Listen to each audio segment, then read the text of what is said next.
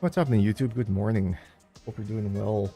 Apologies if you can hear some lawn equipment in the background. My neighbors are currently cleaning yards, so I think I have my noise gate set to the point where you can't hear it, but I can hear it, which means there's a non-zero chance it's going to end up in the mic a little bit, so if you hear some of that, apologies. This is definitely not Zelda 1 Rando, as I've mentioned a few times when I stream Sea of the Week. That I actually do like to play other games, and although Pal World has been taking up my life outside of that previously, and it was some Apex Legends before that, one game that was introduced to me by a good friend in the Z1R community is Terraria. She asked me one day if I played this game. I said no. She said you should try it, it's a lot of fun. I bought it because it wasn't very expensive, and it became a real addiction.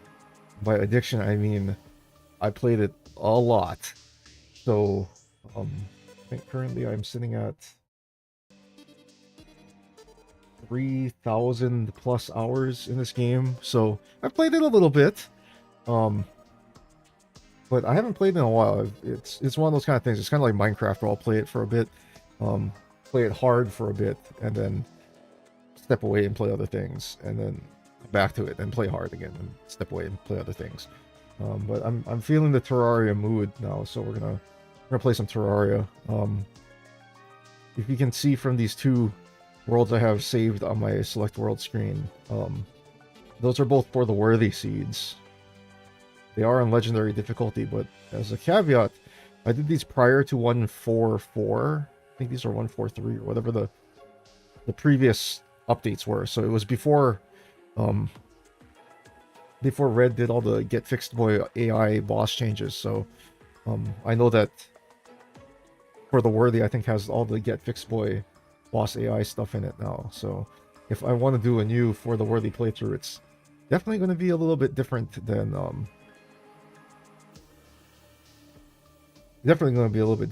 the ones I've finished already. Also, evidence of that is that it says medium world. I don't play medium worlds anymore. So anyway, I have a character made already. I don't do much with the character creations. I just randomize it a little bit until I find something that looks decent. Change the hair to what I usually like my character's hair to look like, and then go. So I say we go. So I also don't come up with fun names for my thing. I just hit random until I find something funny. That sounds good. And then same thing with the seed. I don't pick seeds. I usually go large master. Obviously, it's a master mode playthrough, so we're gonna go large world, master mode. I like random, evil biome. My preference is Crimson, but I'll play either. But we'll see what the game gives me. Let's go.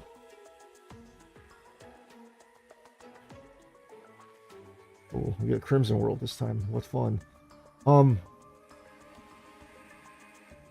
That's good. That means I get Ichor in the hard mode, so which is my preference for hard mode. I like using Ichor on the bosses in hard mode. But that means no Worm Scarf, so no damage reduction. Free damage reduction, but I might have to rely on dodge builds for this. That's fine, because actually my evil biome preference is Crimson, so I've played a lot of Crimson Worlds. As far as this playthrough goes, I am not doing anything fancy, and no class restrictions, no weapon restrictions, no anything restrictions. I want to play some hardcore eventually again. I need to de-rust because I haven't played in a while, and I finished it on hardcore on stream 3 times already. So I did a melee playthrough, I did a ranger playthrough. Actually, I had to do a ranger playthrough twice because my ranger playthrough I died to Moonlord once, and so I had to start over. And then I had to do it again, and then I won. And then I did a mage playthrough. So the only one I haven't finished on hardcore yet is Summoner, which kind of hard because the endgame stuff for Summoner, if you want the real good stuff, you gotta fight some really ridiculous stuff. Like, you know, you gotta kill Empress of Light for the Kaleidoscope, and You know, if you want Dark Harvest, you have to kill pumpkins, and you know, Master Mode Pumpkin Moon is no fun. I'm sorry, but anyway, we're gonna go hop into the Town of Intelligence. But if you want to catch me when I'm not here on YouTube, check the link below in the description. I'm usually over on Twitch when I'm streaming. The only reason I'm doing it here is that I like to keep my archives of stuff, and since Twitch VODs disappear after so many weeks, I like to keep my Terraria playthroughs up for the foreseeable future. So YouTube is a good place to do that because they don't seem to like to destroy my archives after 6 weeks. So assuming this goes well and I stick this out, it'll be here forever for everybody to enjoy. But anyway, that's enough of that. Let's play some Terraria. Let's go into the Town of Intelligence. Let's see what World Gen has given us. All right.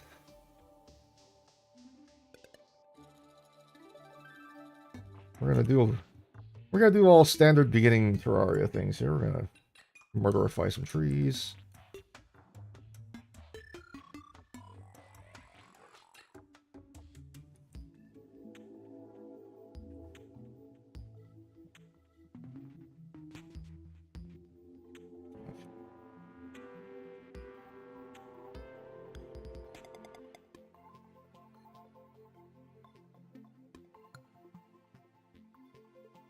What was my thing? Never mind. Okay, well. Got some slime. Got some more slime. Give me torches now. Very nice. Oh, I got bombs already. Sweet.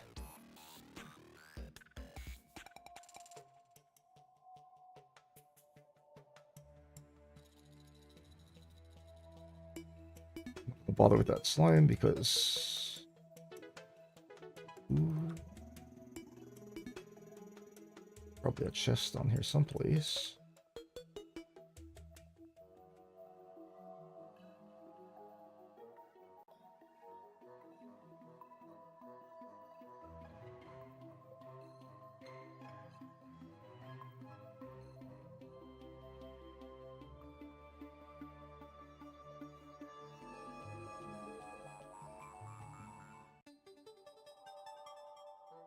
Recall potions are nice.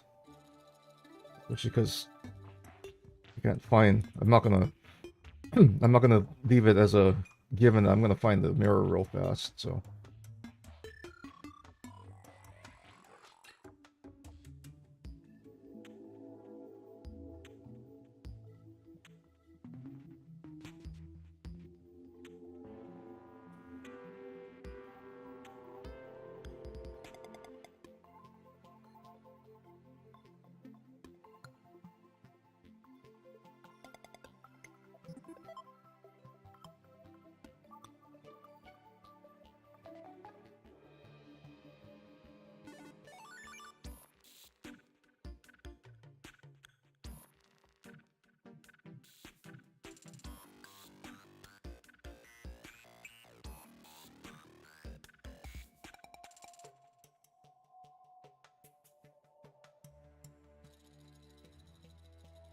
I've got 21 torches, stones, so I might as well.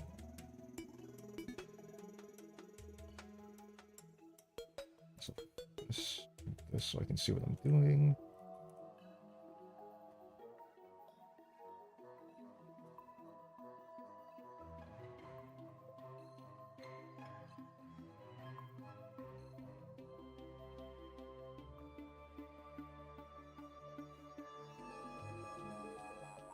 Look up there.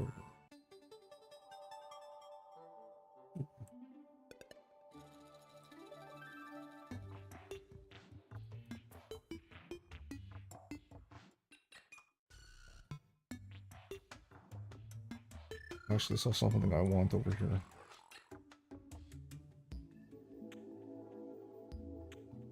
Are you serious?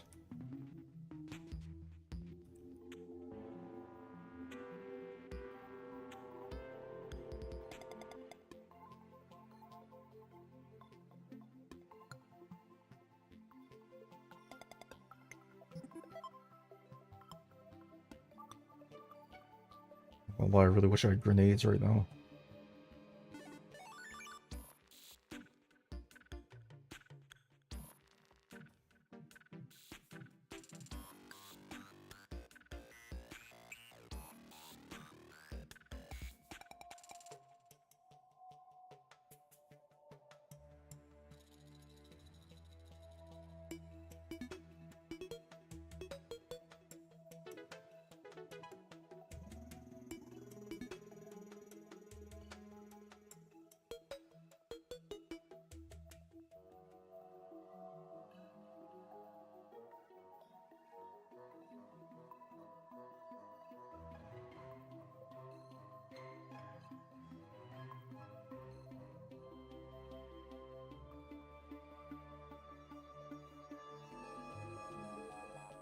Anyway, the reason I'm digging over here is that I saw boulder.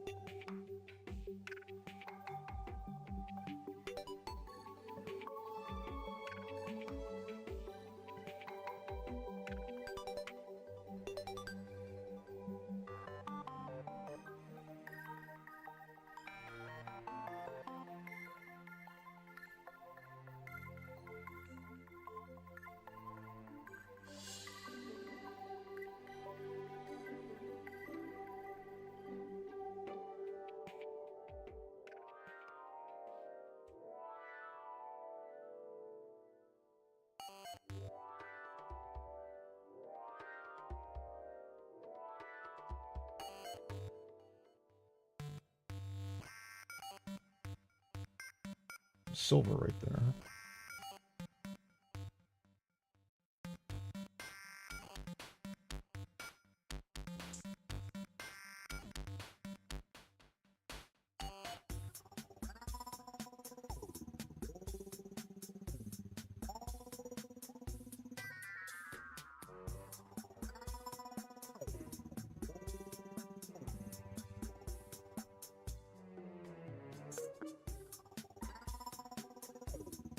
If it seems like I'm playing a little bit safe, it's because I am.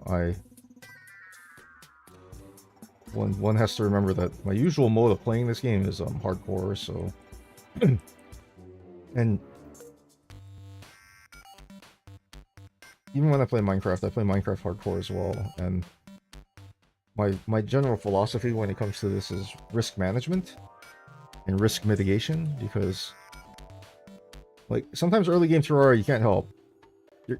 You're gonna die because sometimes the sea just sucks.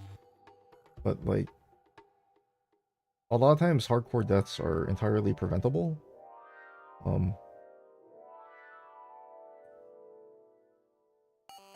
Mostly by just not overextending. Just don't do anything silly and you should be fine. But later in the game it's a little bit harder to avoid dying because like in hardwood everything hits like a truck, so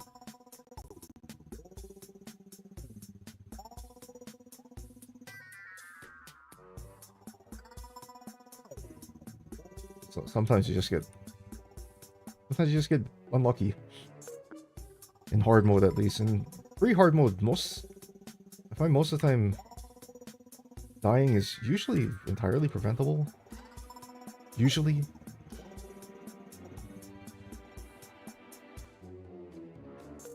I think I have to say, if I'm gonna die at any point during pre-hard mode, it's either gonna be like right now, like super early.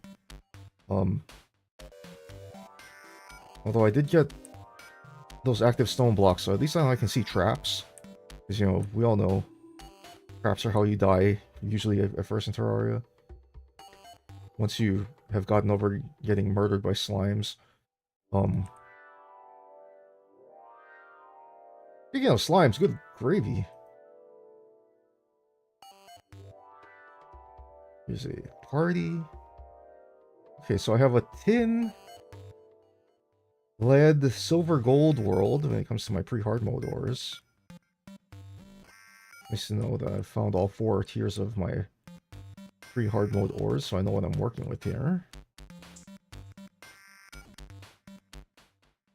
In terms of equipment, that usually doesn't matter, because usually pre-hard mode armor, I usually run whatever my 3rd tier ore is as armor, and then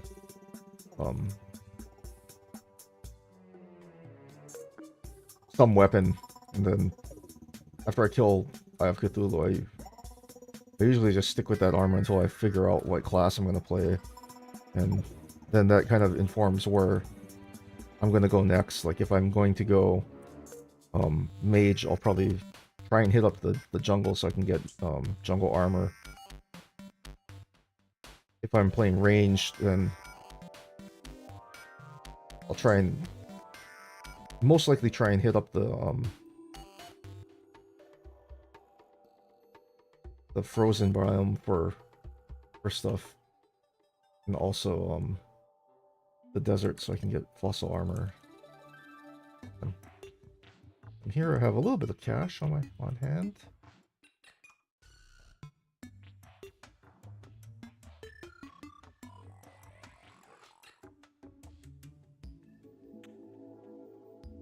I don't have a lot in the way of materials, so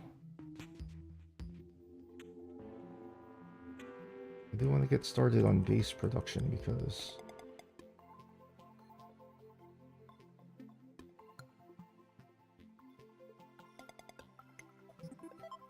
I don't have double jump yet. I want to get started with base stuff because I want NPCs to move in.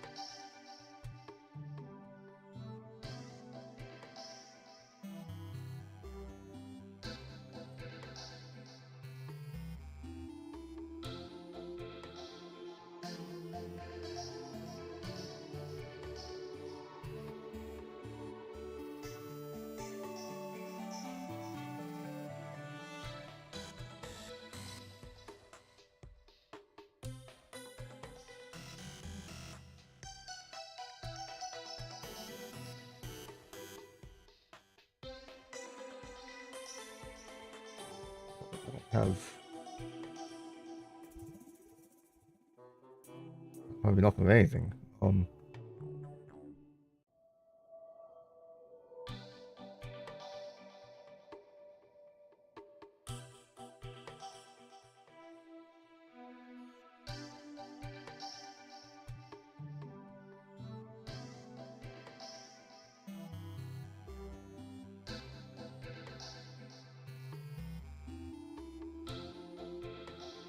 Guide is probably gonna get wrecked and die tonight, but it's fine.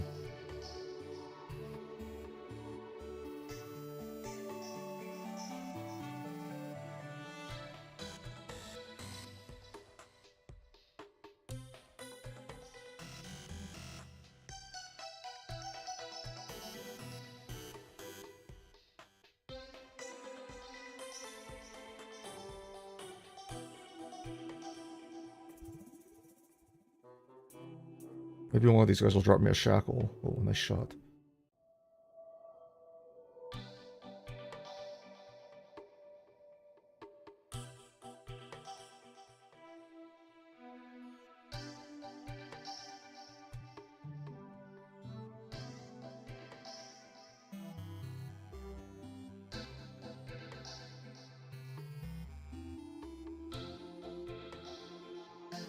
Actually, since I have way more stone than dirt, I think I should probably make my stuff out of stone.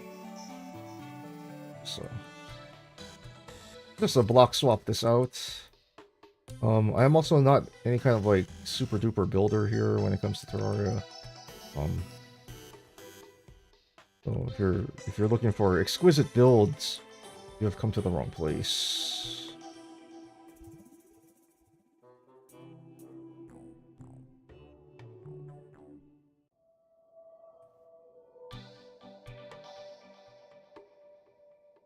My NPCs only get the finest in shoebox houses.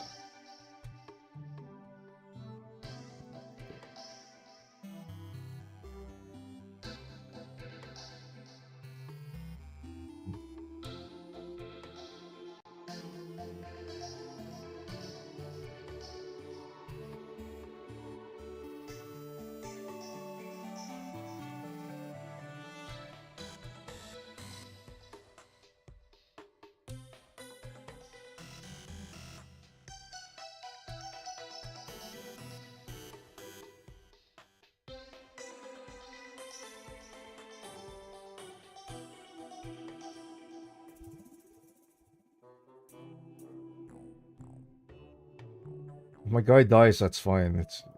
It's cool. I'm not emotionally invested in him anyway.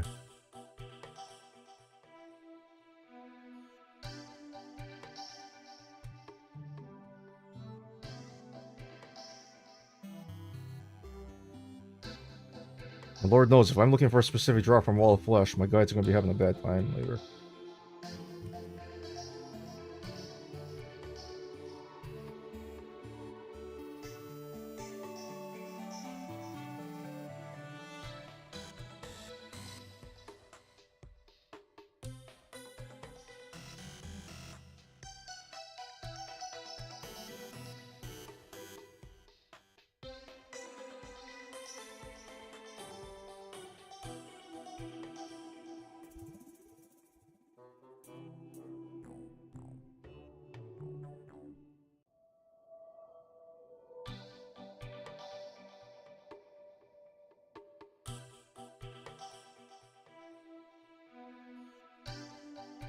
There goes my guide. Excellent. He lasted longer than I thought he would.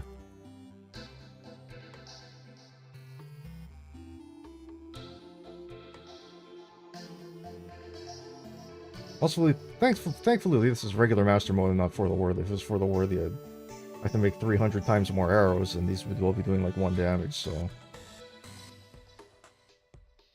The Demon Eyes would one-shot me right now.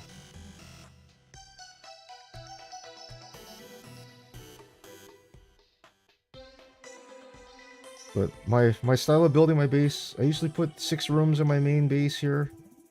And then once I get NPCs full in here and I start exploring around, usually by that point I start exploring out. And I like to get my pylons set up as soon as I can.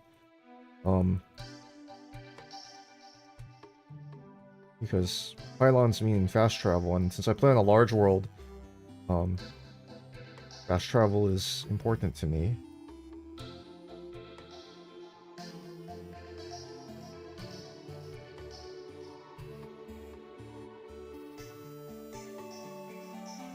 Although if I go to the desert and I get a demon conch, well, not demon conch, a magic conch early, that would be quite nice, because I don't have to walk to the end of the map. But let's be honest, the chances of that happening are really low. I have, like, the worst luck when it comes to finding the loot I need. Let's be honest here. I'm thoroughly convinced that this game is self-aware, and it knows when you're looking for a particular piece of loot, and it tucks it away very, very far away from where you need it to be. It's almost like it knows what kind of playthrough you want to do, too, because, like, every time I want to play, like, melee or summoner, I go to the jungle to get feral claws, and there's never any feral claws.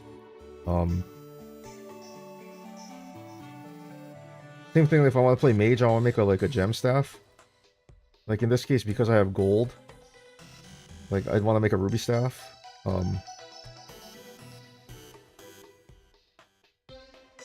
I ain't gonna be finding no rubies in this world. But I noticed the game seems to like to do that.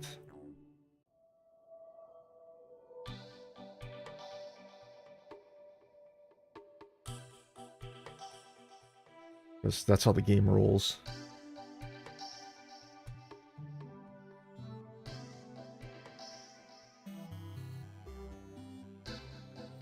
You know, the real bummer about this night too. There's lots of fireflies. You know, I like to catch fireflies for early fishing.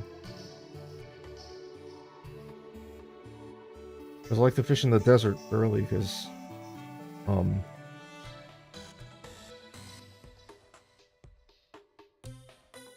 you can make sashimi out of the flounders, and it's very, very fast and easy food.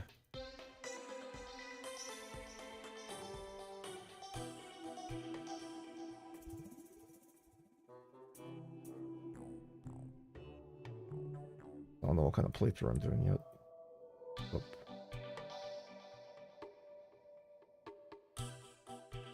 Have some stars.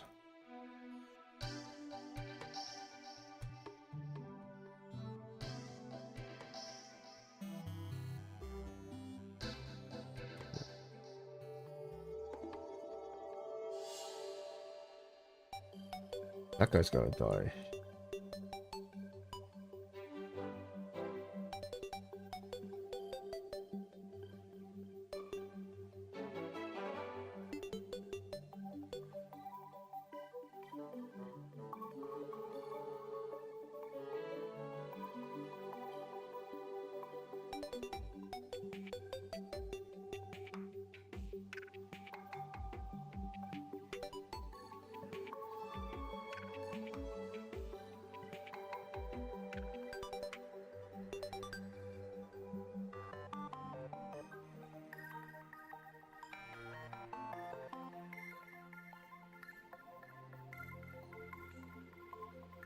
Guys are playing tricks on me.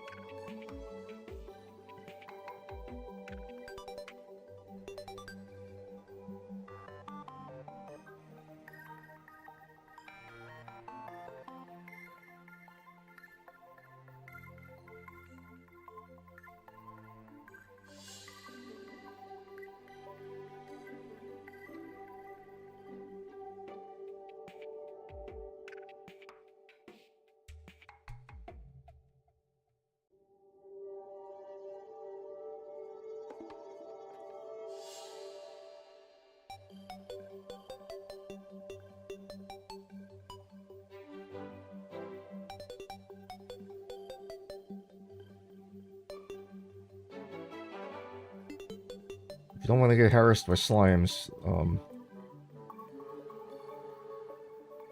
don't attack them during the daytime. Surface slimes are docile until you hit them.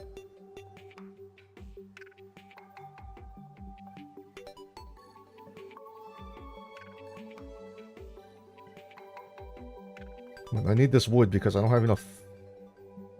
I don't have enough dirt to make background walls. Plus, I need to make the furniture for the PC rooms. I don't know why I don't like to cut these down. I like these trees. I like the non-standard trees, so I try not to cut them down if I don't have to.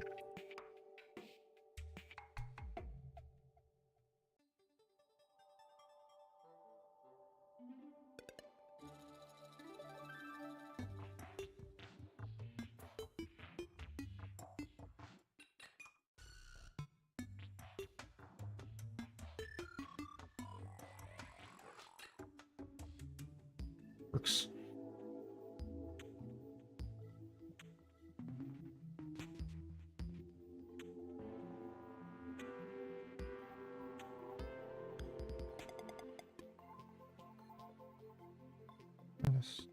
Here. Here. Here.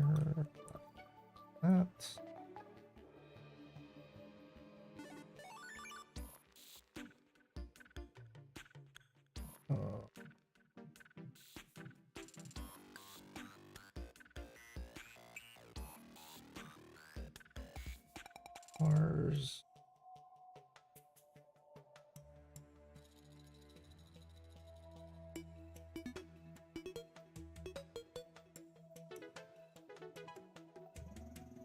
Tables.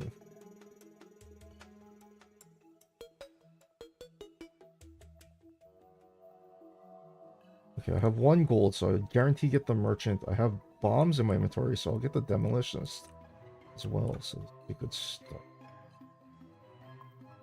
In fact, I'm gonna get them in here ASAP.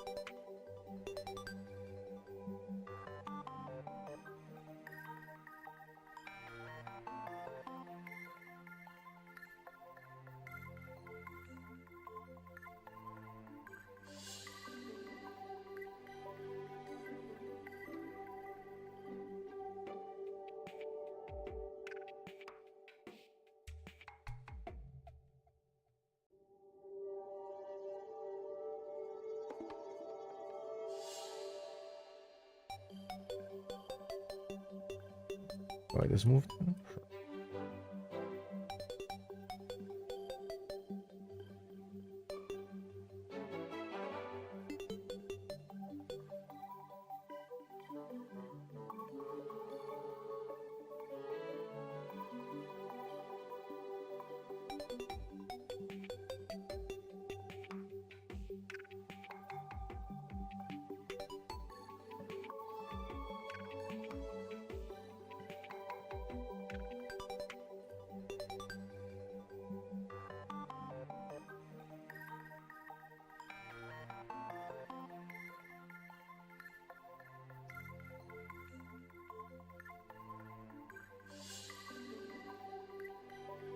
I don't have enough money to buy more than 1 piggy bank. That sucks.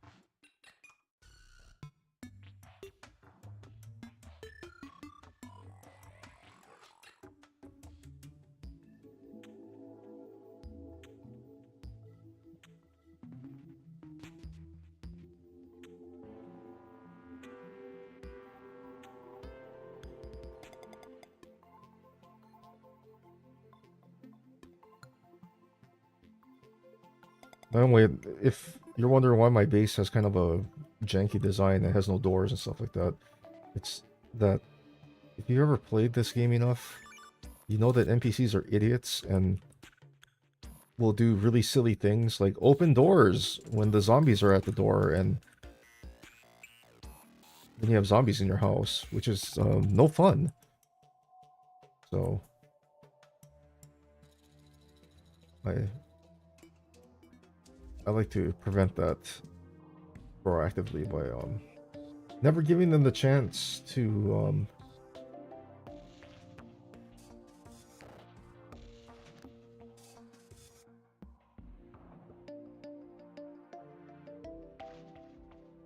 flatten that out a little bit.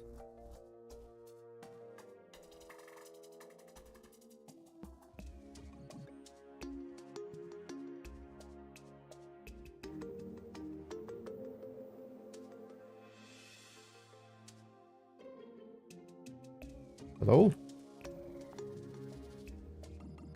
Aim Doko.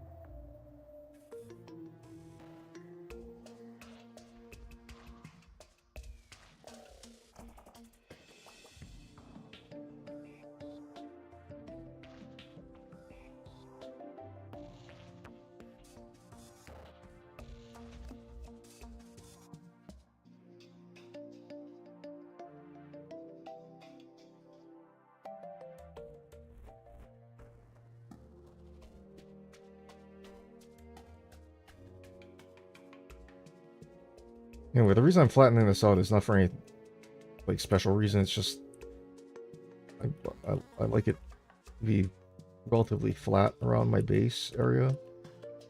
So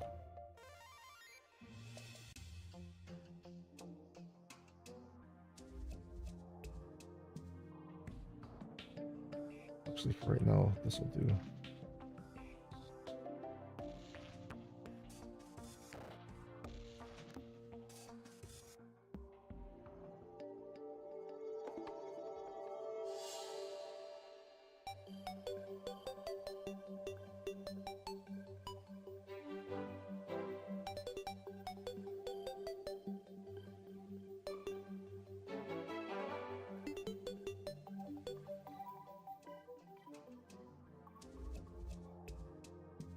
As I get more dirt, I'll probably fill in that side too, because I want it to be even. But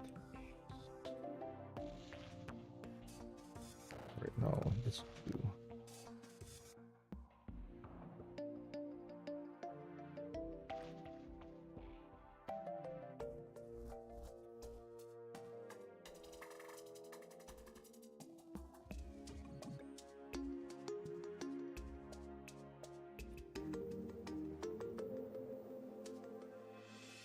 Wait, do I have the match to make a trapdoor?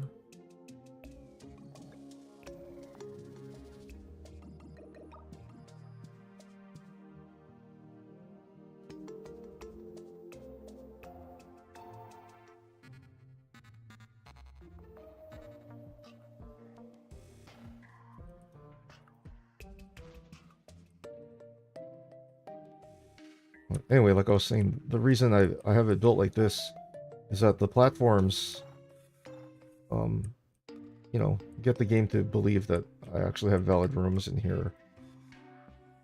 The other thing is that building it off the ground like this prevents, like, especially the mobs that can get through doors and stuff, it keeps them from getting into your base. They can just walk underneath. And then the last thing is that the only door I have is here are trapdoors. NPCs can't open those.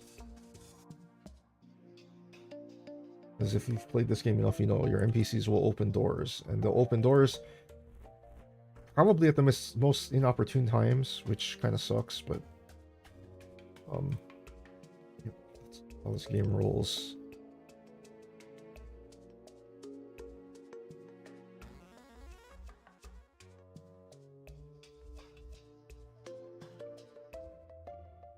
Alright, so this is usually what my initial base looks like. Storage, this right side, this big blank space over here, I'll usually put my Tinker's Workshop and an Extractinator right here. Then a loom and a heavy workbench or sawmill or something on the upper level. And then this whole right side is just, you know, all those extra chests you pick up. It's just bulk storage. Anyway, I have a base set up now, so that's good.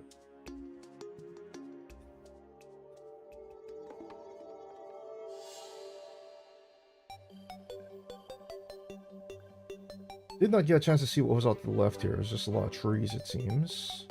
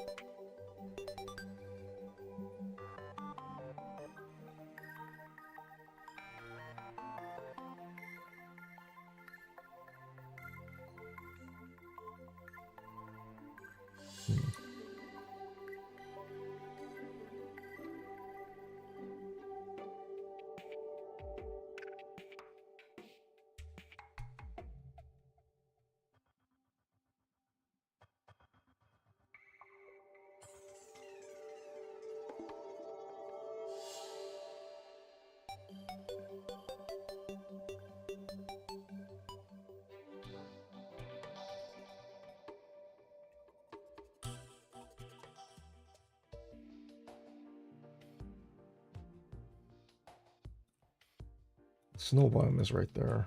That's good to know.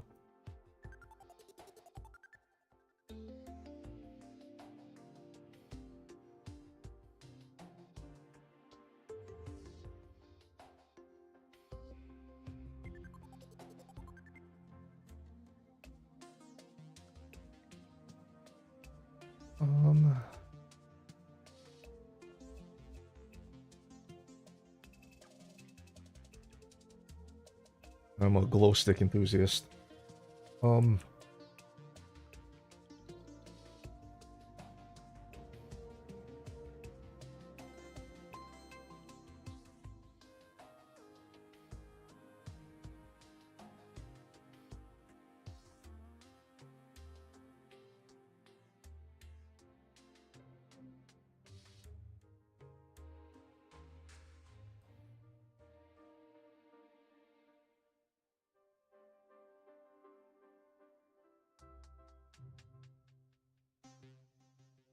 Get started on the mine shaft here.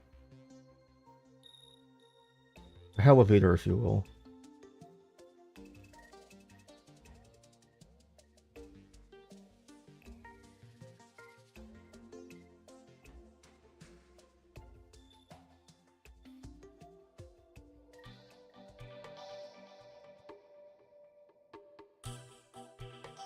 I will take that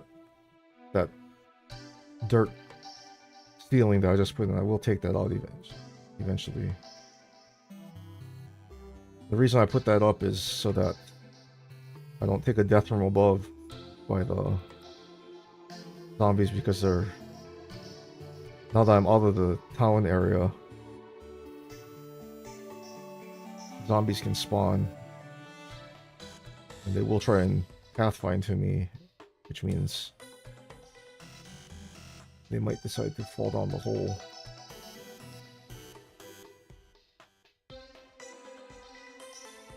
So I have some light while I'm working. I always like to throw a glow stick down while I'm digging.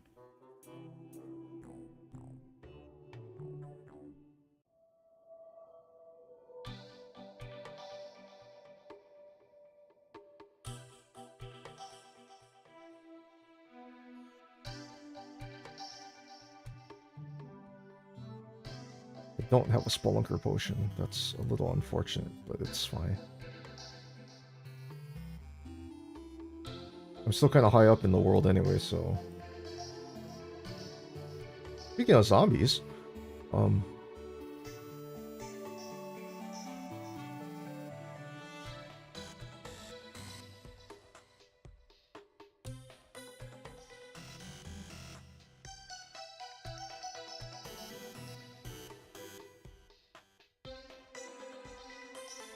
I don't make my elevator in the traditional sense. Like, I usually actually won't dig this straight all the way down. What I'll usually do is dig until I get to the cavern there, and then I'll usually set up a cavern base, and then pylon, and then from my pylon I'll make my actual, I'll finish the actual elevator. Drop down there, it's gonna put that out of range. That.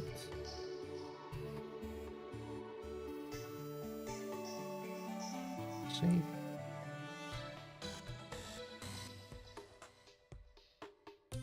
But I will rope down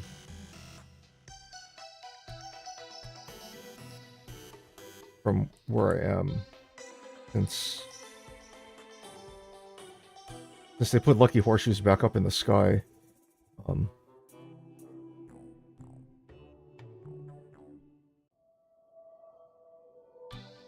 I ain't gonna find any up here, so...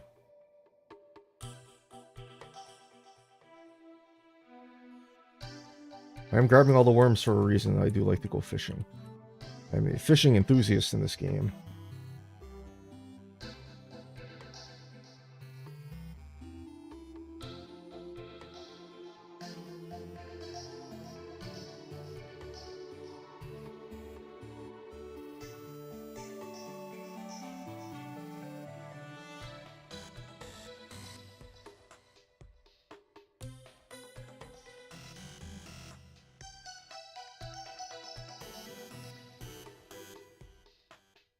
Here's a tip: if you find the reason I was happy I found those active stone blocks from that boulder earlier was so that I can get access to um, traps that need to, or wired blocks that need to be wired to work, because what that allows you to do is that when you select them, you can actually see the wiring. So I can see the wiring to this dart trap.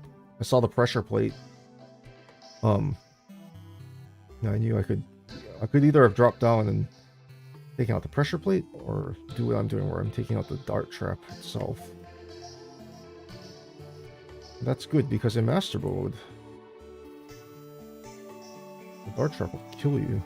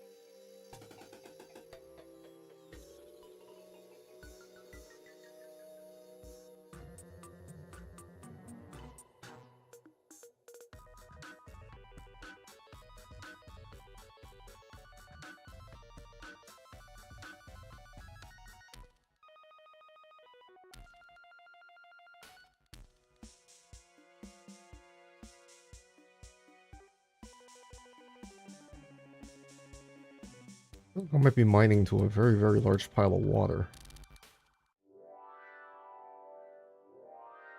That's a problem.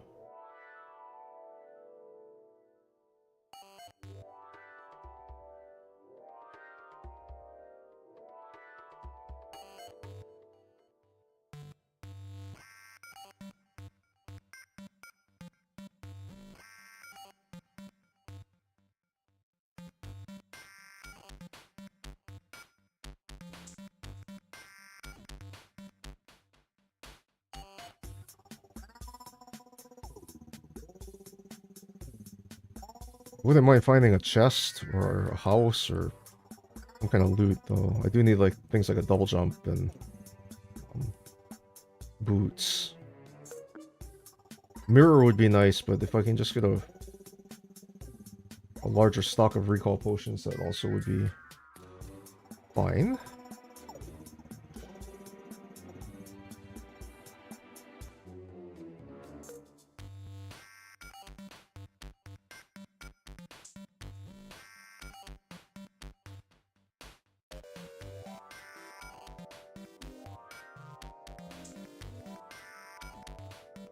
More lead.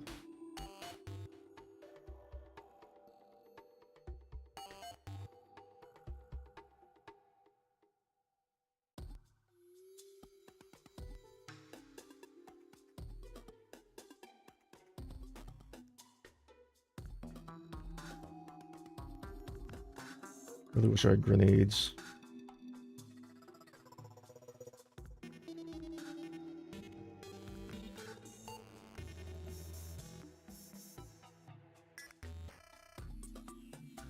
What?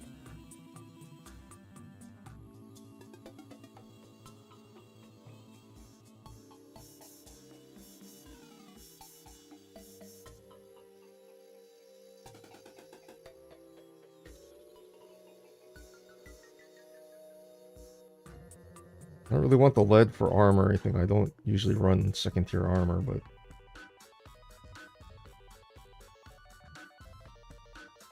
I want the lead for a better pickaxe.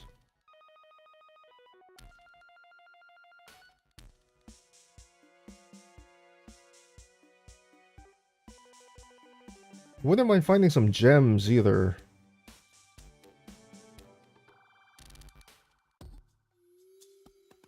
A hook would not be a terrible thing to have.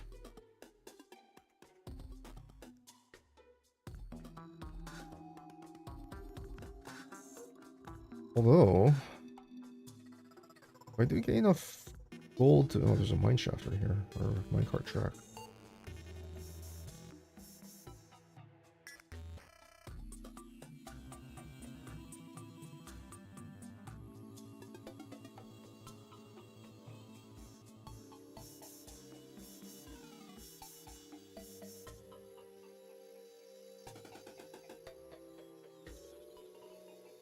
Well, this might take a while.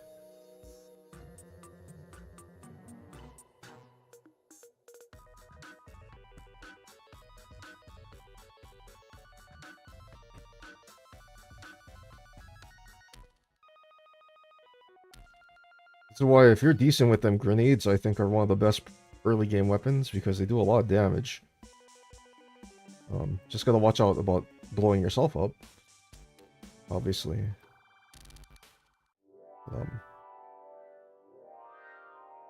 They're good. I recommend them. I forgot to buy some from my demo man, so... Although, to be fair, I didn't have a lot of money anyway, so it might have been a moot point.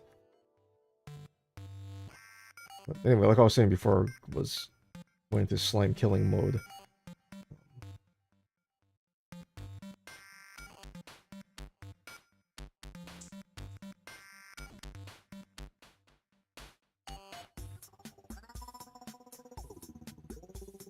If I get enough gold to get a gold pickaxe early, that would be great.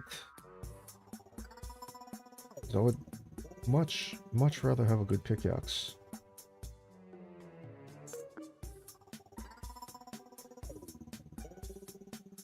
Urgh.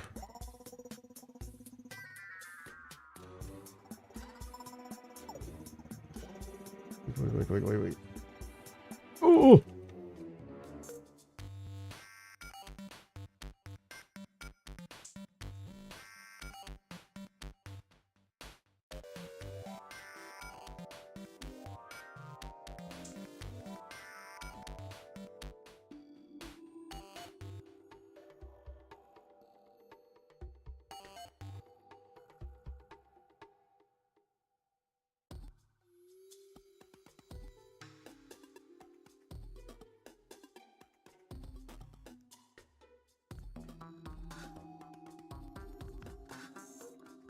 I thought maybe I saw a heart crystal up there.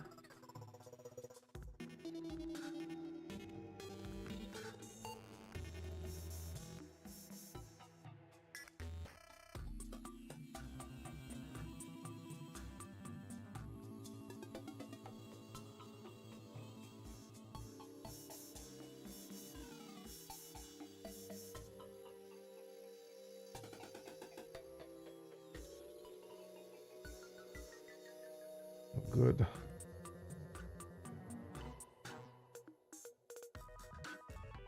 There is a life crystal there. I can see it on the map.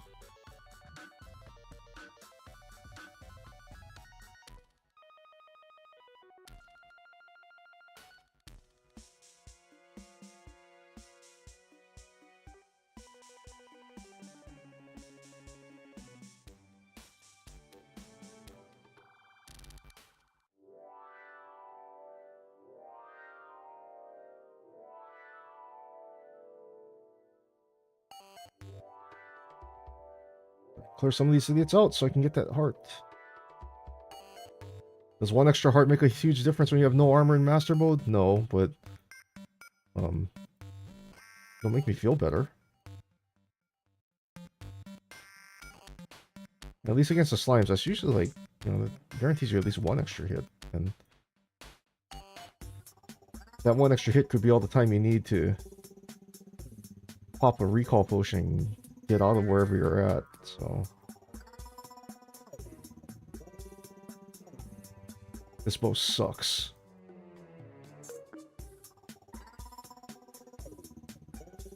Of course, as soon as I kill one, he calls in backup.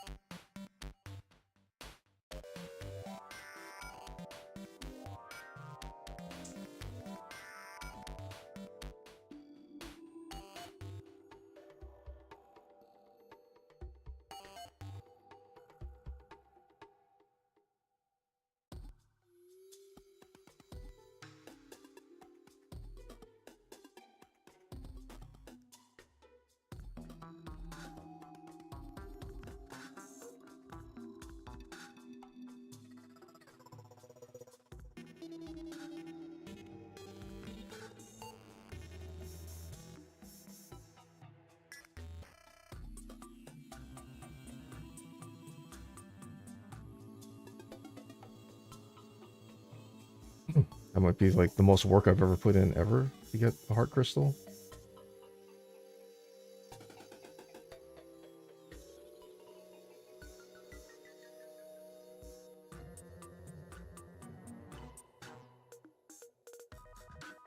Good thing I stopped. I didn't see that pressure plate on the thing over there.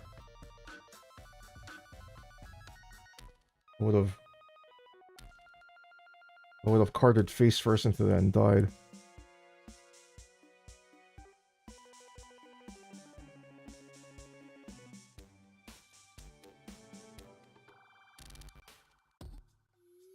I do have to say, the traps in this game, very well designed. They're very hard to see.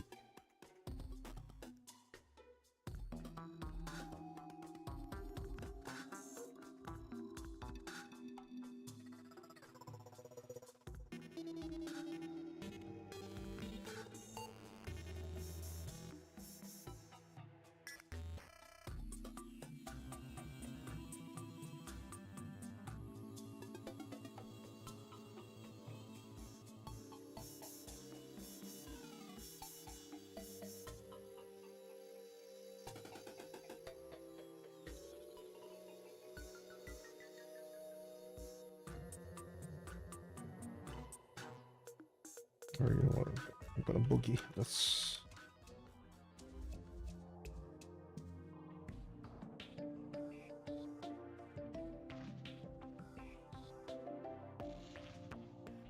and that also allows me to kind of flatten this out a little bit better.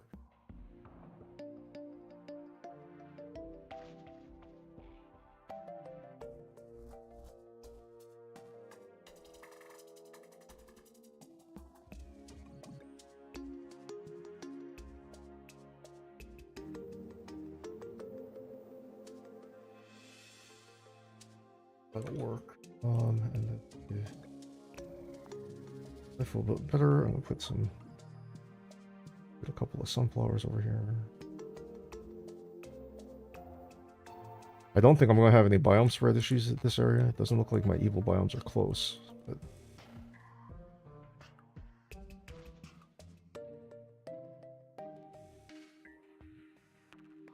see what we can make.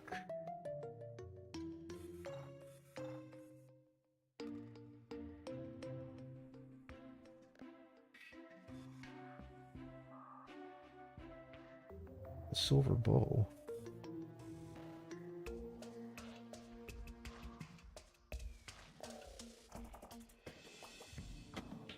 Okay, so here's what we're gonna do. We're gonna make a gold bow for the damage. Cooking pot, because I like having a cooking pot. Fillet pickaxe. A crappy one, to be sure, but it's fine.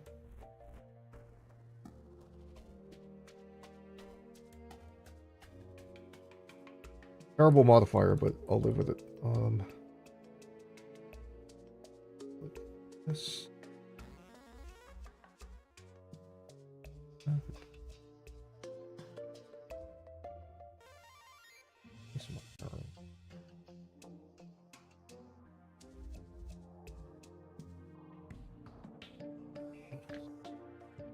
Wonder if that'll be enough.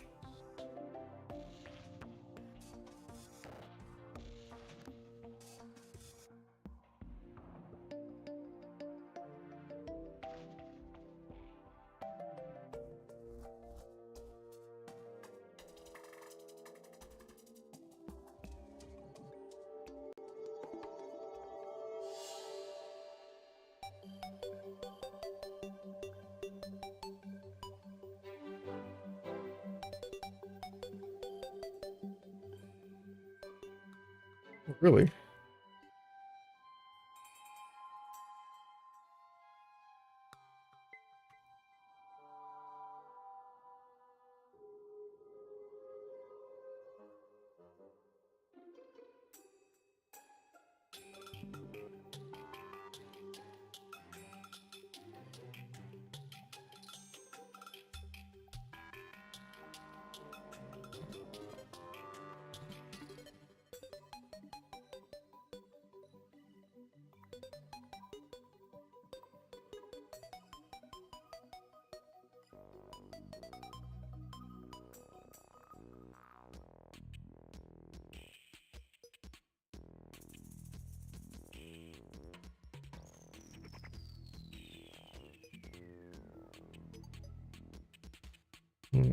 This pool of water's a little small, but you know what?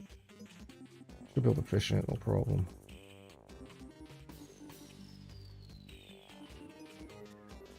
Should.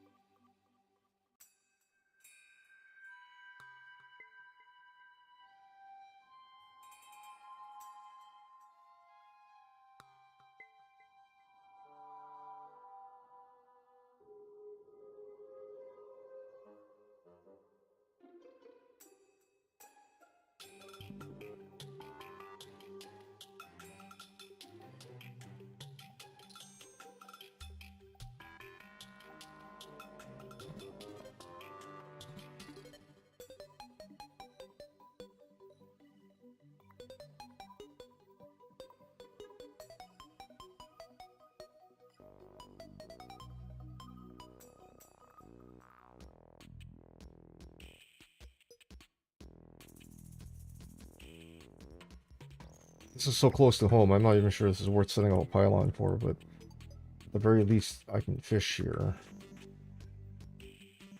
It's not very far from home, so...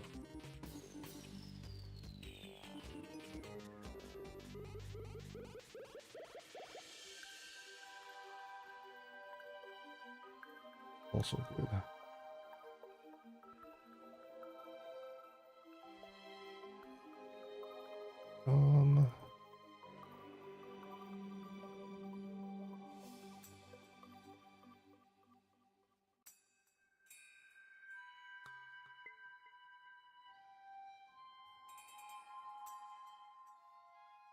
Have some lighting here.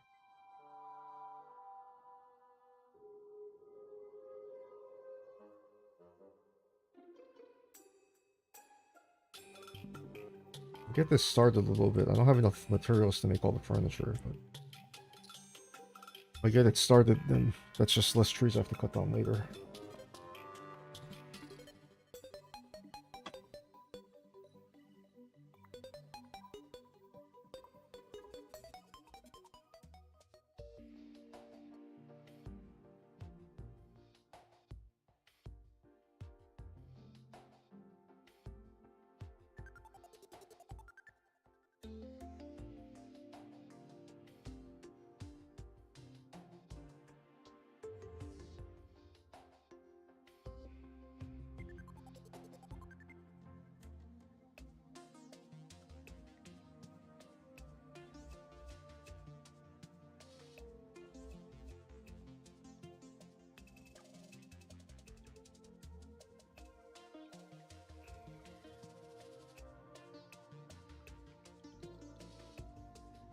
Nights when the spawn rate for fireflies is good. I like to catch as many as I can.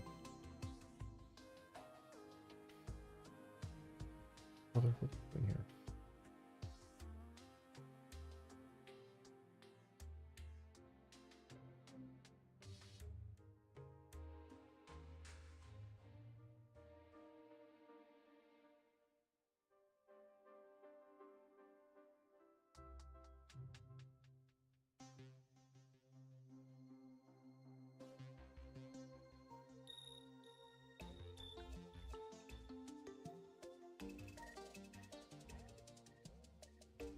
I don't have a lot of rope.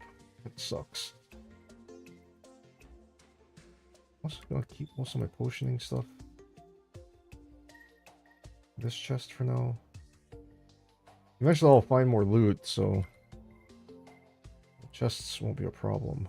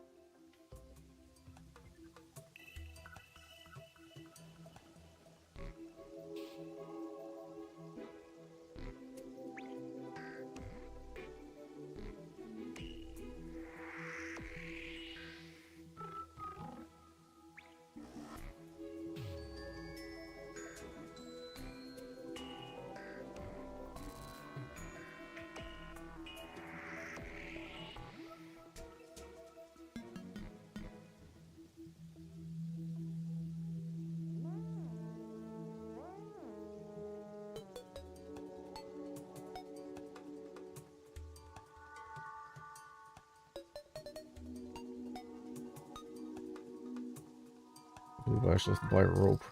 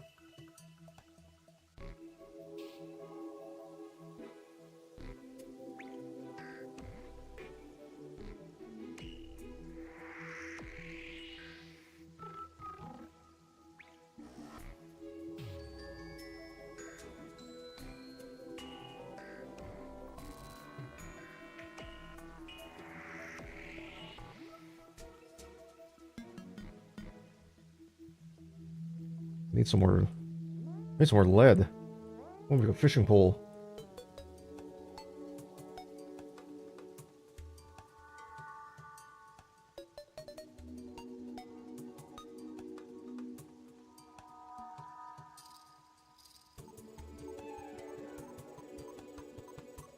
That was a miss on my part. I should have made the fishing pole before I made the cooking pot, because...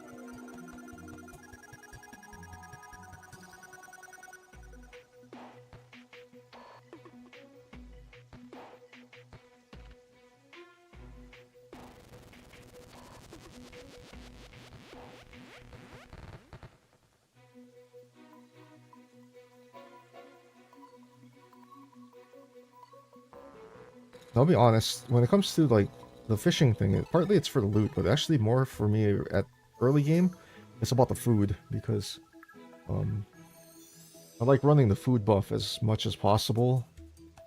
The increased movement speed and mining speed and all those benefits are nice. The increased regen is also nice, because regen in this game is, painfully slow.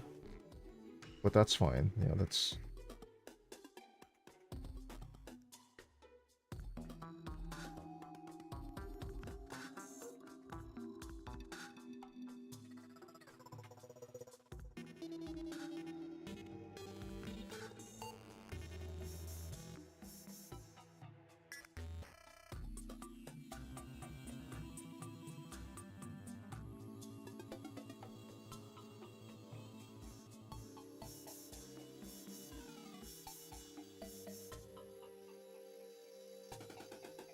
But actually, I didn't really get into the whole, like, using the food buff thing until I played the Constant Seed.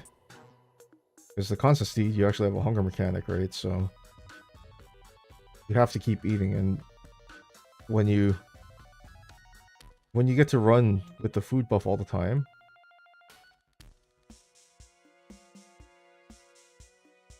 it feels kind of nice to actually run the food buff all the time, so... I've taken to wanting to have easily accessible food early. And my preferred place to fish is the desert, early game.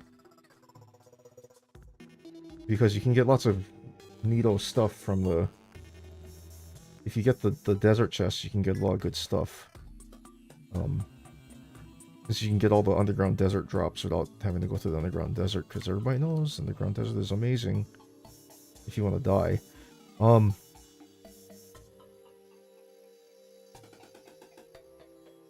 Especially when you're not quite equipped. Speaking of the desert,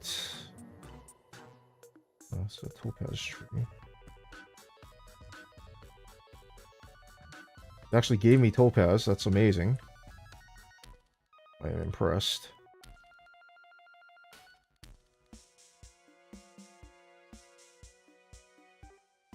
I've lost count the number of times I've mined a gem horn tree and a gem tree and gotten 3 gem corns, 5 stone, and no gems.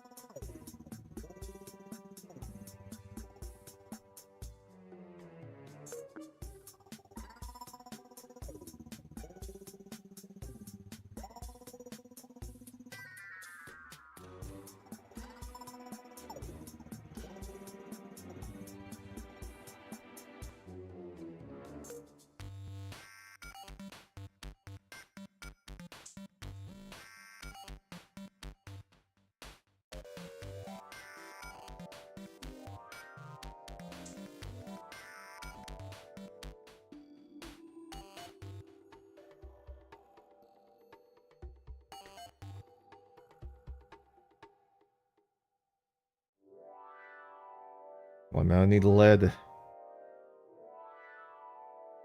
I can't make a fishing pole with tin. Give me the lead.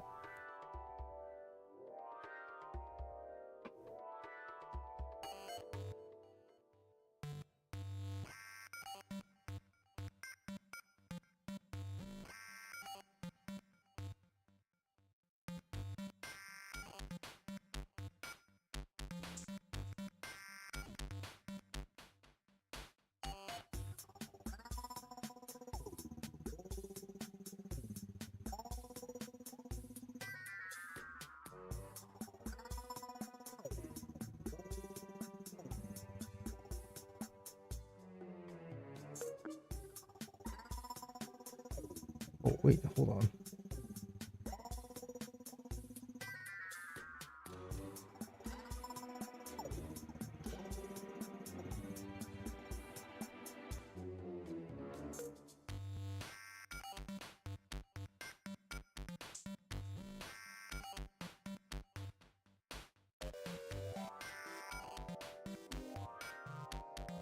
Sorry, I want that slime statue, but it could prove useful later if I need more gel.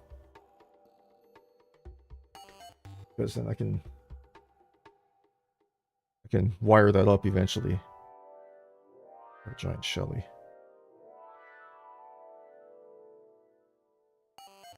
Taking the silt with me.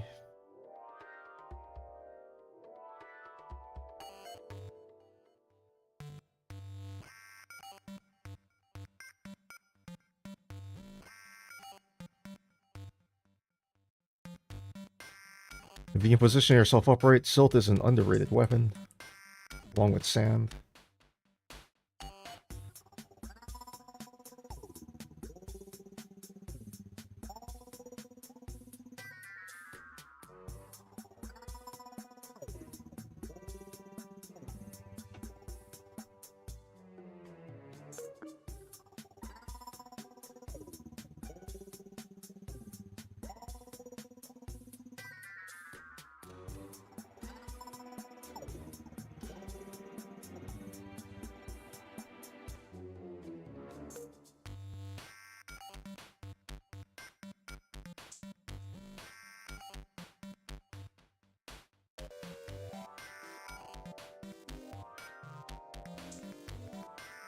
Would not mind finding some loot. I am down to 6 recall potions, and that worries me a little bit.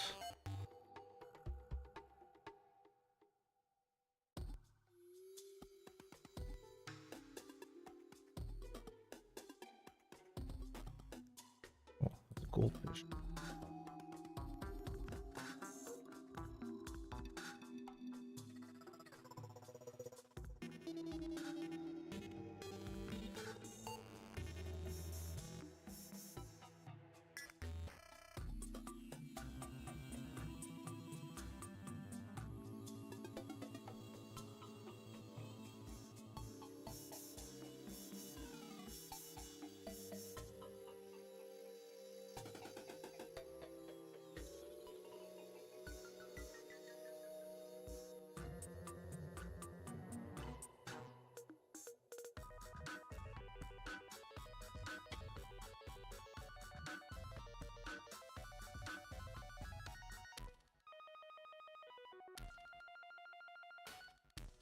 Honestly, this is why a Spelunker potion right now would be huge. I know I'm mining past all sorts of stuff, and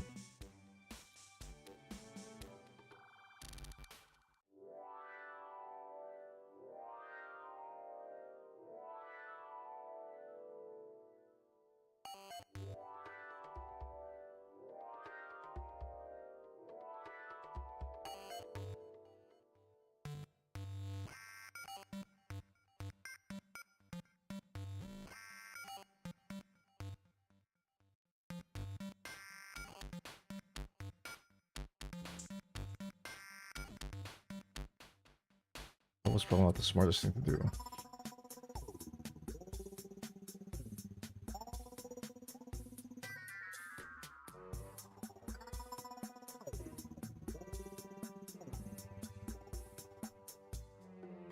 If you time the grenade right, you get the iframes from the worm hitting you, so you don't actually take damage from the grenade. I obviously screwed that up. So.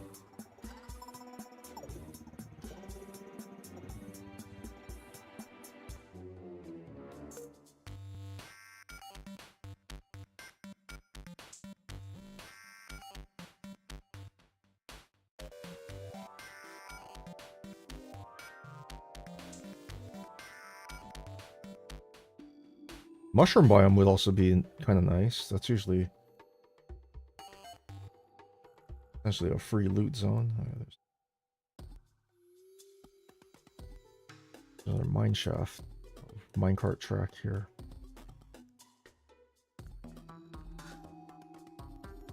Minecart track is good. The problem is that I'm severely undergeared for being this deep. I should have armor and stuff, but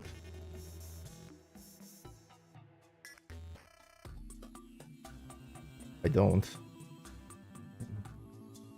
At this point, I could get easily wrecked by that bat or the salamander that's underneath me.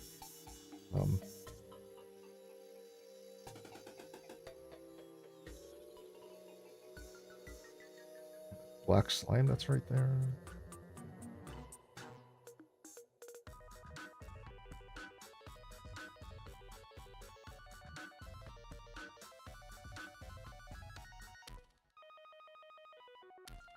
Here's where you abuse the one block space that they can't see you through. Or actually, they can see you through, but they can't shoot you through because...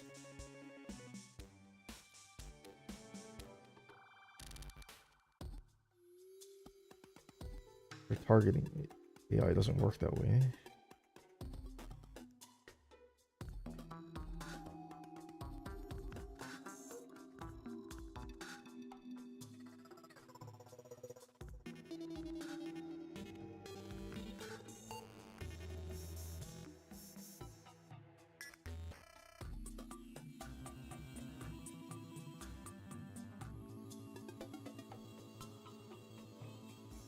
Almost slime right there.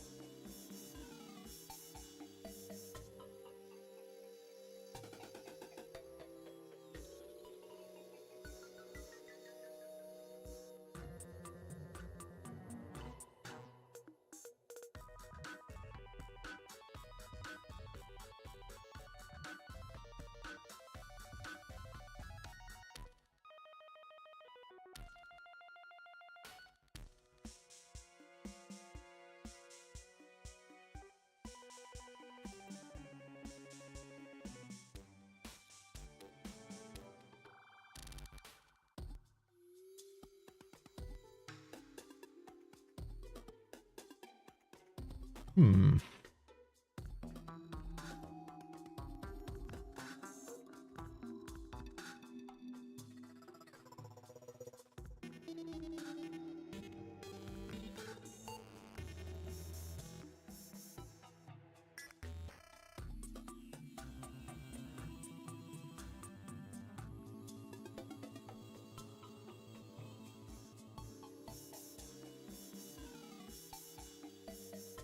I'm already over here in the gold zone. It's...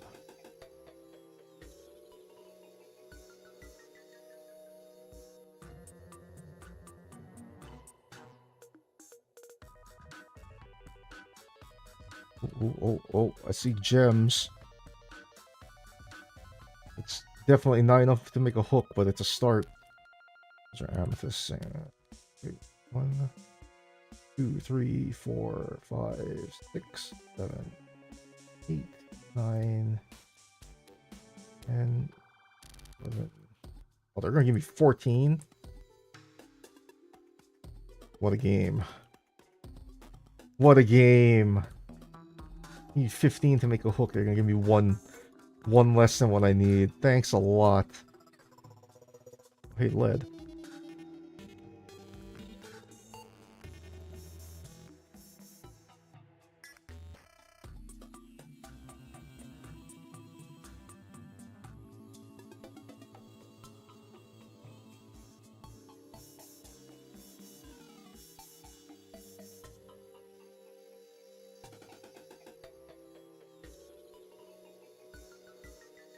Generally, I'll take whatever hook I can get first. Amethyst hook kind of sucks. It's a little short and kind of slow, but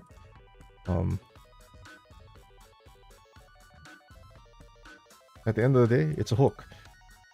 Usually I work my way up to at least like an emerald or a sapphire hook. And then I usually switch it out at that point. Oh, my next upgrade will be an ivy whip. I like the multi hooks, so if I get a slime hook from King Slime, that's also a good other thing. Or if the angler gives me the fish hook early, that's also quite nice. But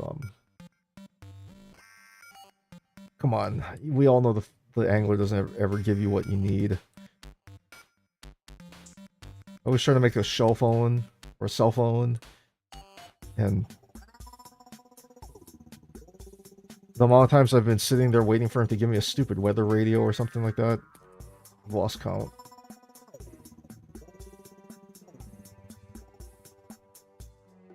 Honestly lost count. Hey, there's topaz right here. I think I have 4 right now. This is also not going to be enough. 5, 6, 7, 8, 9.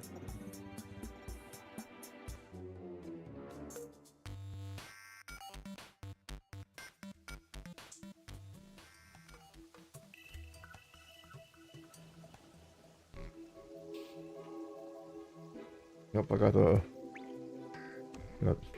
got myself 14 amethysts and 10 topaz. Awesome. Can't make either hook. That's even better. But yeah, I'm gonna take a quick break because I've been going for about almost an hour and a half already. So I'm gonna get up and stretch, take a quick break. I'll be back in a couple of minutes. When I get back, we will get back to playing some more Terraria. So I'm actually gonna pause this so that nothing wild happens. So I'll be back in just a little bit. Stay tuned.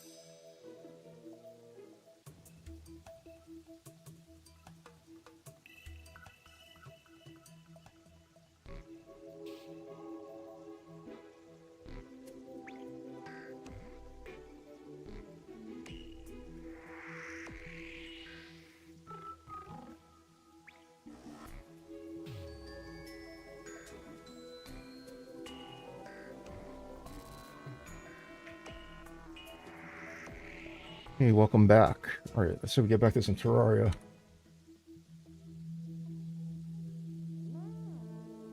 So, the good news, there's no evil biome right on my doorstep. The bad news is that there apparently is nothing on my doorstep, so I need to get some loot.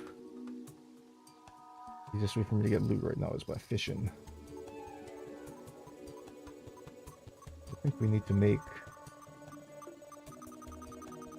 some iron stuff.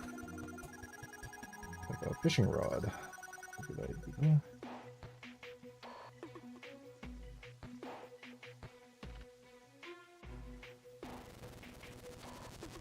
At some point, I'll be able to make armor. I think. I hope.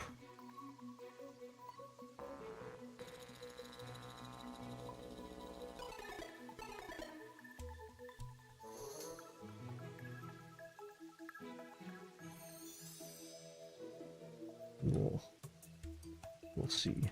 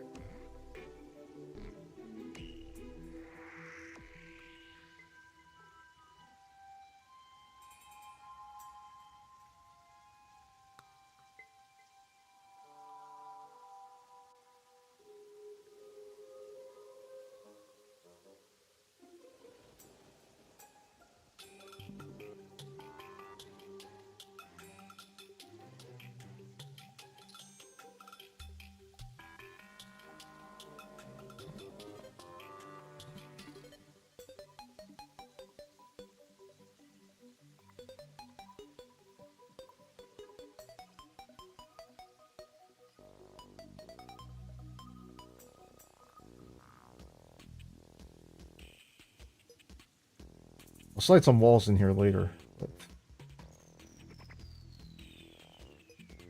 um,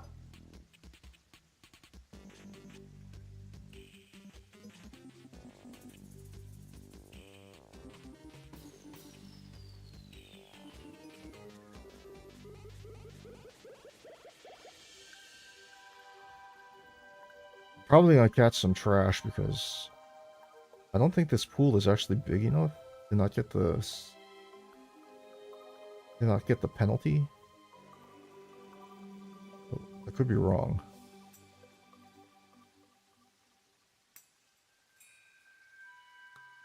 I'm getting lobsters, so that's good.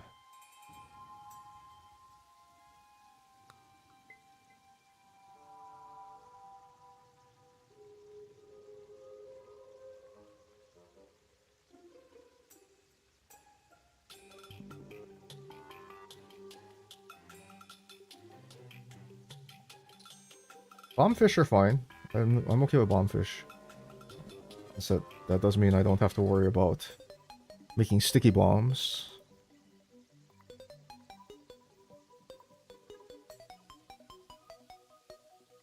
I wouldn't mind a couple of crates. Crates would be nice.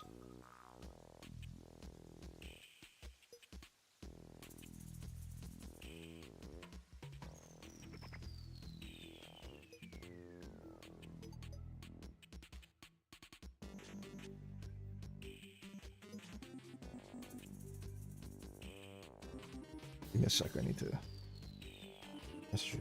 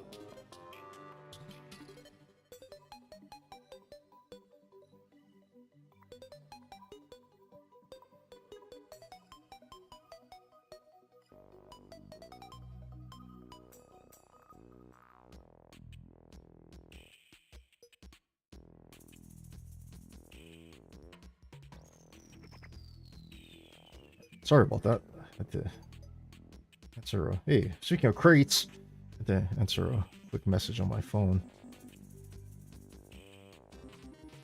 Get them trumpet lessons set up and stuff.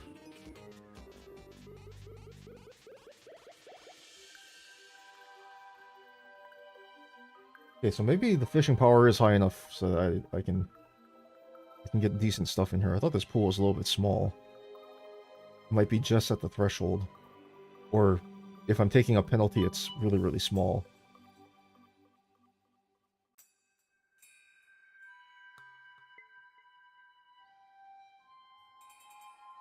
But despite that, I actually am hoping that I find a lot of flounders because I can make sashimi, which means I can have food buff running a lot of the time. Perfect.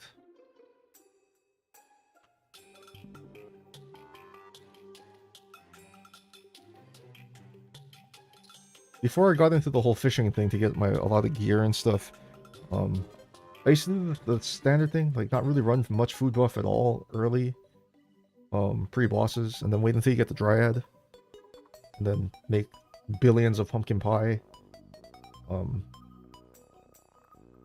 which is a pretty good medium tier food.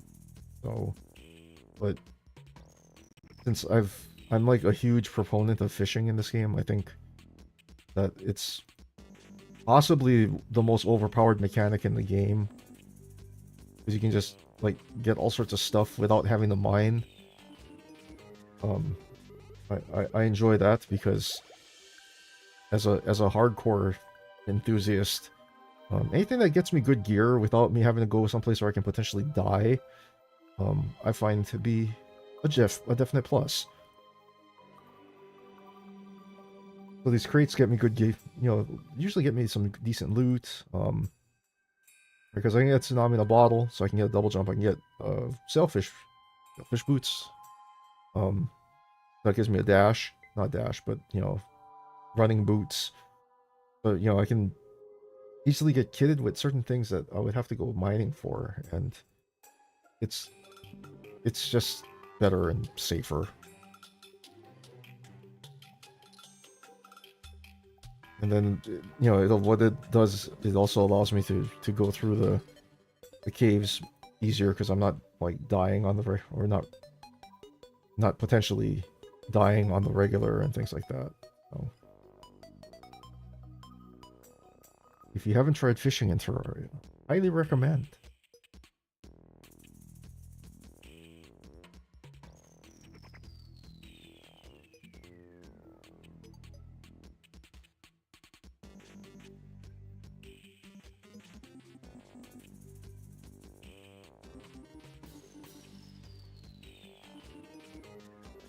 Actually, now that I got that iron crate, I could get a falcon blade out of there, which at this point in the game would be huge.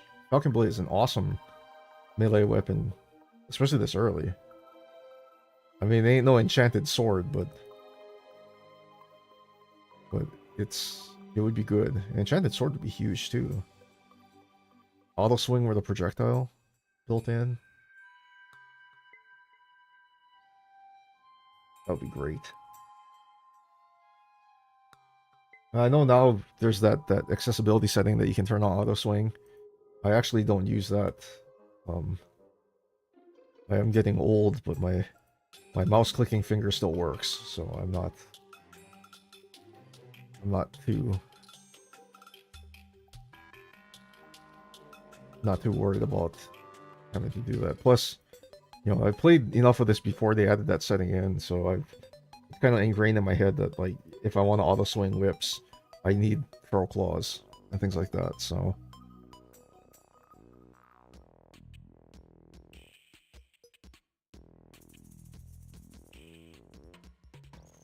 but on the flip side, I'm also looking forward to see what changes are coming in the newest update, whenever they finish it.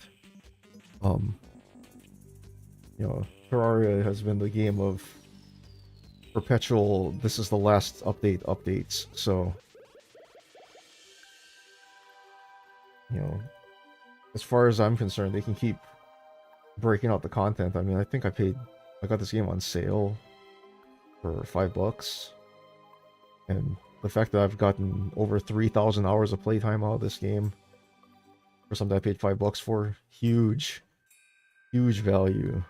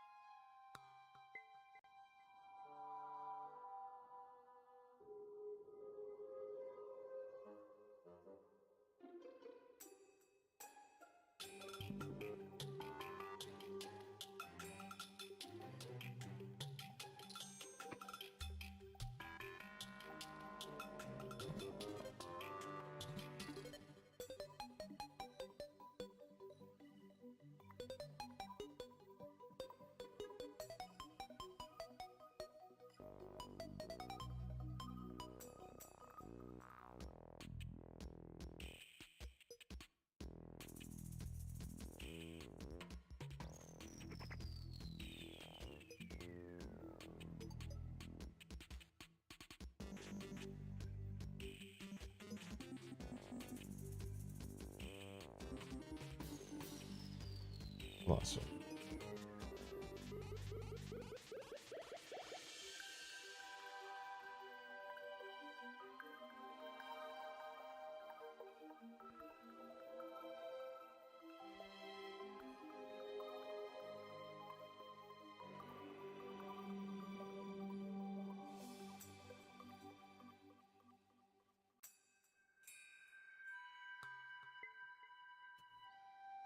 Sorry about that again.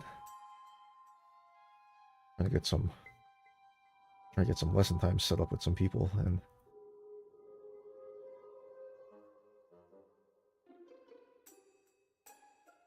I think we're finally getting it all figured out.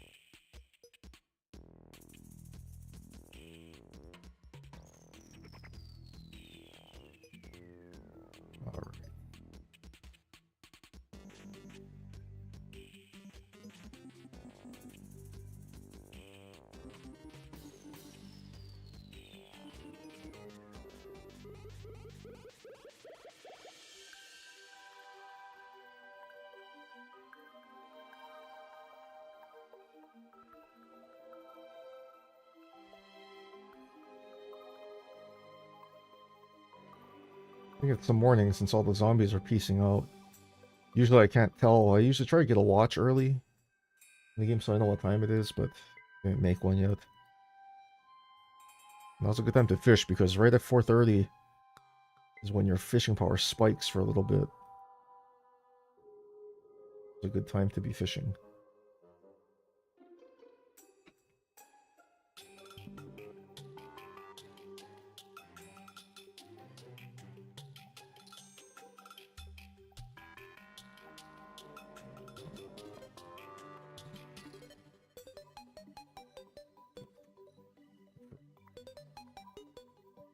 Perfect. 2 pearls so I can sell that for money. We'll make some sashimi right now just so I have some food. Ah. These guys open. Okay, good. I got some bait to play with too. Organize some of this stuff.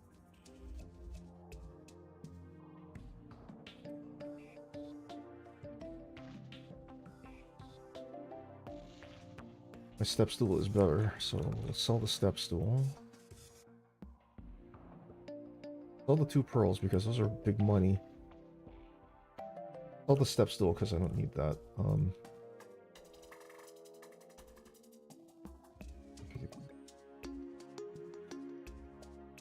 usually like to have 2 piggy banks. One stays with me and one stays at the base. That way, like, in non-hardcore, that way I can deposit my money as soon as I just get back to base. I can just pop everything in here. Danger sense is good to have. Mining is excellent to have right now. some free tin bars. And sell the copper bars because they don't have any value to me. Actually, I'm gonna save the standard bait. Oh, just keep that. The purple and blue bait, I'm gonna save for later because, I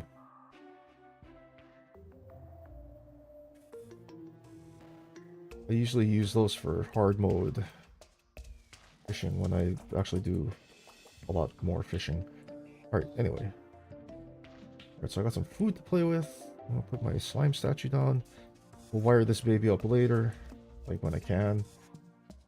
So, after I kill Skeletron, take some note with me. Alright, I know the snow biome is to the left, which means the jungle's to the right. So, I think we're gonna go to the left. I want to go to the ice biome for two reasons. One, I can... Actually, you know what? I'm gonna take those. I want the dye trader so I can start moving some guys into my desert base. My desert location eventually.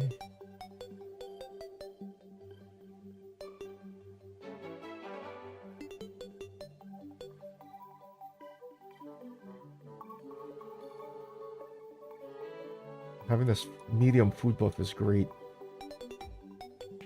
Just, even the movement feels better. Just that little bit extra movement speed. Feels so much better. But anyway, since I'm running a bow right now, I want to go to the snow biome. Because that way I can make frostburn arrows. And those things do way more damage than regular arrows.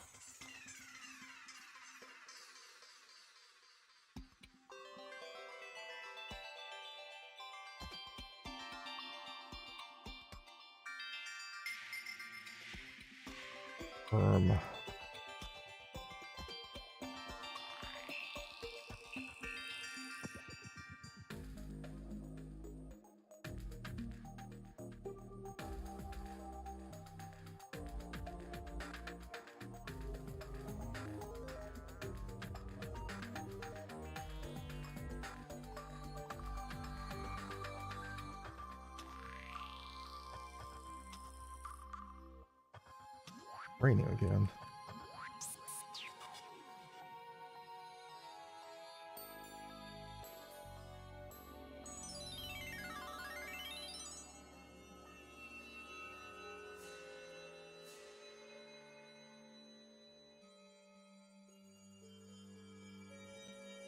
But anyway, like I was saying, the reason I want to come to the ice biome is, one, so I can get ice for frostburn arrows. But also it's easy to find some gems just kind of stuck to the walls in here, so they spawn a little bit more frequently than when you're mining through regular caverns, so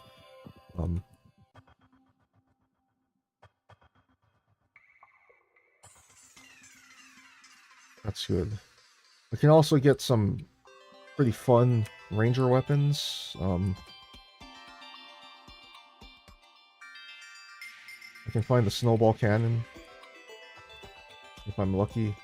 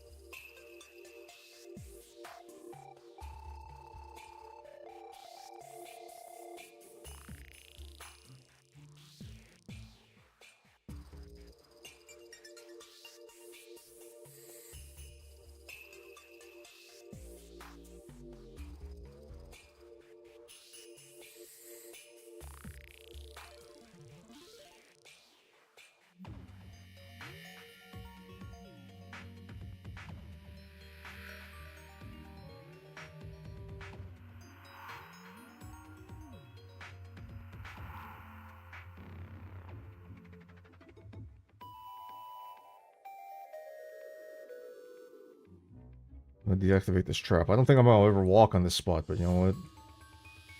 Every time I say something like that, the second that I said that's not gonna happen, it happens. So we're going to play it safe.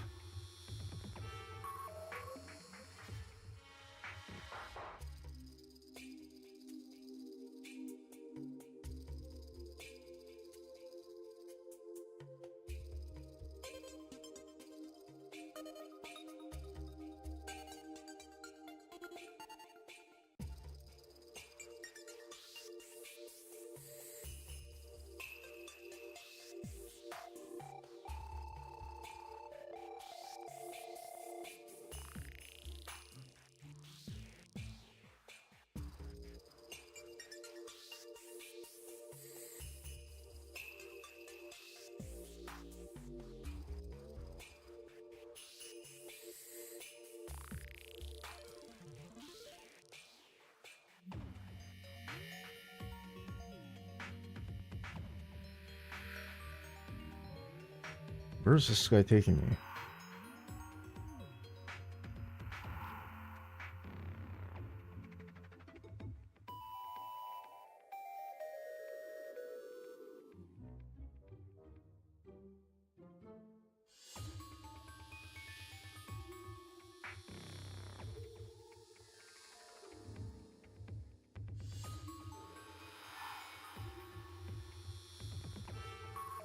Life crystal right there. Solid find. Take that.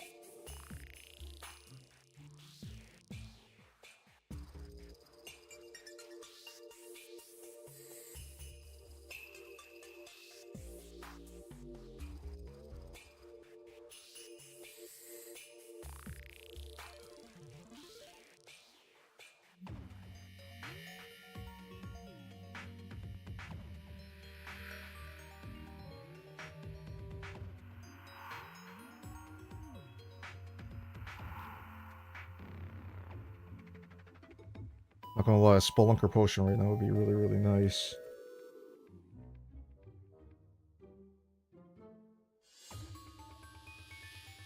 Also, I would like to start mining back to the left because I'm right on the edge of the biome. If I mine to the right, I'm gonna mine out of the ice biome. I want to be going back this way, so.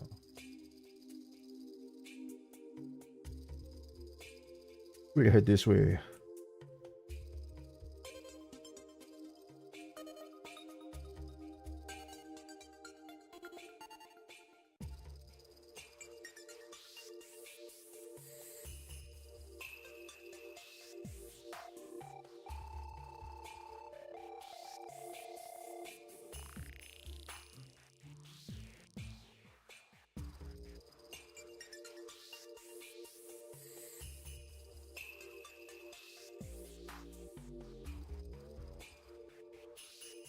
I don't want that bat to come over here. Yes, yes, yes. Or you can stay up there, it's fine.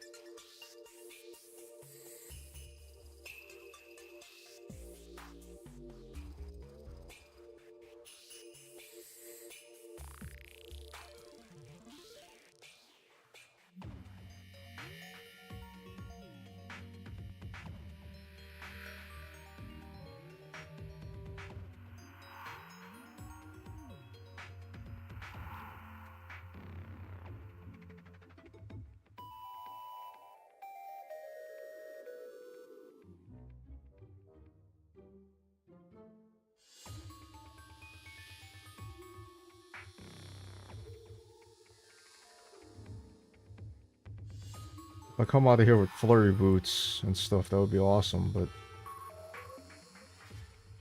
I don't know how likely that's going to be.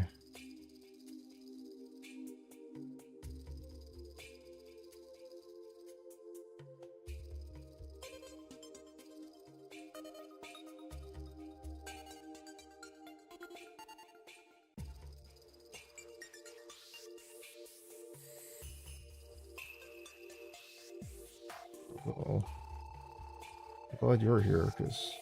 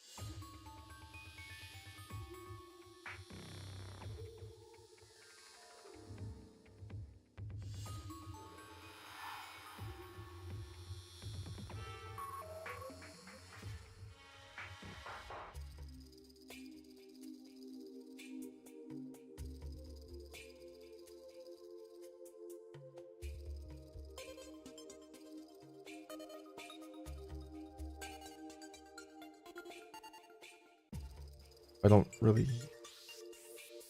care about that rock that I left over there. It can stay there, it's fine.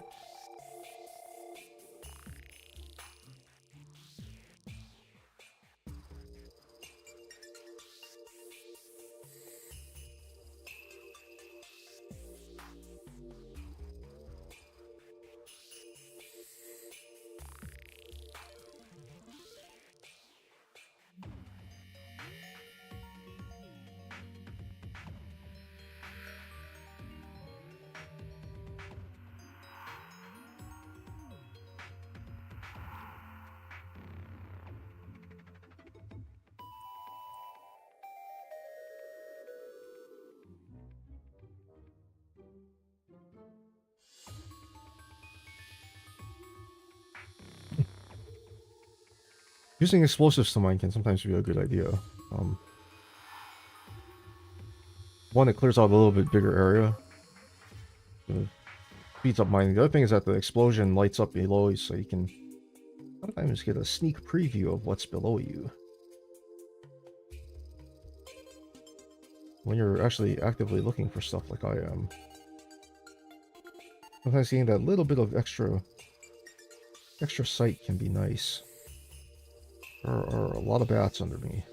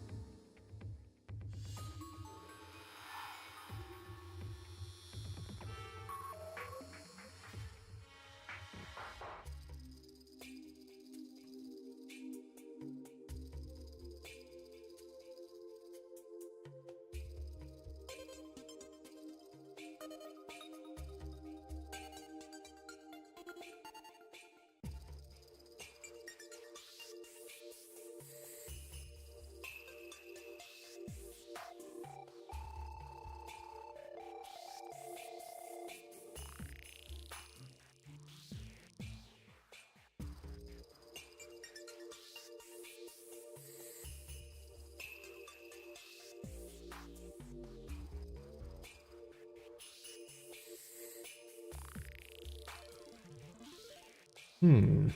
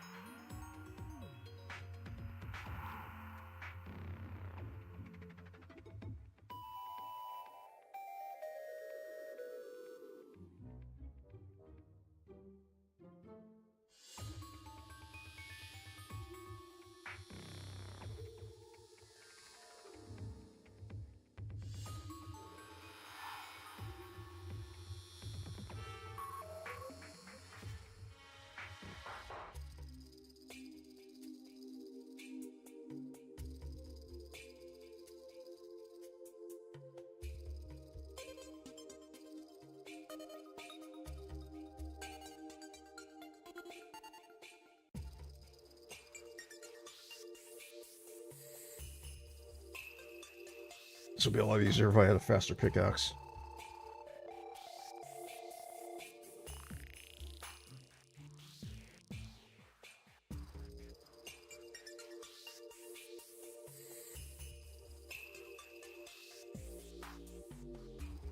Okay, the plus side is that I have lots of...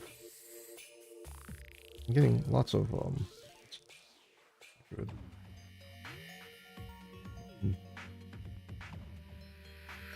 Getting lots of ice blocks, so, crossbow arrows shouldn't be a problem.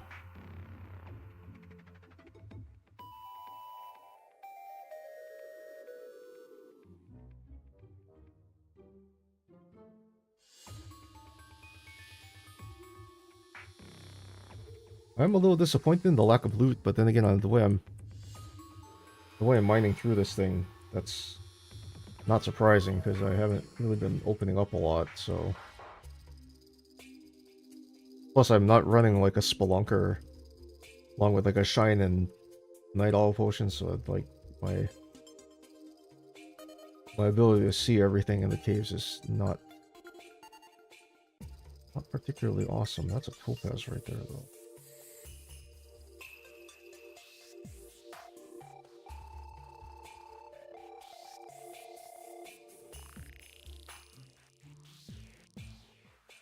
So I think I have 10 topaz back at the base, so that means I...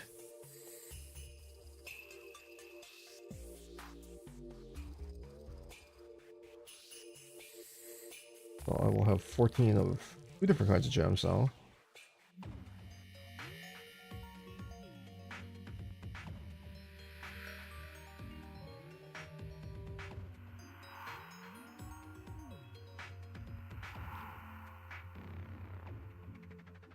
Wait.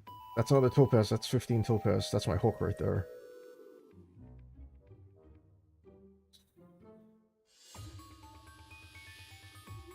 It's cobwebs too. You should probably take the topaz though.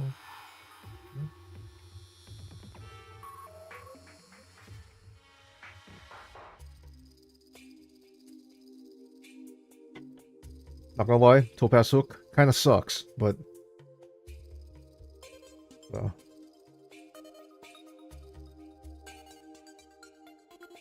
any hook is better than no hook, as far as I'm concerned.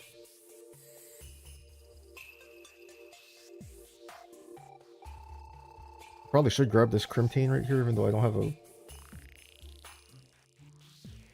have the means to mine it. I can just blow it up with a bomb. That's only 4 pieces. I can't really do much with 4 pieces. That's 1 ingot, so... If anything, I'm just getting it so that...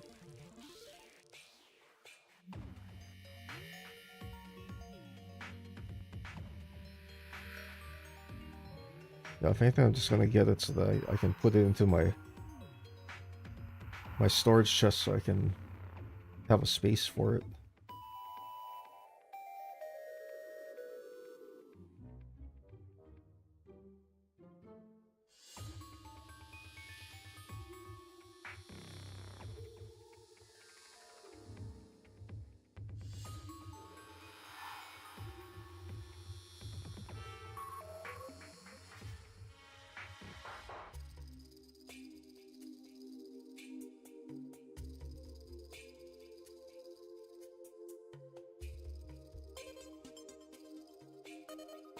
The slimes that shoot things at you are a pain.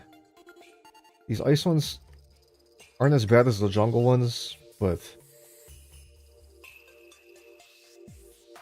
far as I'm concerned, they still suck.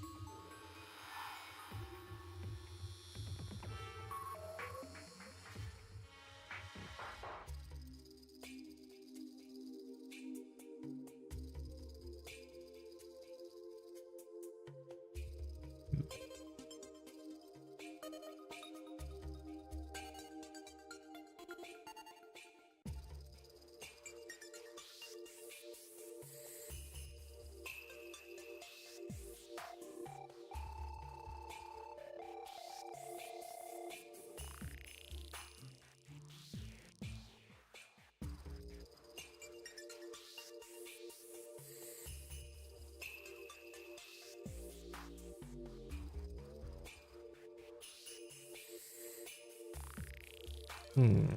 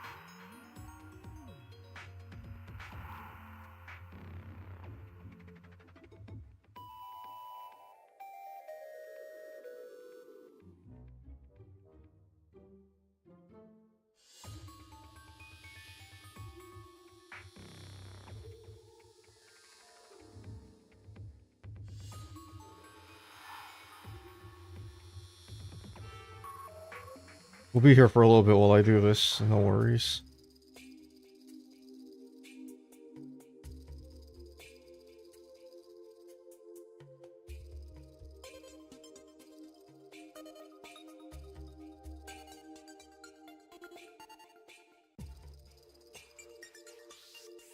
Ooh, yeah.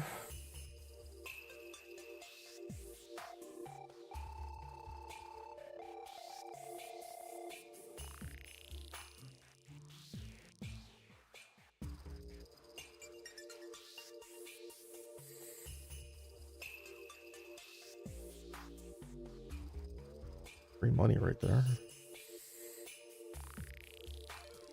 Can't say no to that.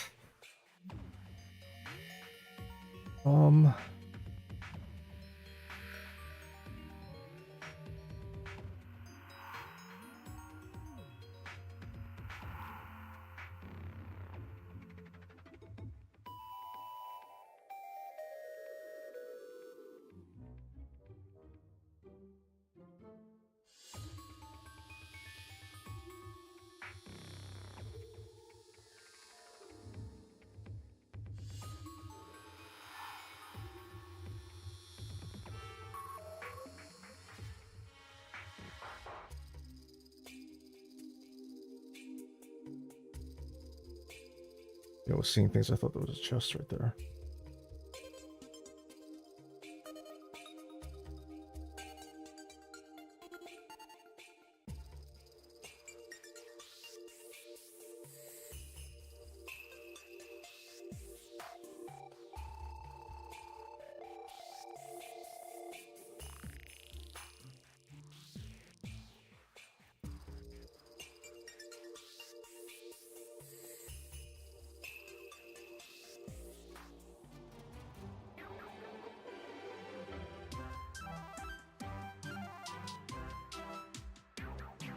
The fact that I still haven't found any chests is like ridiculous.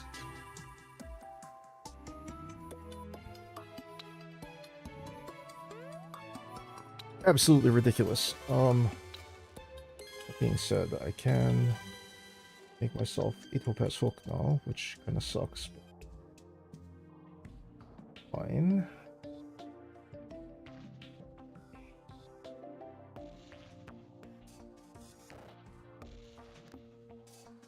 What you selling? Got the extended grip. Can't afford that.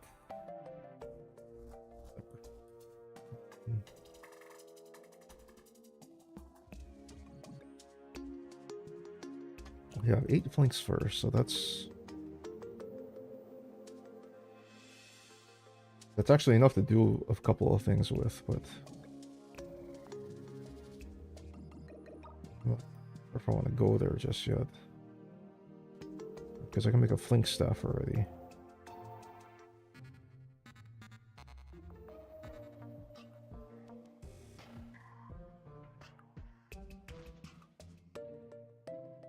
The flink staff means I would have a summon with me, which wouldn't be terrible.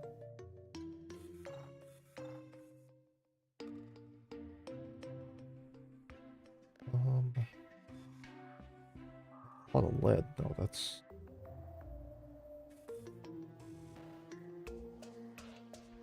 kind of nice.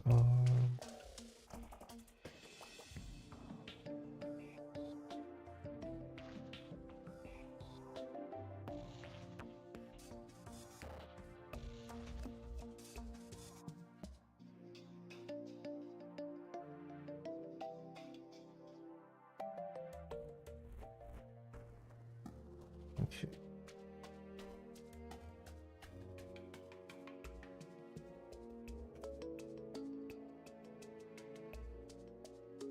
Did mine fairly far down too. That's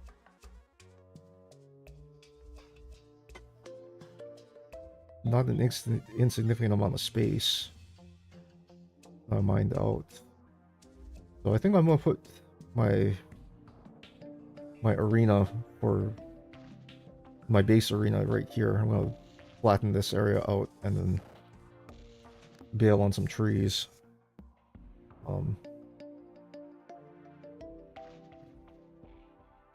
I might do that. Get started working on that. I normally don't work on this until I'm ready to, like, start doing boss fights, but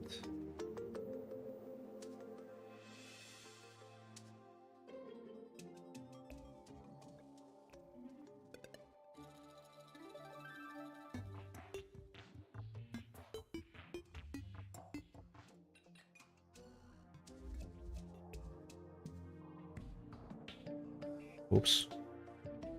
Sorry.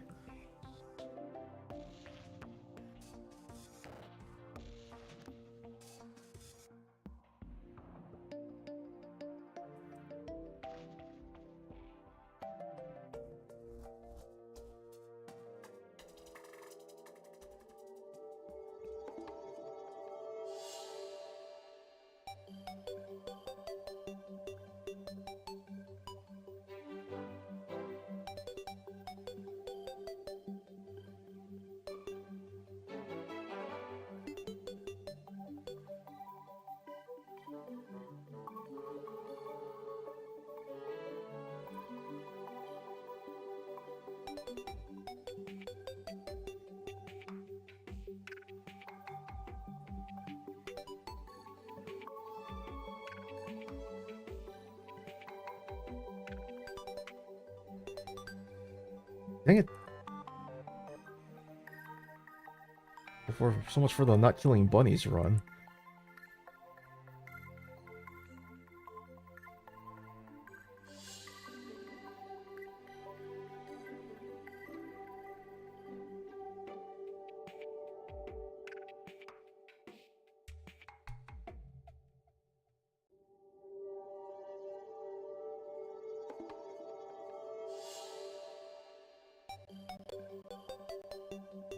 Oops.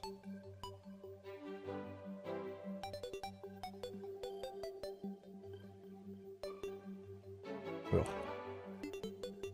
No. Dang it.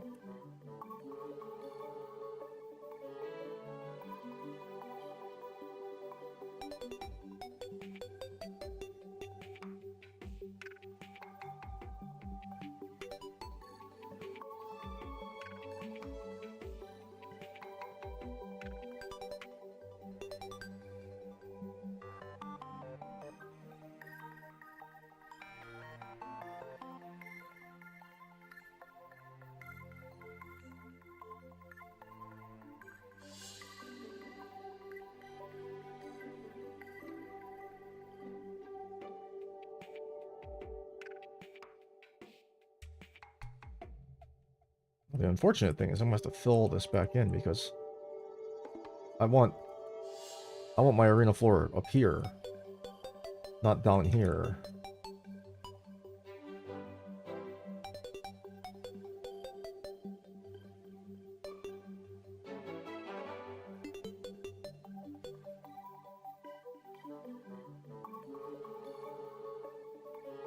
I want this guy because he has money in him. Thank you. Oh, 2 gold. Ow!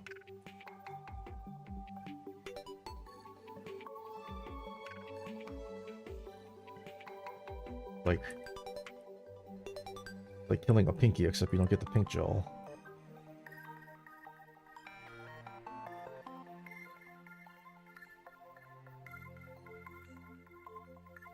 I thought I was gonna have a lot of extra mud or dirt blocks. I don't know if I will. Dude, seriously?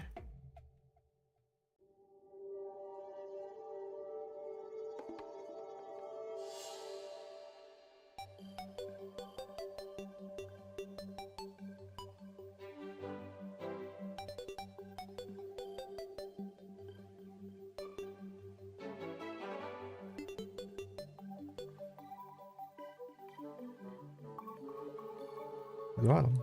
Alright.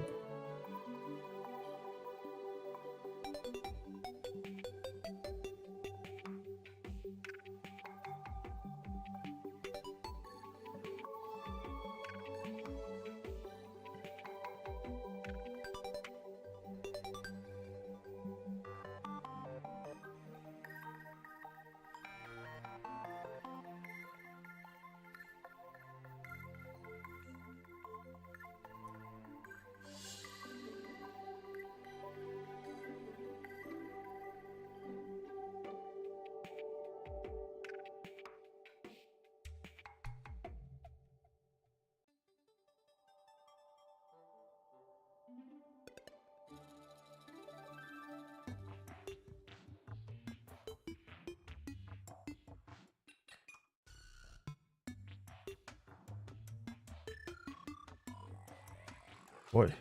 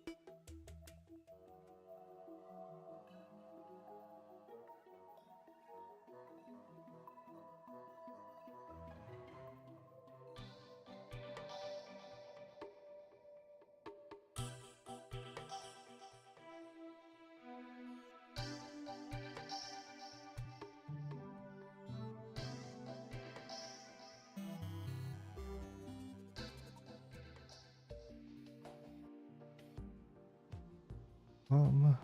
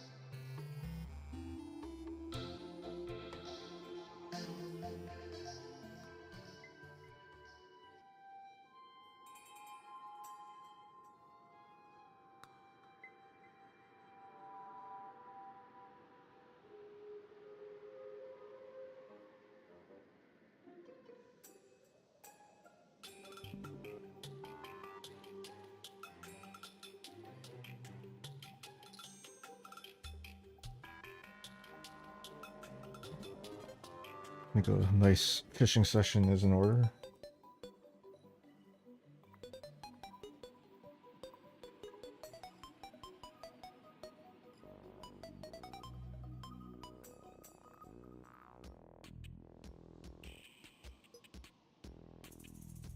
Right now, the wooden and iron crates are what I'm most after.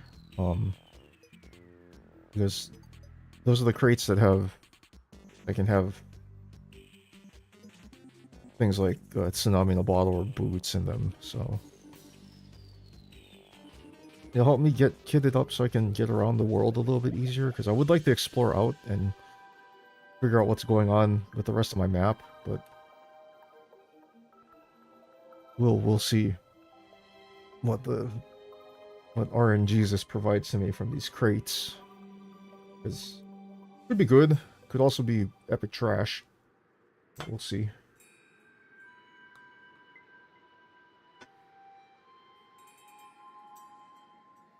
I don't mind getting like the hunter potions and danger sense potions because that's useful stuff. Hunter and danger sense is really good in the jungle. Everything in the jungle does massive damage to you and poisons you and stuff and all that. So being able to see all that stuff is good. Danger sense in the ice biome is good because you can see all the traps.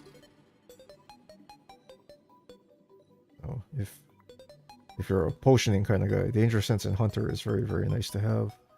I like to have a good stock of those before I head to the dungeon too.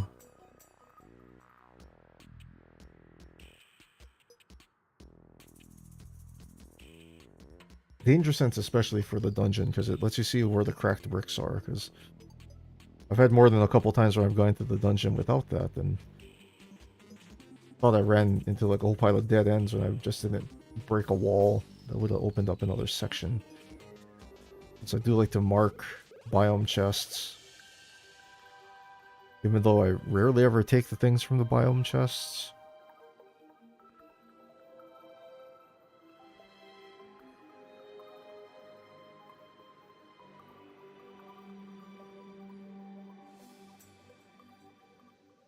The only two things maybe three, but the main two that I usually try and grab are the rainbow gun and the frost hydra sentry.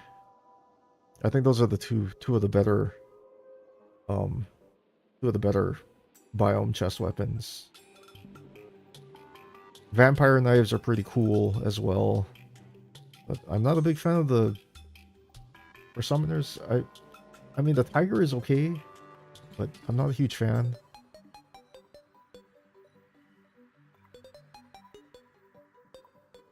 No, I don't like the piranha gun. I don't think it's super useful. But I say that knowing full well that I used the piranha gun, I think the first or second time I did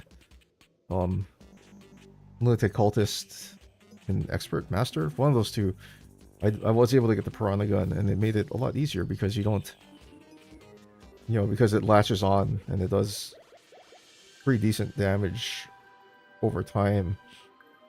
But since you don't have to aim the stupid thing,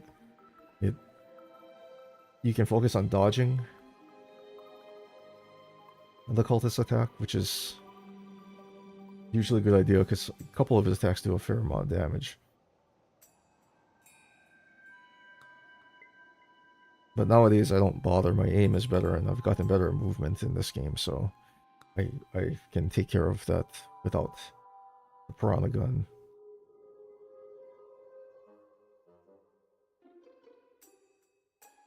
And then Corruption World, Scourge of the Corruptor is a pretty good thing to have.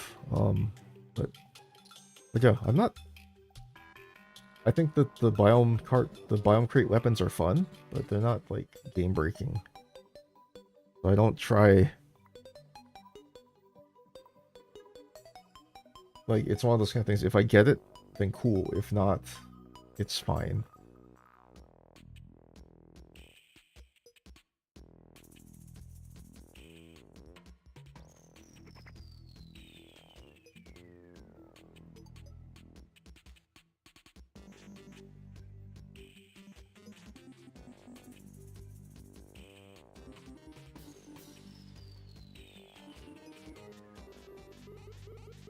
Yes, more crates. Give me all the crates.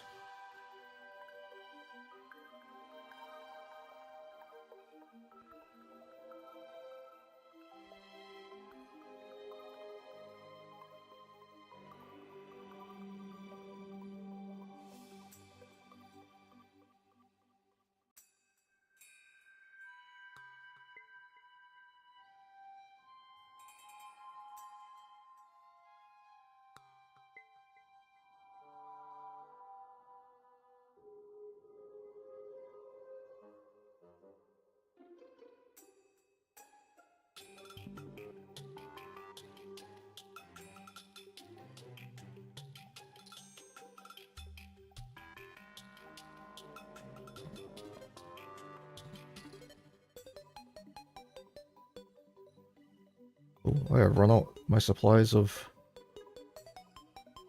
I run out my supplies of fireflies. I'm down to worms. I got 5 of them. That's not good.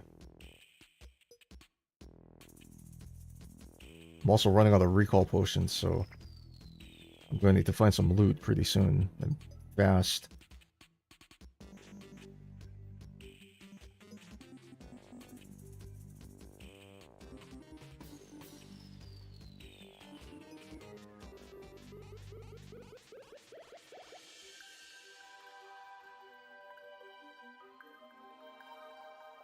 I probably should put some walls in here and get a couple of people moving in, since that would definitely prevent all these. They'll prevent all these zombies and stuff from coming around, and then what I'll get instead are critter spawns, so I'll get scorpions instead. And they're really trashy bait, but they are bait nonetheless. So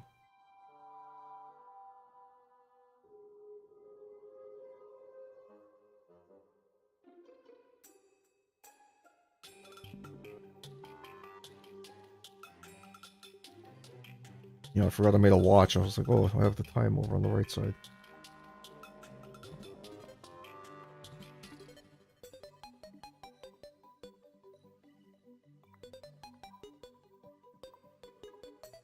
I know you can make other watches, but I will usually just make the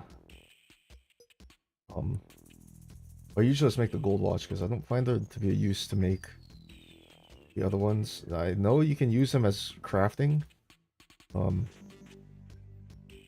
You can craft the what do you call those? The timers with them.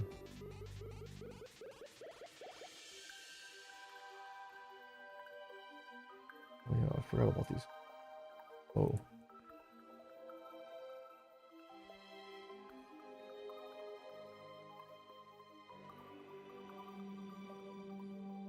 This water here? Suspicious. Could be a sky island right above me.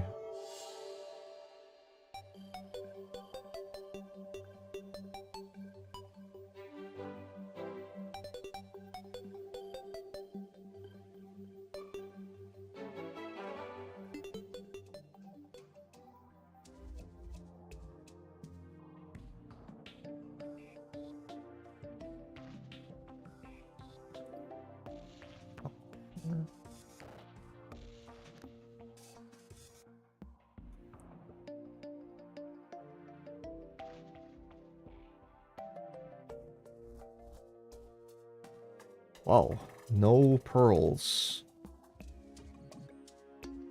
Let's just sell that. I don't need. I have better food, so I don't need the. I don't need the oysters.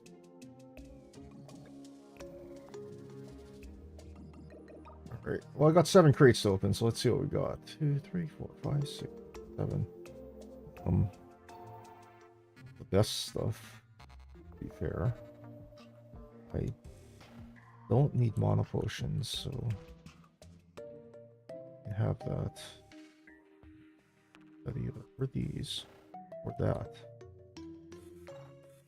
I will, however, take a mining helmet because that makes life easier. So, see. I'm not going to throw away the iron ore because I can use that to make potions.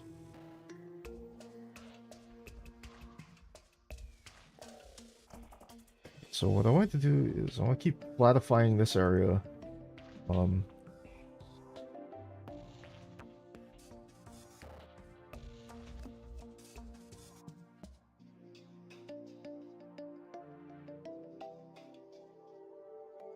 About where...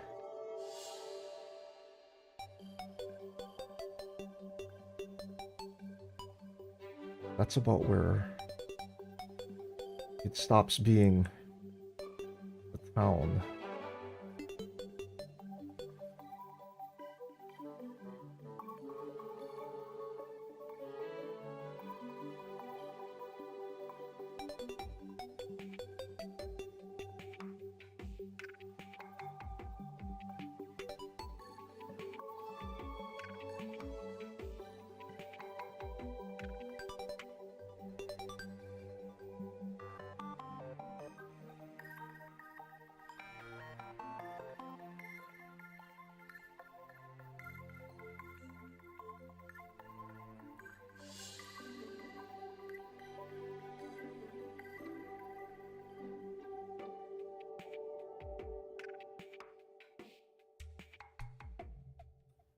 I'll be honest, I don't know how much higher I need to make this thing.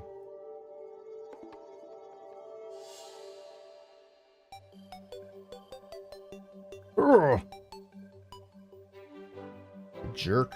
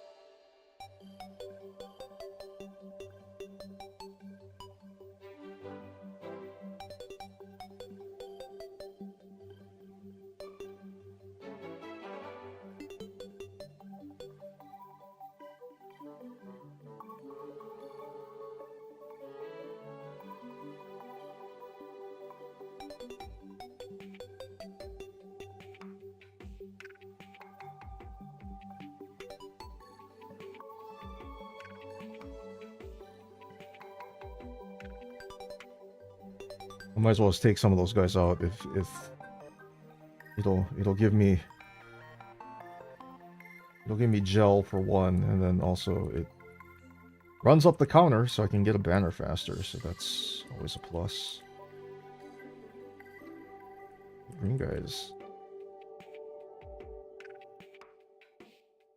raising all sorts of mayhem on this side.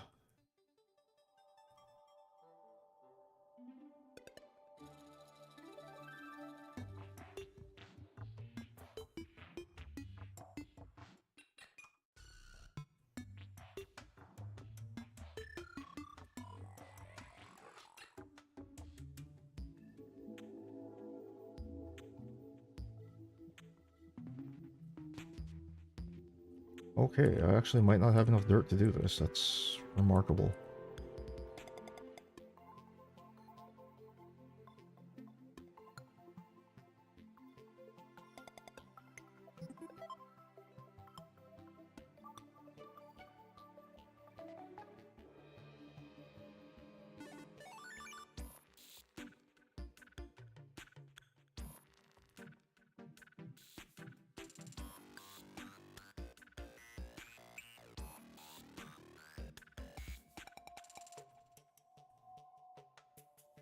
I'll take my cash.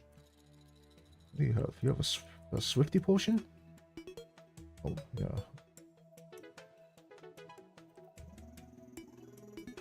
Okay, so I think what I'm going to do is I'm actually going to clear this area out a little bit.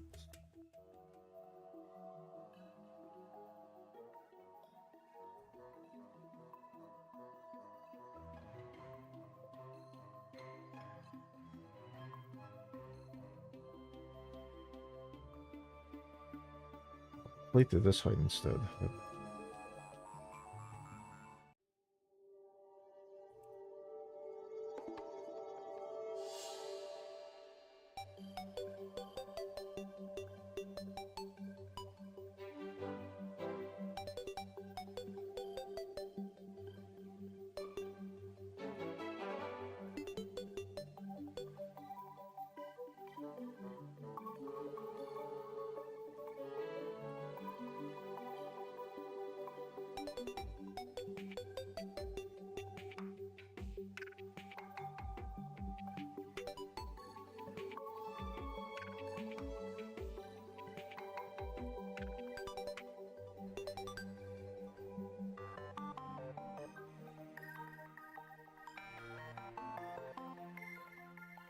I'm not going to take away these walls that are just kind of sticking out. And there's a reason for that.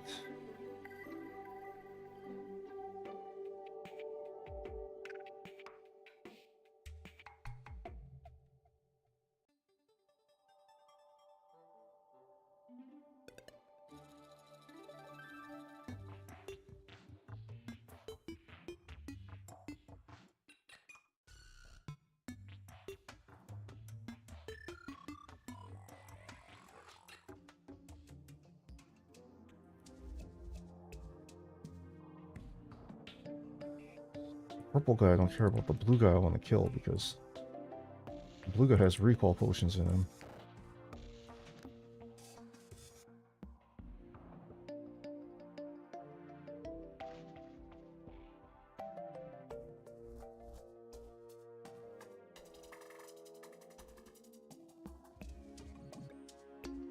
Only one, but it's better than nothing.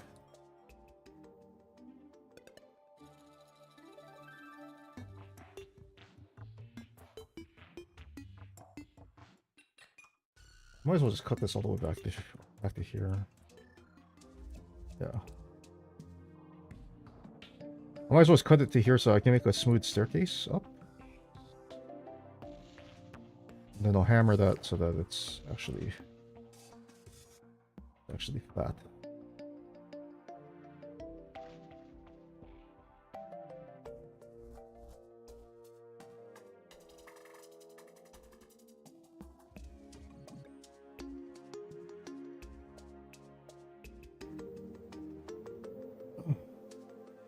Stretch real fast. I got 1,000 stone, so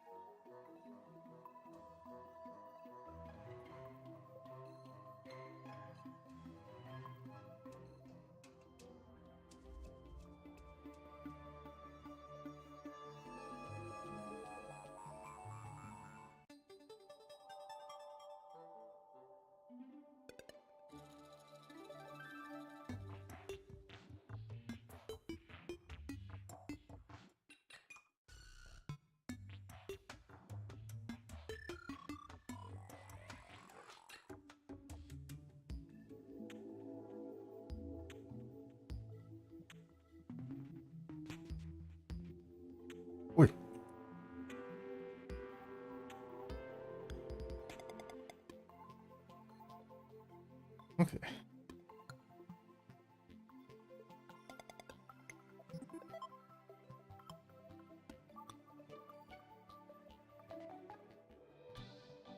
Off the ruler now.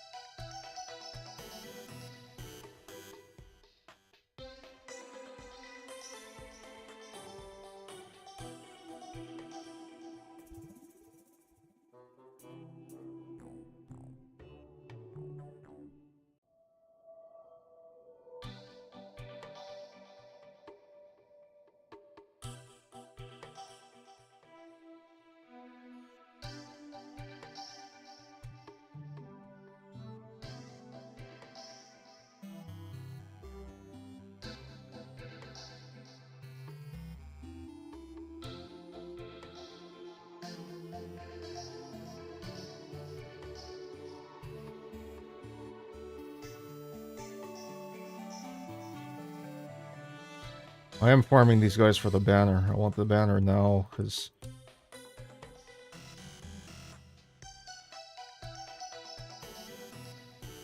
the sooner I get that banner, the better.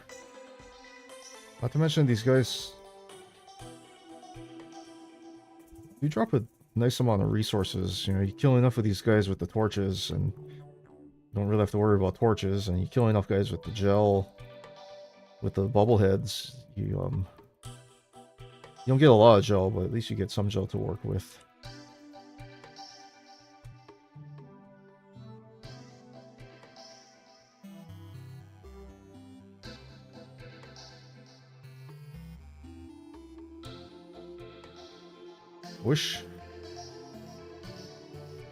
I wish my bow had a better modifier on it, but I'm not going to sit here recrafting gold bows to hopefully get Unreal or something.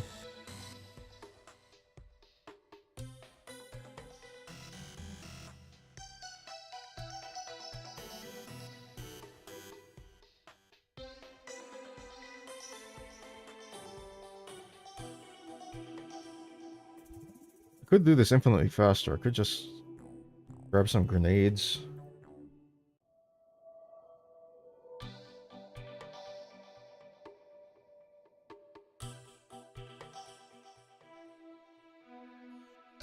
That's fine. I have a decent amount of wood and stone, so...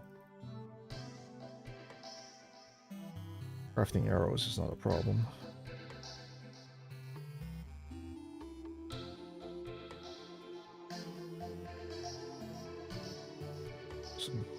Where's that banner? Give me that banner. Go. Lock.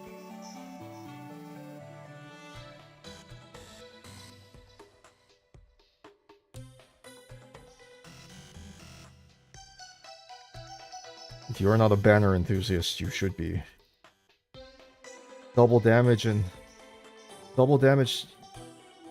handed out to them. You only take...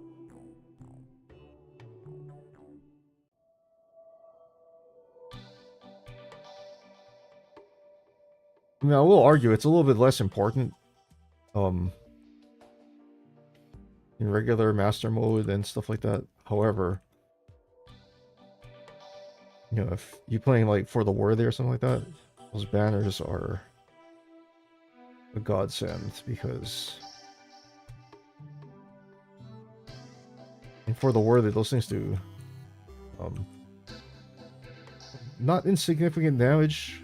So, you know,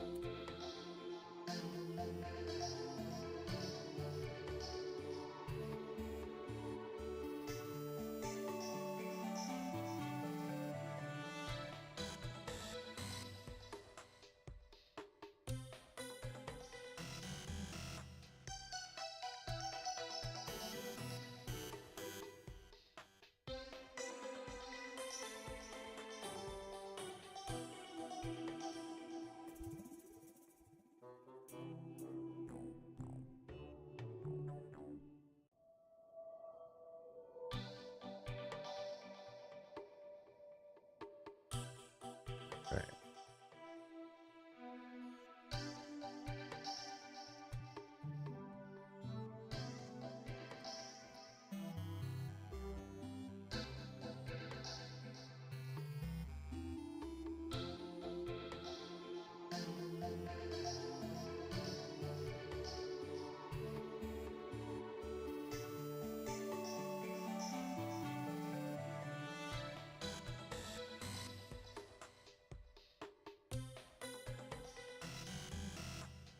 Anyway, the reason I leave those walls over there is actually pretty simple. It's a really rare chance, but sometimes gnomes will spawn on those walls, and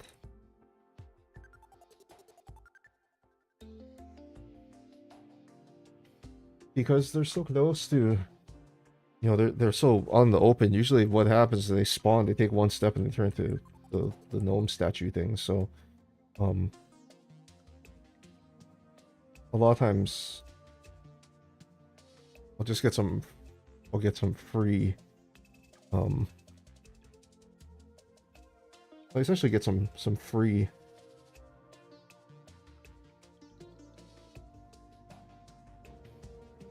gnome statues out of that, which is great because they do make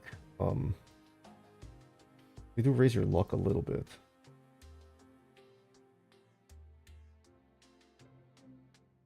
Well, I'm burning through all my non-standard wood, but that's fine.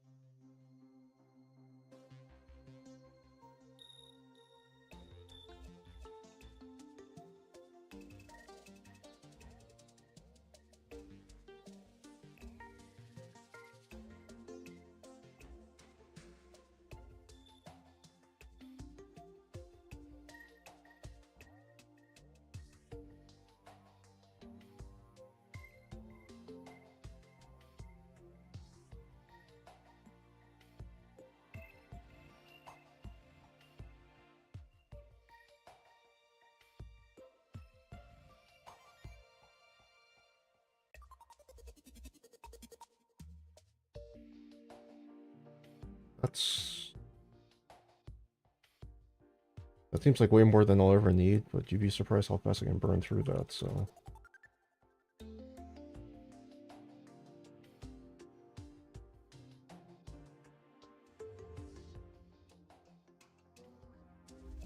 Got me some grenades, got me some frostburn arrows, and the goods, so. I think we're ready to explore a little bit. And actually, I want to head out towards the west a little bit more. I want to...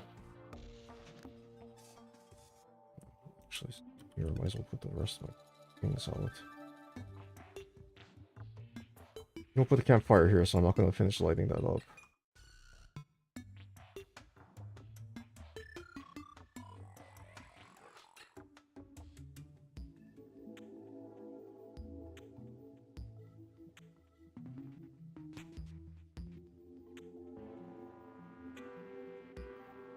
The kind of nice thing is that if I need to plant more trees, I have this area here because I flattened it out. This grass will spread. I can just plant trees all the way down here. If I need more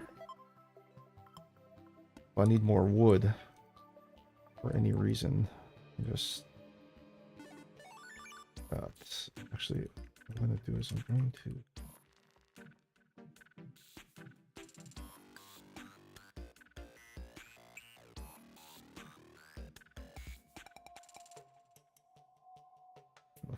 flatify that.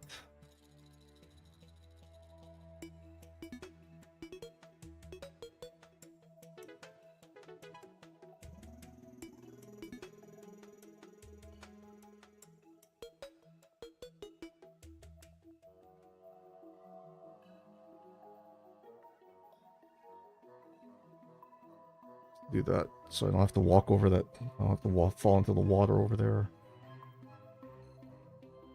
Things like this.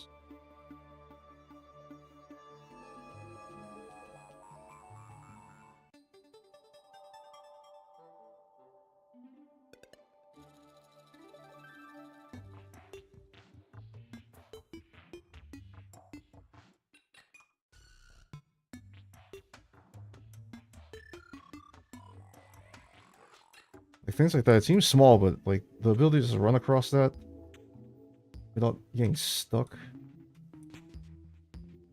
Honestly, kind of nice.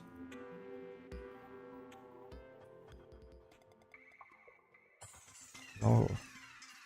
So I have that plant fiber cordage book thing. I can make vine rope, which is not, like, super helpful. Let's be honest here. But sometimes early game rope can be a little bit of a commodity, so the ability to make rope is nice. Especially if, like, you don't have a lot of cash. Because then your only means to get rope is to buy it. Or hopefully you find a lot in chests. And actually after a while, you find so much in chests that you basically don't need it anymore. But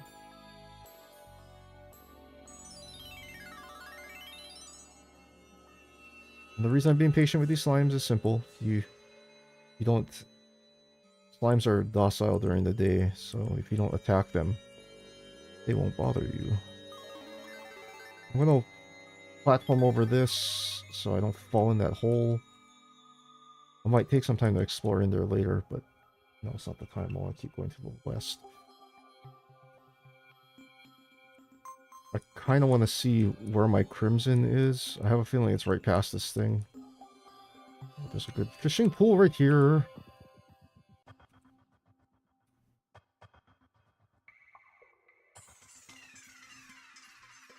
This is good. This might be dual.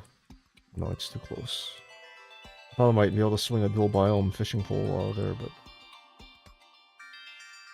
it ain't looking like that's going to work.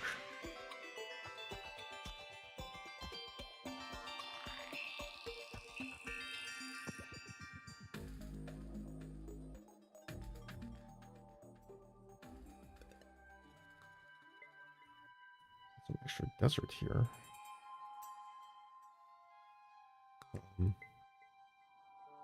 Actually, since I'm here, I should probably take some of this.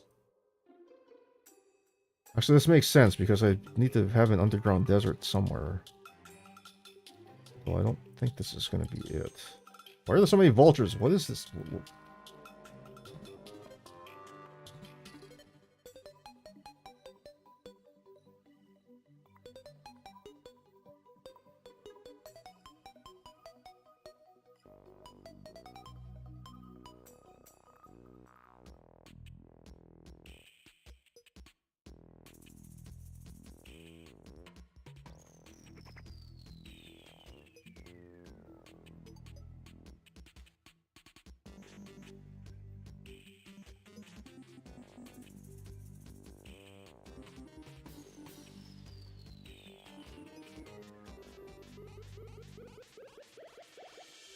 Do I need this much cactus?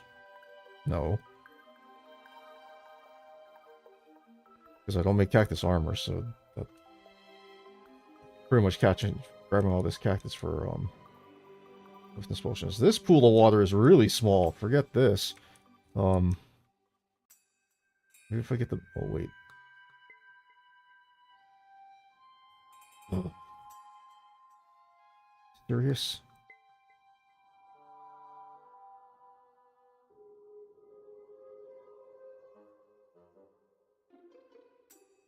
Okay, well, there's the crimson. That side.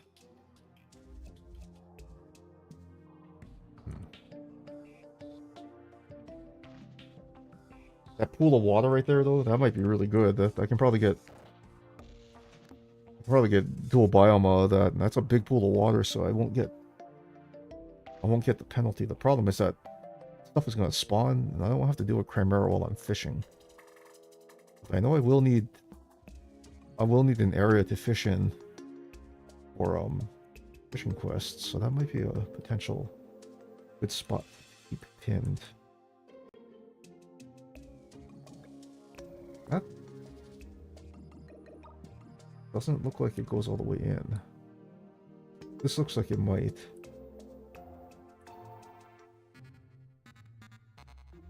I would like to explore the ice biome a little bit more. Actually, I do need to explore down a little bit more just in general. I'm running out of recall potions fast, though. I'm gonna have to make a move at some point to either acquire more potions or a mirror.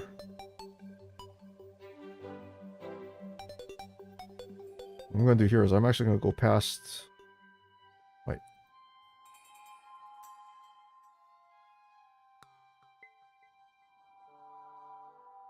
Oh, how was that shot?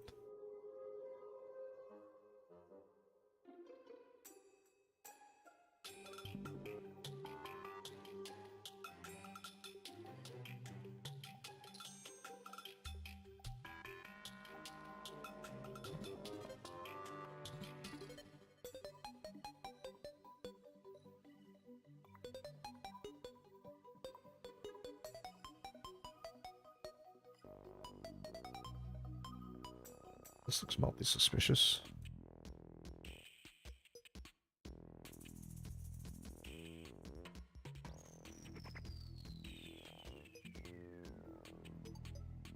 That's what I thought. If you're wondering what I was doing, your pyramid isn't like exposed to the air like this. You can use the housing thing to check to see if you have a pyramid buried under all this sand. Now, here comes the eternal question of the pyramid. What's the loot going to be like? Yeah, so in this room you'll get a... this room is too big. Warning. So, if you're up on the surface and you run your housing thing, you get this room is too big. While you're running around in the desert, you've probably found the pyramid. Sandstorm in a bottle, let's go. What was the modifier? No modifier.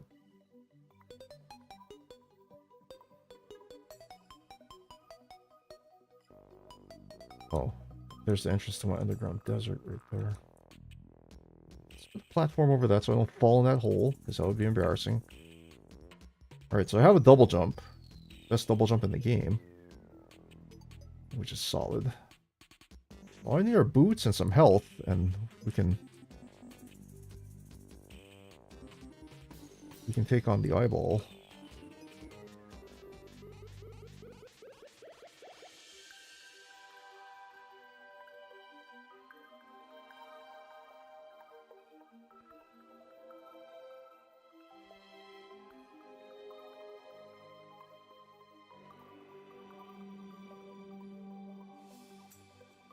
Oh my god.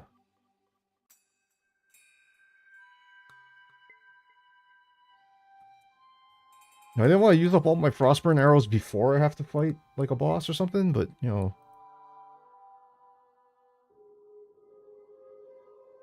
Even give me a mandible. What a jerk. So stingy. We are slow. Oh, we are not going to go into the underground desert right now. My current state, I'll probably get two-shot by something, so we're not going to do that.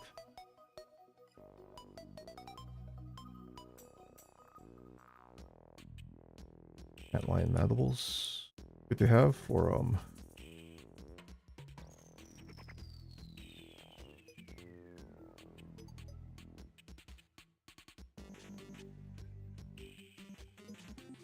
good to have for mining potions.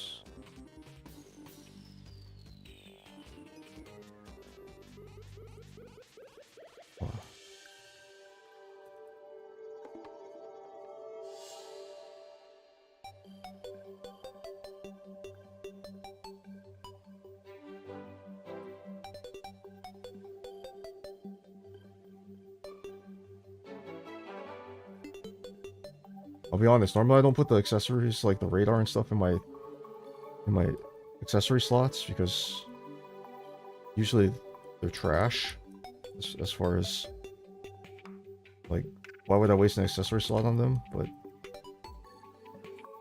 if they have good modifiers, they are 100% worth it to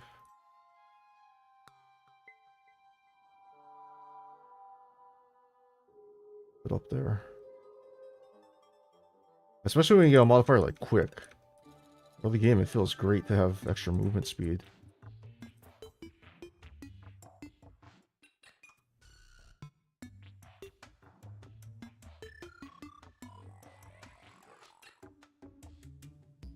Okay, that one chest gave me like 5 or 6 recall potions, which is nice.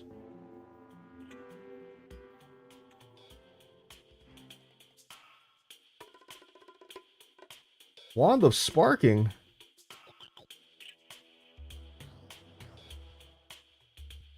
Heck yeah.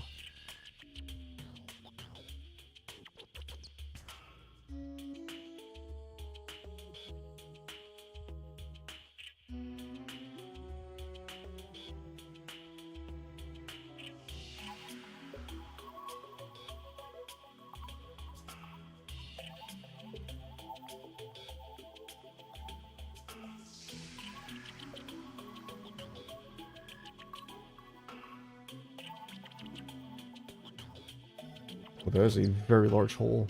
I'm out.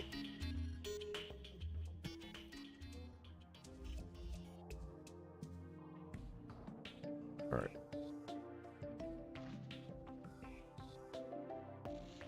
Here's the good thing. I have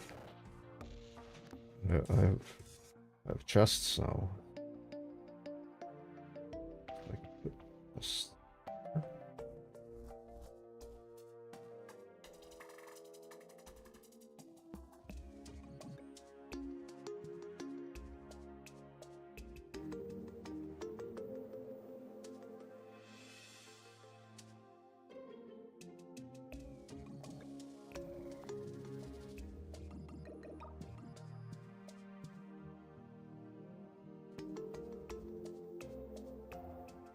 Might have made my building a little bit too small, but it's fine.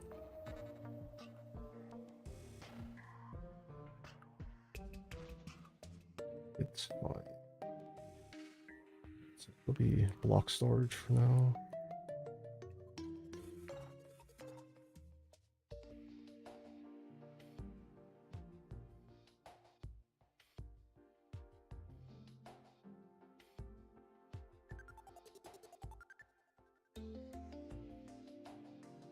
Potioning ingredients can go in here.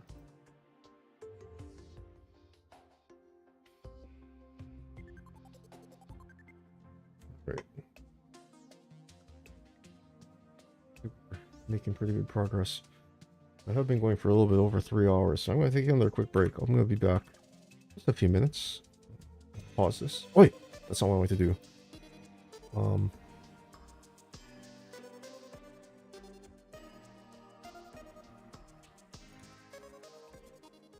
I just wanted to pause the game. Okay. Anyway, I will be right back in just a little bit. I'm gonna get up and stretch and grab something to drink and all that. I'll be back in a couple minutes, so stay tuned.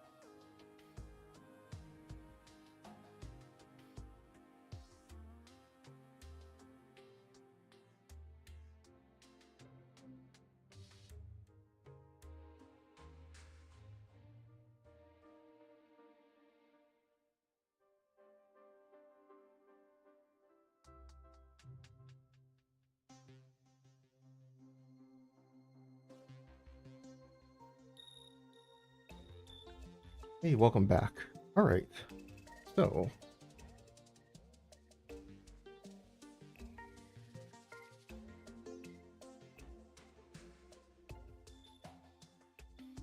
I definitely made my base too small, but it's okay.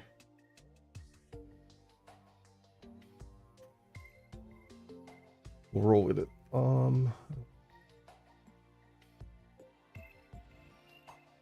Actually,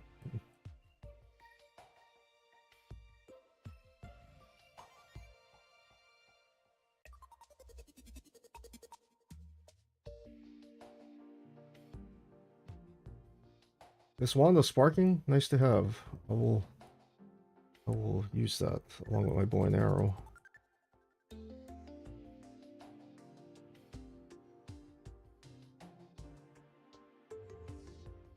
I do have the stuff necessary to turn into a wand of frosting, so the worst thing that to have in my arsenal already.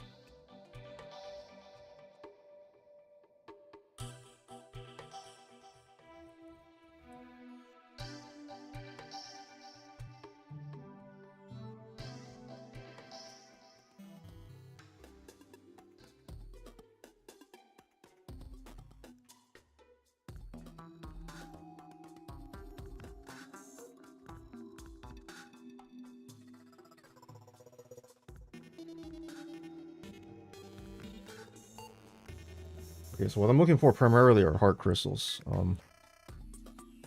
Maybe some more silver ore too, because I would like to make some armor.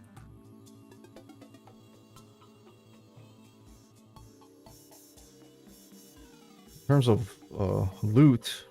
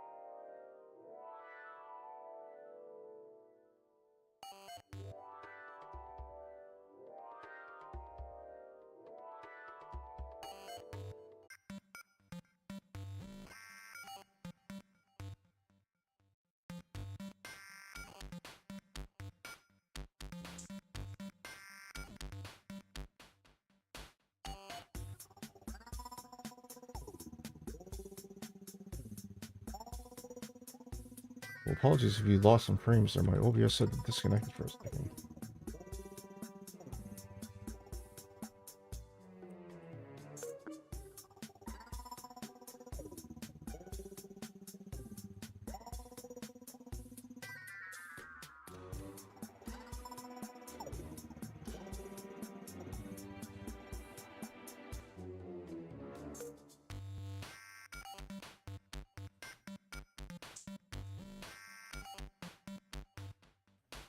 I'm gonna be honest, I know gold armor or platinum armor is better, but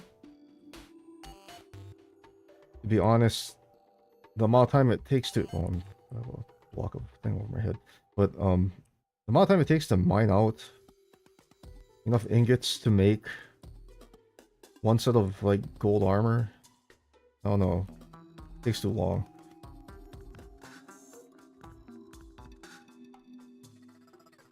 The truth is, in master mode, the easiest way to avoid, you know, well, actually, just in general, the easiest way to avoid damage is to just not take it.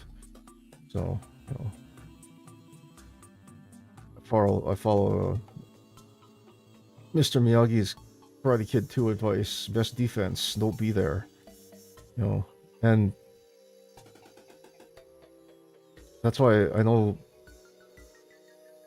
a dodge build, as much as some people, you know, get on it, I'm like, you know, a dodge build is not a terrible thing to have. The ability to completely avoid damage by just not taking it. Not a terrible idea. And that's one of the other reasons why I like playing Crimson over Corruption. Aside from me just being weird like that, is that, you know, the Brain of Confusion's perks are based on your ability to avoid damage by just dodging it, so...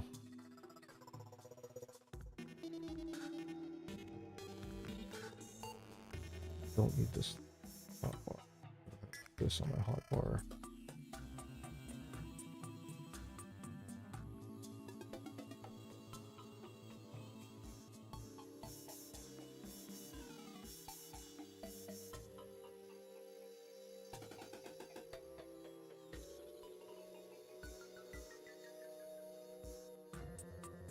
But anyway, like I was saying, I'd rather have just silver armor. Silver armor works fine. Or tungsten armor if you have that in your world. I'm not... I think the third tier armor is just fine. I think it works just fine. You know, if I run into a situation where I have enough ore to make gold armor, will I make it? Usually not. But if for some reason when I'm digging I come across a lot of gold before I find a lot of silver, or a lot of platinum before a lot of tungsten, or whatever you're, you know, if I find a lot of 4th tier ore before 3rd tier ore, will I make armor from it? Yes. But I'm not going to go out of my way to make the stronger armor, because once you kill the Eye of Cthulhu,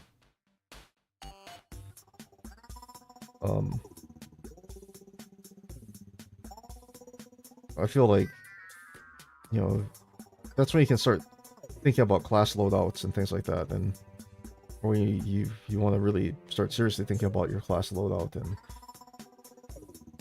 then you're going to start gravitating, I think, more towards the specialized armors.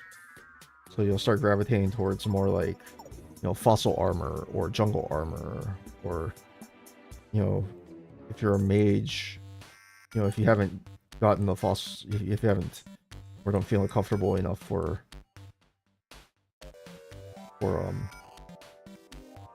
jungle armor yet, you know, you'll might want to farm some gems so you can make a gem robe so you can get the magic benefits. You know, summoner, you want to get that Flink's coat so you can have that extra summon ready for you. Find some feral claws so you can get loaded up and ready to go.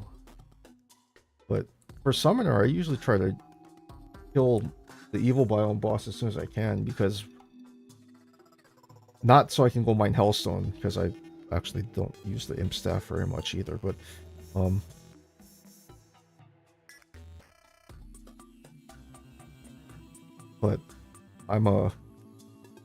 I want obsidian armor. I'm a big fan of obsidian armor, so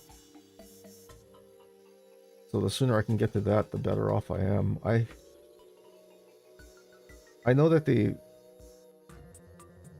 try to get you to use B armor now. I think you get more summon slots or more minion slots, but I don't know. I feel like pre-hard mode summoner stuff, I just feel like a lot of times your minions just don't do enough damage initially. And most of the pre-hard mode minions, their AI pretty much kind of sucks, so... Except for the imps and the frogs.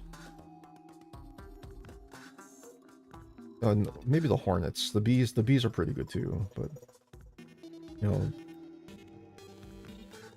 The finch...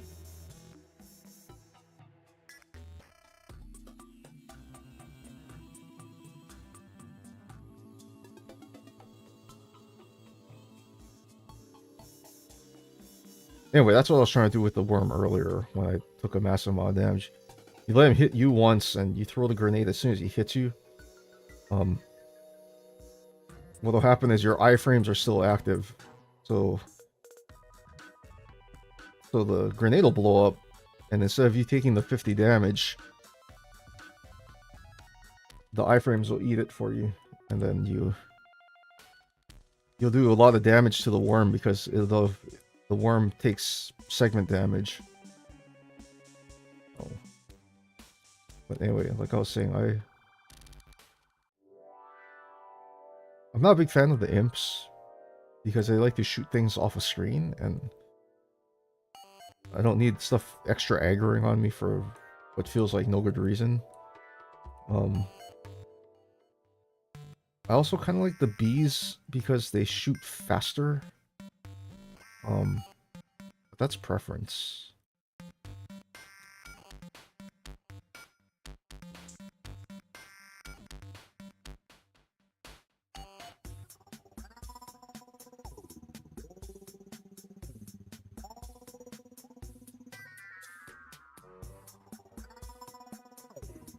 Also, the imps kind of have a problem with water, as in, like, you know, because they can't fire through it, so...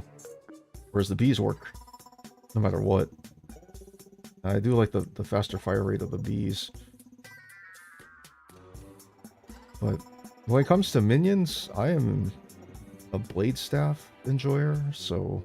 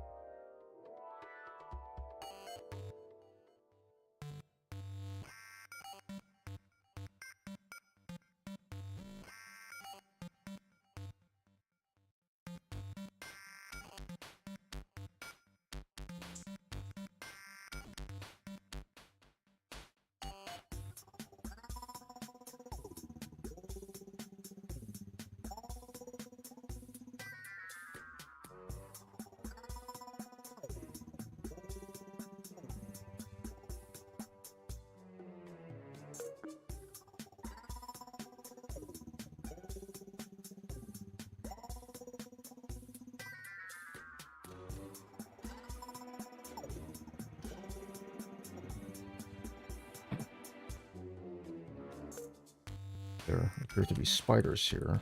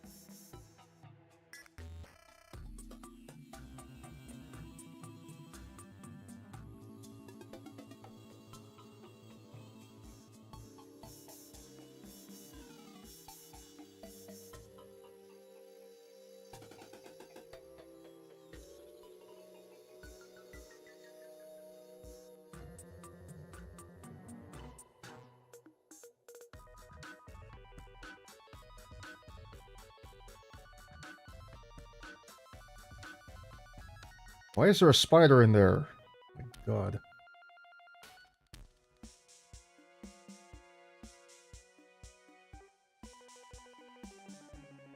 Literally zero reason for there to be a spider in there.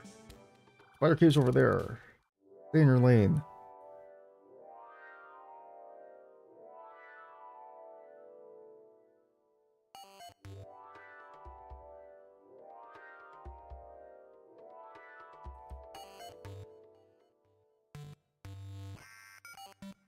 Fine, you don't want to stay in your lane? I'll take care of this the way that's what I know how. Bomb?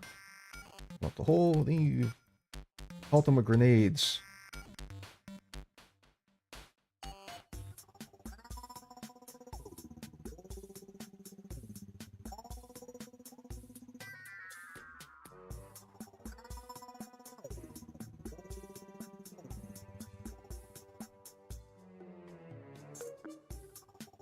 spider has money.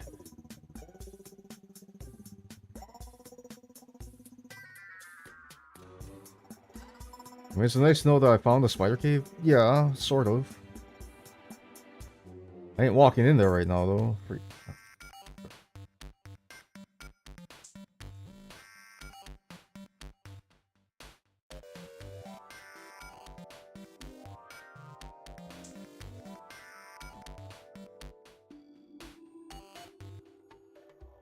Might have to do some creative moving around here. This is not what I was expecting by digging this way. I just want some heart crystals, man.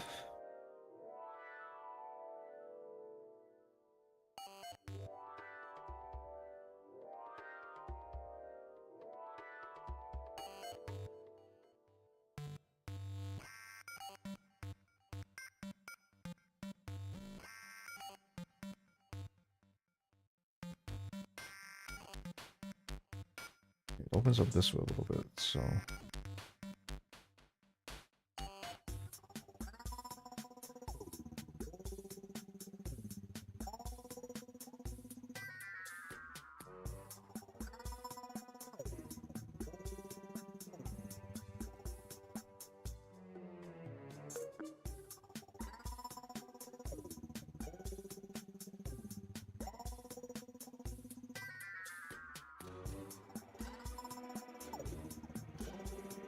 There's a house right there.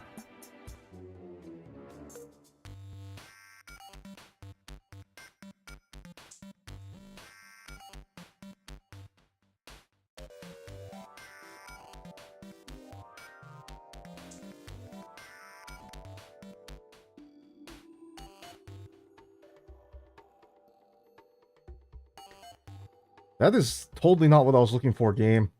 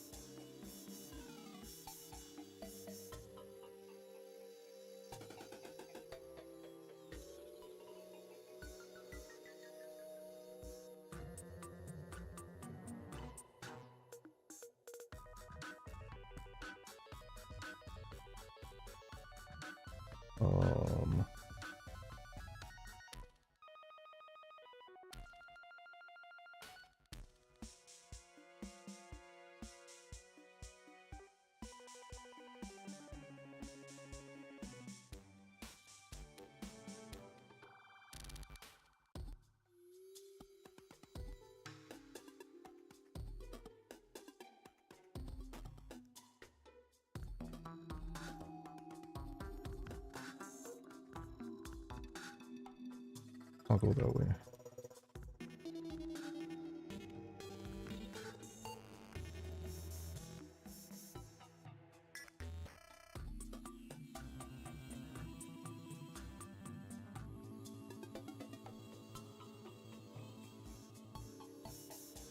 You know, the fact that I haven't found anything good in this long is really kind of disheartening.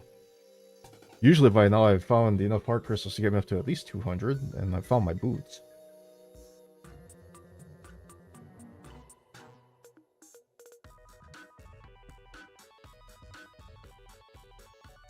I'm starting to feel like I might get enough gold to get gold armor before I fight a boss, which is a little weird. If I do say so myself. I mean, let's be honest, if I really want to find like massive amounts of heart crystals, I should go to the jungle.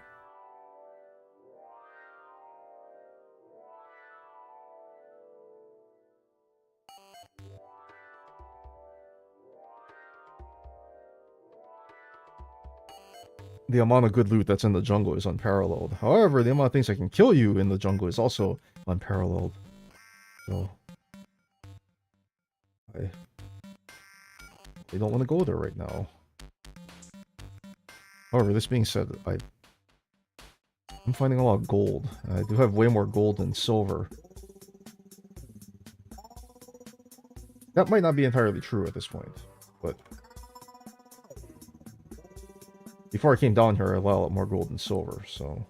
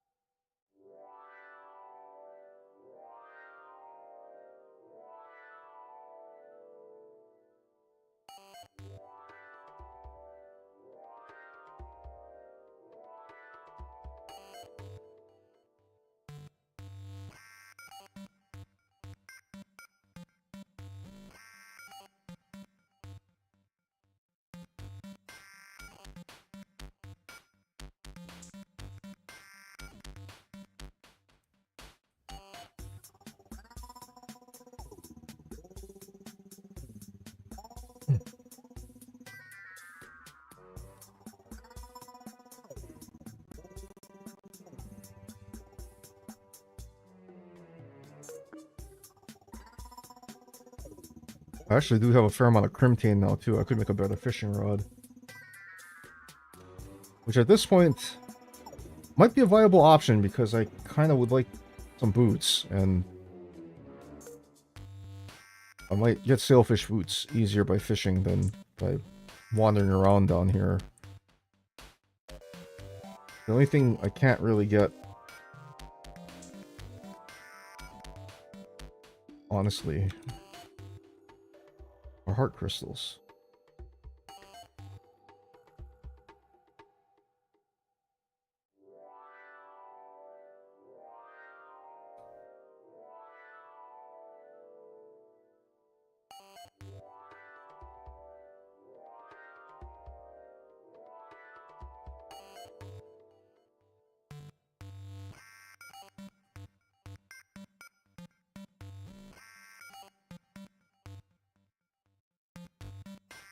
The jellyfish fooled. I got jebaited. My saw that blue glow from the jellyfish. I almost thought, I was like, oh, mushroom biome? But the music didn't change. Sad.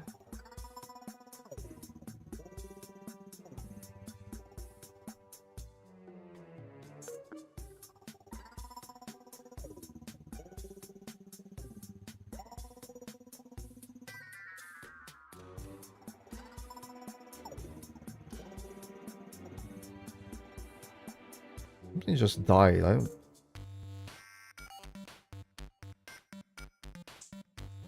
There's lava down there. There's a bat right there too.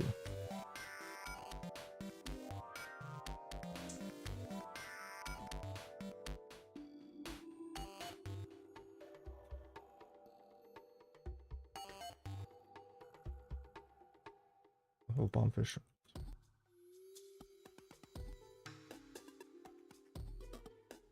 Diamonds.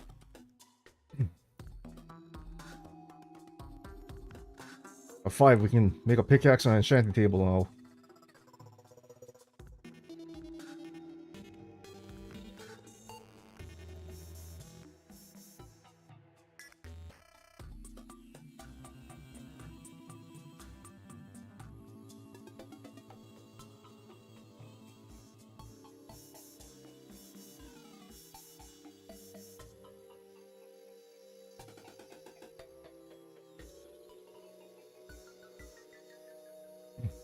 I will stop for sapphires and emeralds because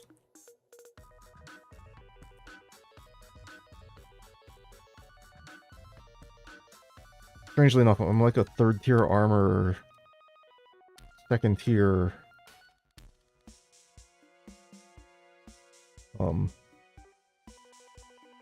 second tier grappling hook kind of guy. That's 10.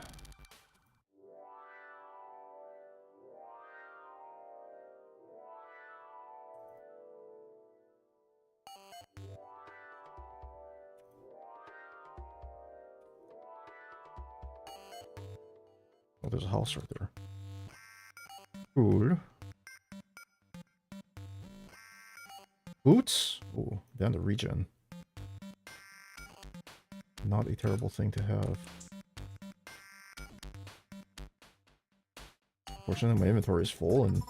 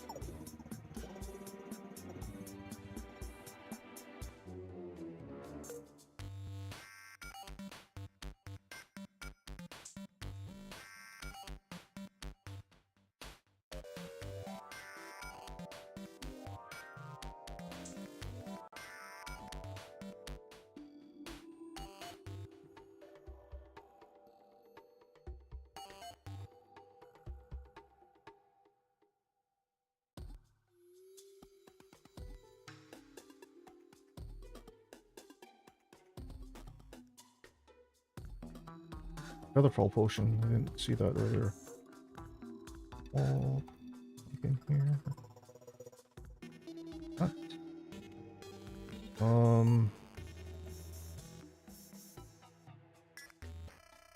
Oh, that's spiked. Wait, hold on. Wild, guarding, wild, sense. No. Sacrifice one to one thing because sometimes having more damage is the right answer.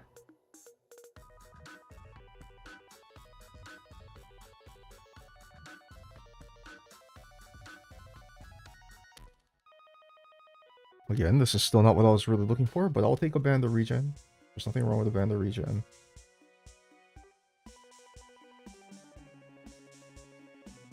Especially because in master mode, regen is slow as molasses, so anything that helps that out is a win in my book. I am leaving a whole pile of blocks down here where that jellyfish is, but there's really nothing there that I'd be like clamoring for. I really don't need those planked walls or that stone or mud or blah blah or whatever. Yeah, I'm down to the flipping lava layer already.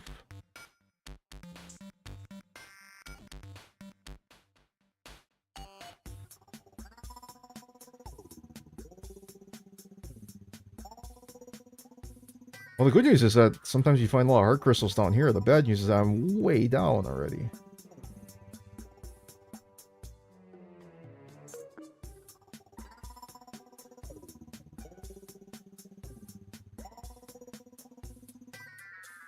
This is a good way for a skeleton to drop on my head, so let's cap that off.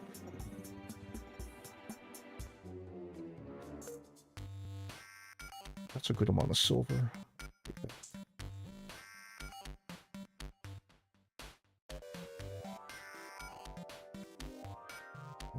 Carefully mine this out. I'm gonna leave some of it behind. I know some people are like, but you missed some more. I don't care.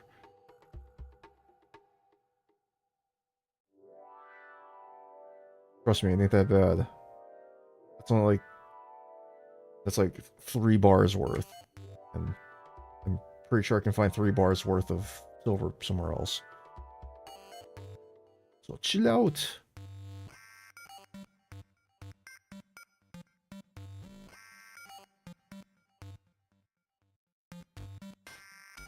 The lack of heart crystals is just really, really lame. That I will say. Rolling on 2 extra hearts. For however long it's been already. That's also just really rude right there, the 2 pockets of lava inside all that gold.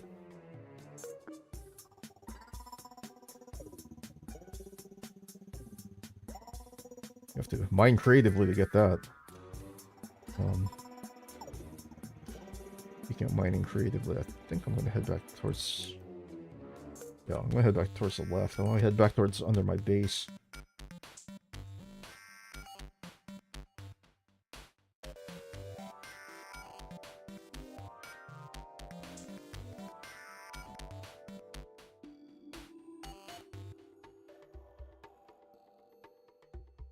I didn't get a Spelunker potion, so that's not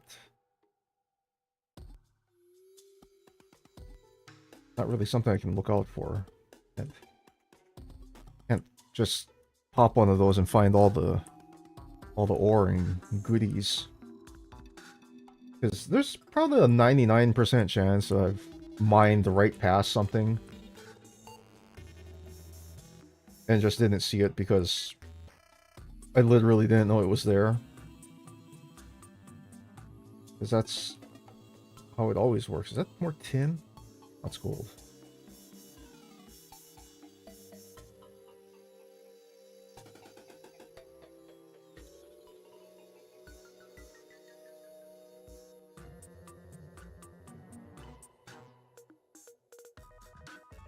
I did see the zoologist moved in, so that's good.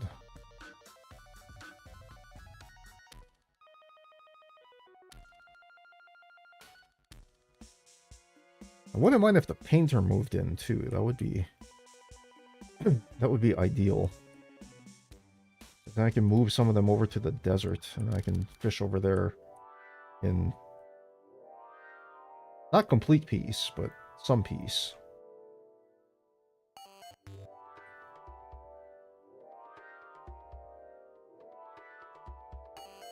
God, I'm being assaulted by slimes.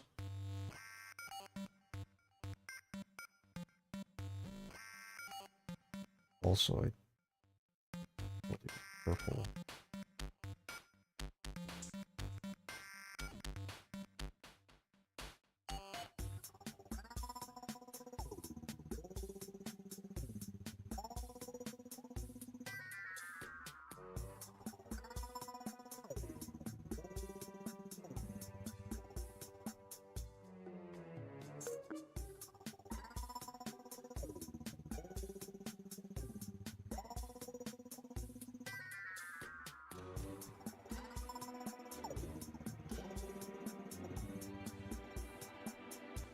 It's kind of funny, like when the bats pick up the money and they start twinkling like that, if you don't have enough torches, you can use them as like makeshift torches because...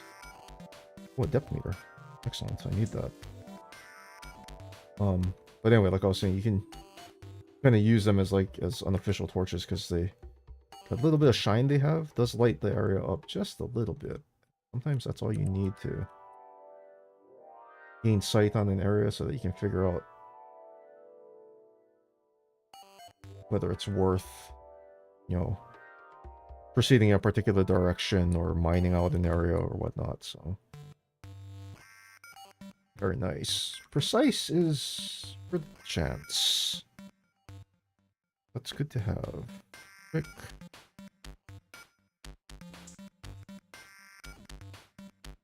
You know what? I'm not... You know what?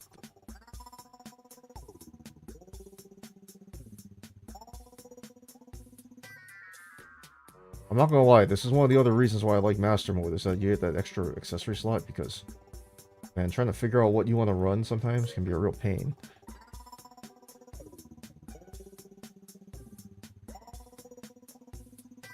If I wasn't down here in the caverns, I would bail out on the climbing spikes right now, because I don't really use that until way later in the game, until I make... You know, until I'm crafting ninja gear, but... Right now, the ability to sort of, kind of, but not really stick to walls a little bit. Kind of useful when you don't have fall damage protection, because that will slow you down. And prevent you from taking fall damage, along with the double jump and the hook. So... Right now, it's more worth for me to have that. The depth meter has increased crit, so... if I'm gonna say do like fighting on the surface where fall damage is pretty much a non-factor, then for sure I'll probably opt to switch out my accessories. I've played so much master mode that like I watch people play on expert and stuff, and I feel sorry for them because they don't have that extra accessory slot. It's like, man.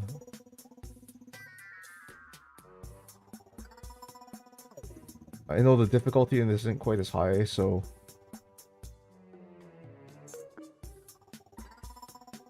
you may not like quote unquote need that extra accessory slot, but man, it feels so much better to have the extra accessory slot.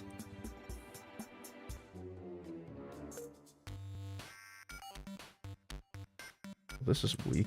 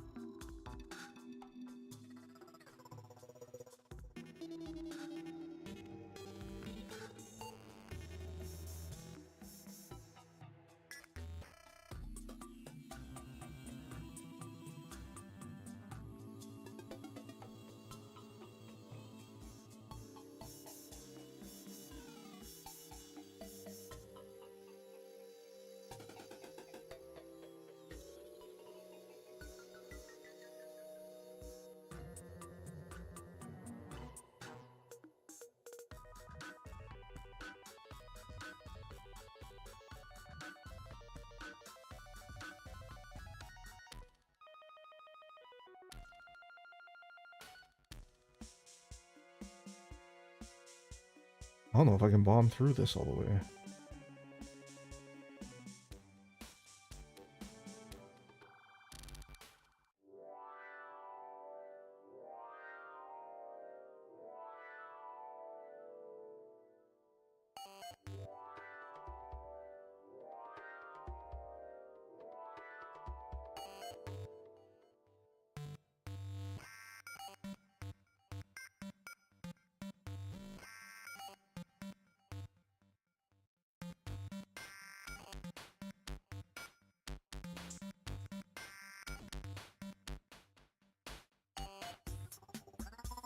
I think it's absolutely hilarious that some things are just lava proof.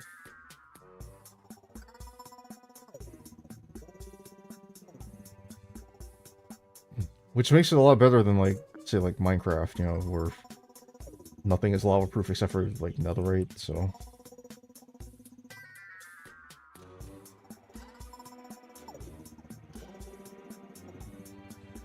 You know what, that have this as a gift. Oh, that's not what I wanted to do.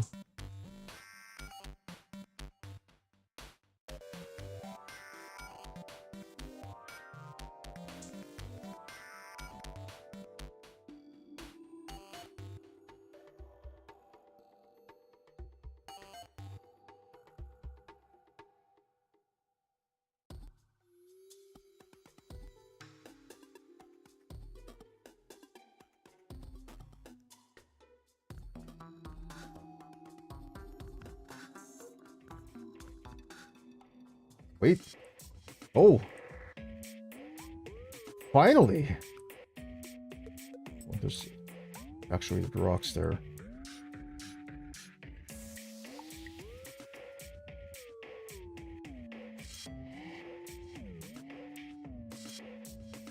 Finally some loot.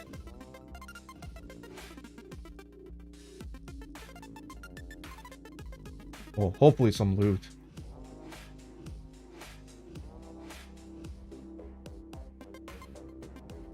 I've had more than a few of these large mushroom biomes. These glowing mushroom biomes that spawn deep like this. Be completely full of lava and have absolutely nothing in them, which kind of sucks, but, you know.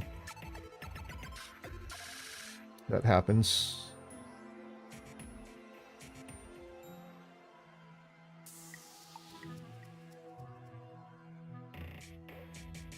I think I should probably start watching some Minecraft vids again. This Hermitcraft started up again this past Saturday. I started off really enjoying the beginning of Hermitcraft Season 9 and watched a lot of the beginning chunk of it and then kind of fell off for a bit. And then I kind of stopped watching after the trading card game thing. Their Beef's TCG thing got like super popular because it was one of those kind of things where it's like, it was really fun to watch initially, and then like everybody was just playing that all the time, so I was like,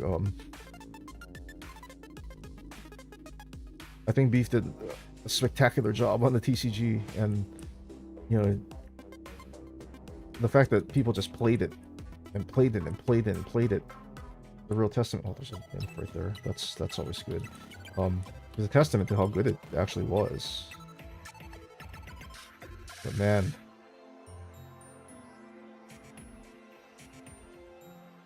that drove the content machine for such a long time that I actually was like, you know what, I kind of stopped watching Minecraft after that, or Hermitcraft after that for a bit, because that was like literally all the content there was just TCG stuff. Plus, I was waiting for Tango to finish Decked Out as well. So near the end of the season, I watched again after all that stuff kind of got completed, because it was fun and cool to see all that stuff being finished out. I am kind of looking forward to seeing what the Hermits do going forward into Season 10. I haven't watched all the vids yet. I caught part of the beginning part of B-Dubs as well, and I know Gem is... I think Gem has a second episode out already? Or is gonna have a second episode out, like, super soon, so... There will definitely be content to watch.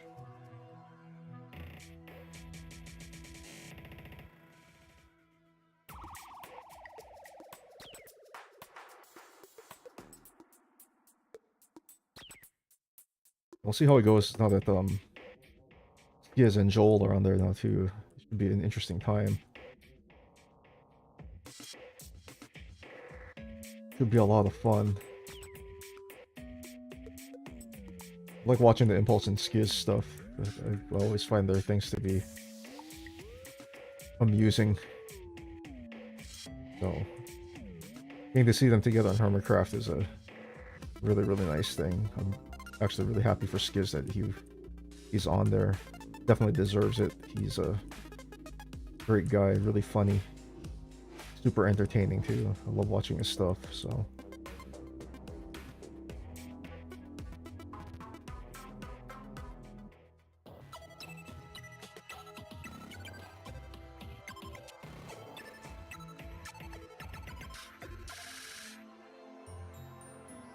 Of course, I'm going to watch Doc, because I want to see what kind of ridiculous game-breaking things he's going to do this season. His stuff is always fun to watch, because like he does things that make me question whether or not we're all playing the same game, because a lot of things he does are far beyond my knowledge when it comes to technical Minecraft. But I'm not a big tech Minecraft or Psycraft type guy anyway, so like my knowledge of automation is not that good, and my redstone knowledge is not nearly as good as theirs, so watching them build some of that stuff is like, whoa.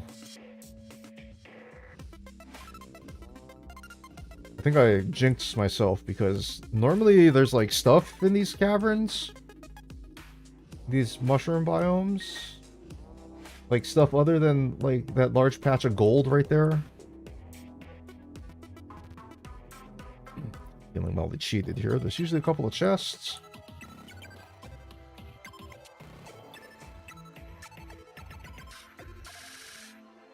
There's like a whole lot of nothing. What is happening here?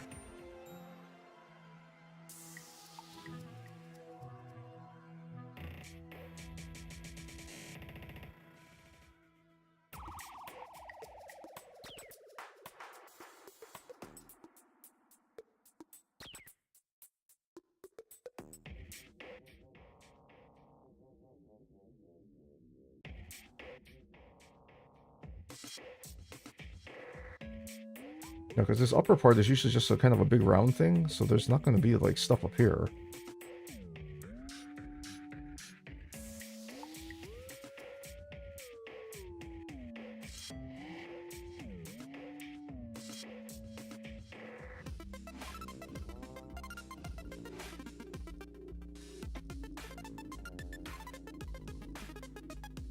Unless the loot in there is all up top and I just walked right past it. Because I didn't go high. But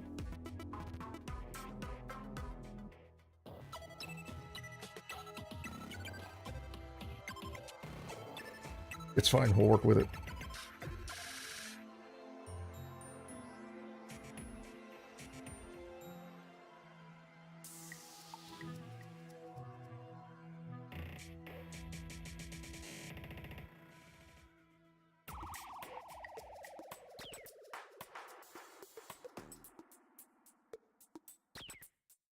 There's probably another mushroom biome over here or someplace in this area too, so I'm not stressing it too much. Oh. I'll eventually find the loot that I need, then we can boss rush after that, but I'm just a little sad that I didn't run into any good stuff immediately. Normally these areas are flush with good loot, so a little bummed that it's not the case. There's a geyser right there.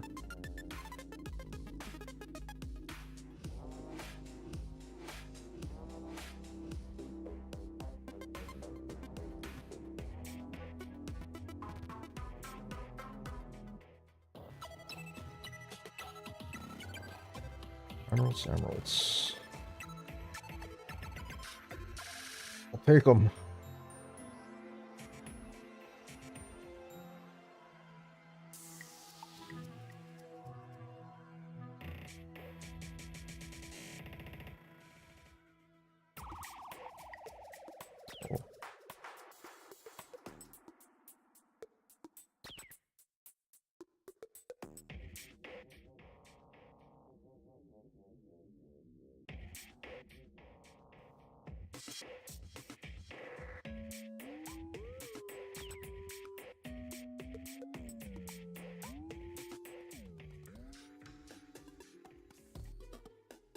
That's a lot of sapphires.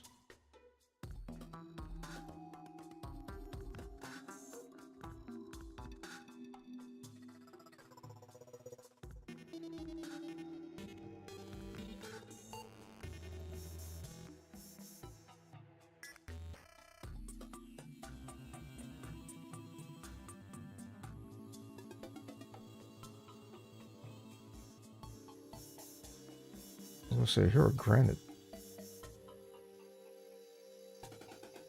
golem.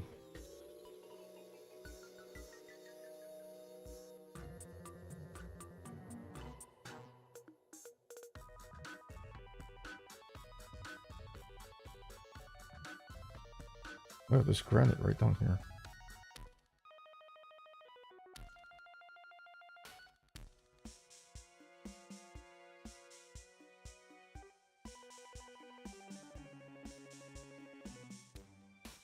Granite biome is also not a terrible thing to find either. You can sometimes find decent loot in here.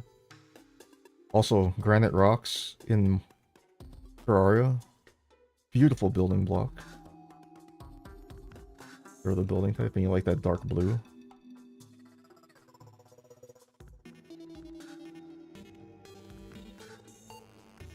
Free gold right here, I might as well take this.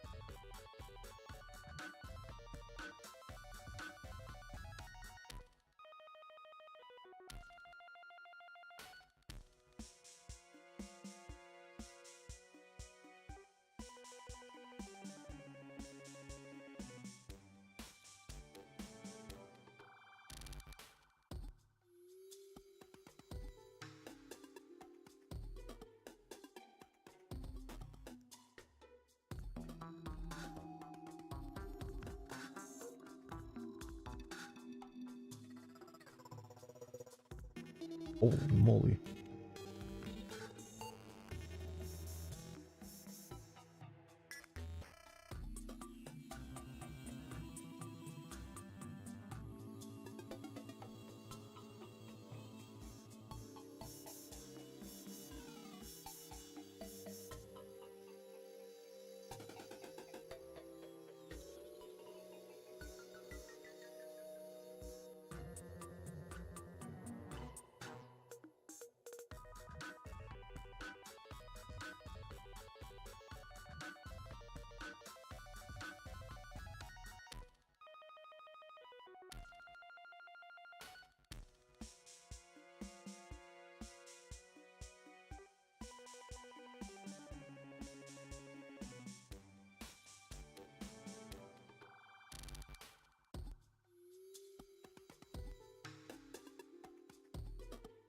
That Granite Elemental was not messing around. I think that 70 something damage to me on one hit.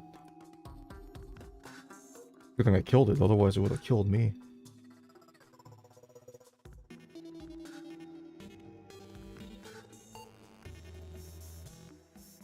Yes, yes. Patience, Barry. I'm trying to get down there.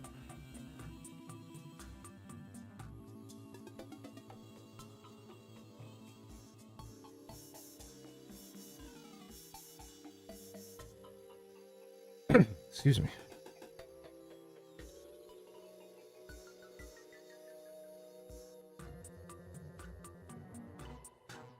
Oh, there's a heart crystal tucked way in there.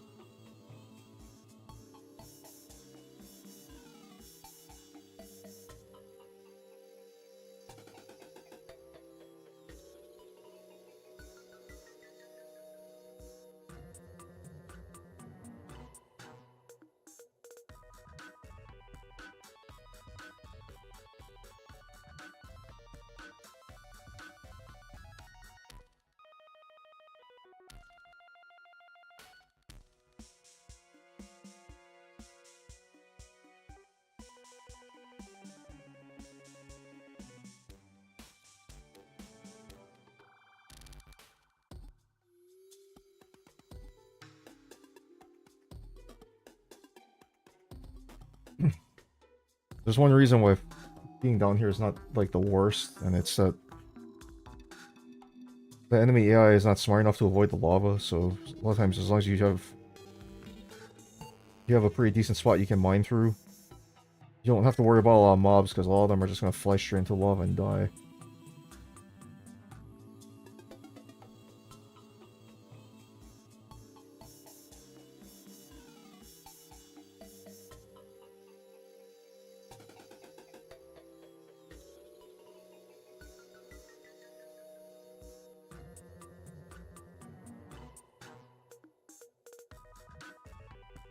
Oh, there's a marble biome right here too.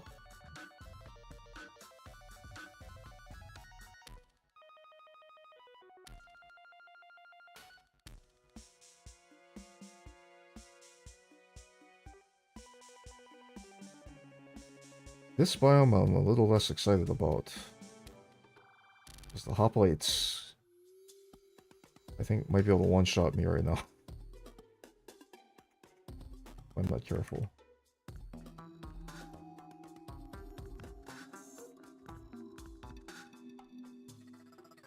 Also, this marble biome is so bloody small. Why is it even here? There's no loot in here.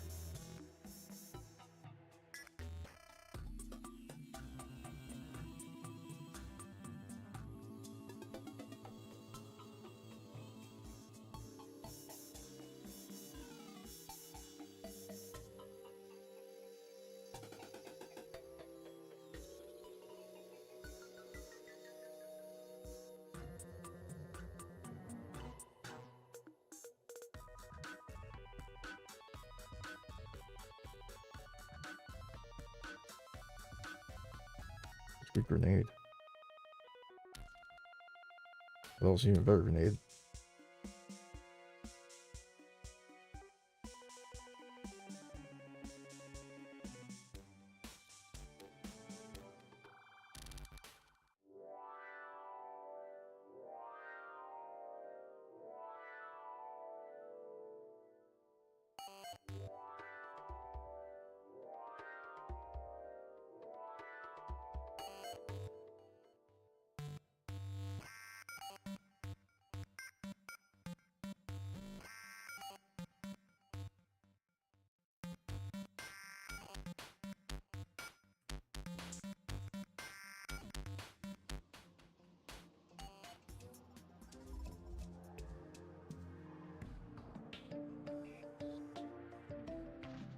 The amount of stuff I didn't find was spectacular.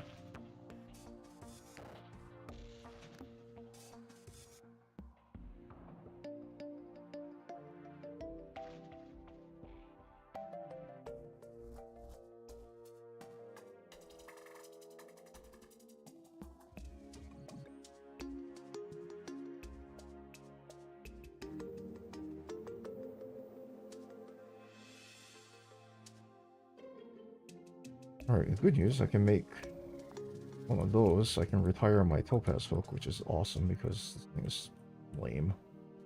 Oh, I got a lot of silver.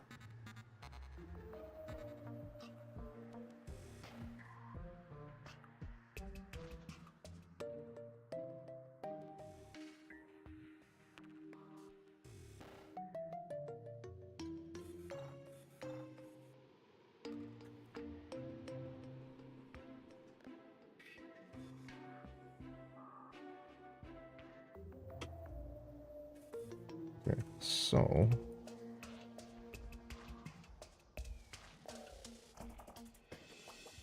I kind of want to re-explore this. It's gonna be kind of a pain to get back down there, but I do want to re-explore that a little bit. I definitely want to check this area out because there's probably another mushroom biome in here. I know this pyramid will lead me into the underground desert, which right now is probably not the smartest thing for me to go after.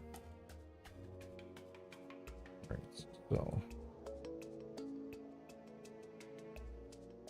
in terms of crafting, I think some armor is in order. 45, 60 to make a whole set.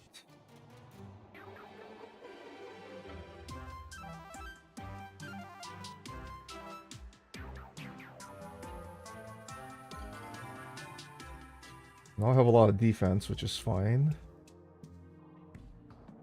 Make a these. And make a better fishing rod.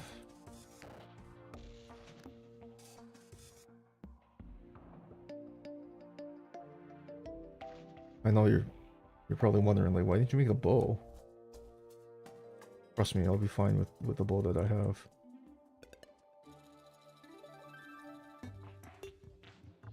But sapphire hook. That's why it's awesome. It's long enough for me to get all the way up here, so that's good.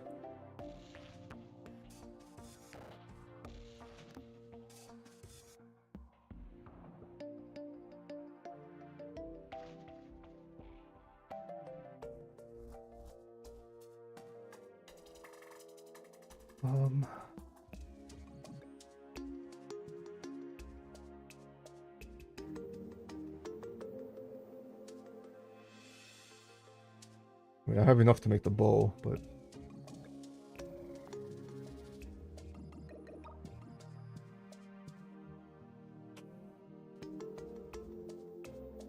you know what? Oh, never mind. That was a good idea. I take what I said back.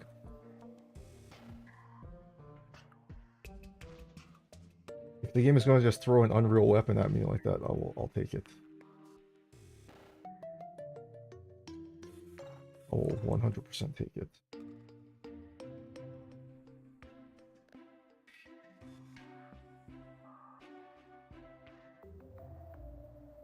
Well, you know what? The whole reason I went back there was to get campfires.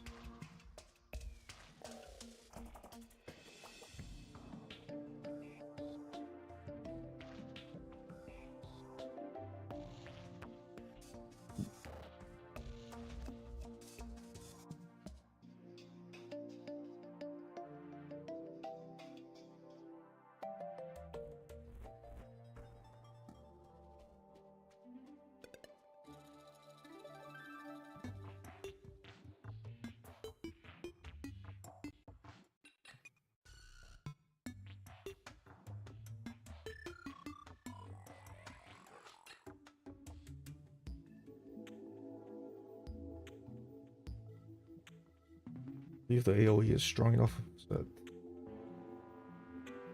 I'll always have campfire power in that area.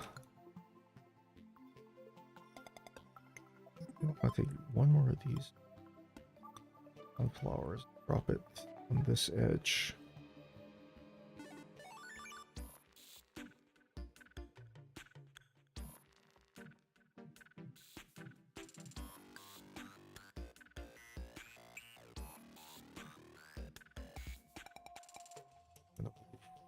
This sunflower a little bit old.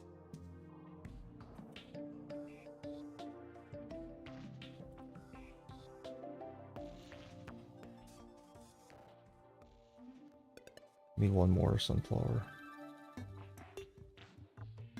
I'm sure I'll find another one.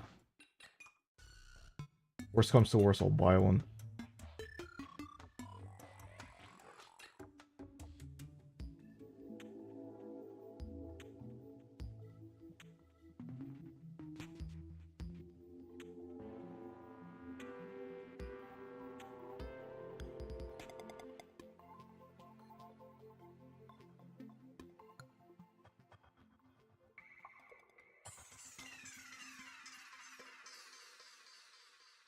Kind of bummed there was no surface chest over here, but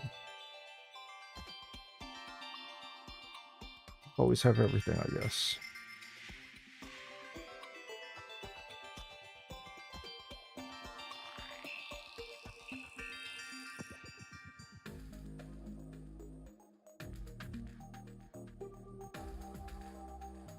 Oh, this doesn't open up all the way.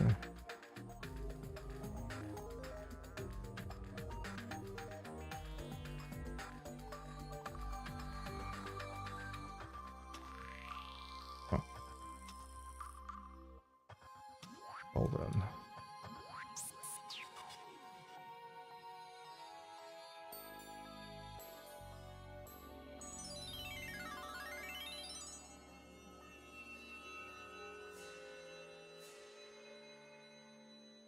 It would appear that this is the way in.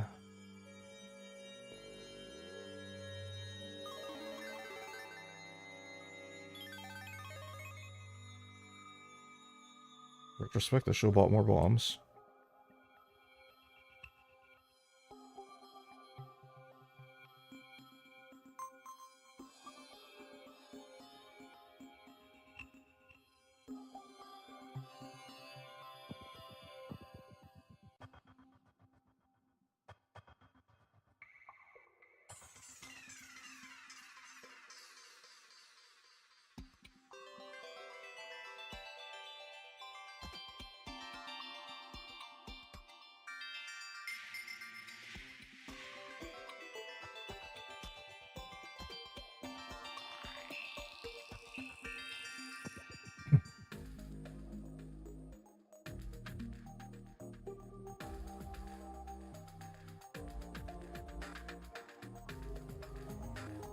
The arrow velocity difference is pretty significant. I normally don't care about modifiers early game, so whenever I get good modifiers early game, I just run with it, and I don't like monitor the difference. You'd probably be more mindful of that. But I'm also the kind of person who doesn't ever worry about really awesome modifiers until like after I get the Goblin Tinkerer, because you know,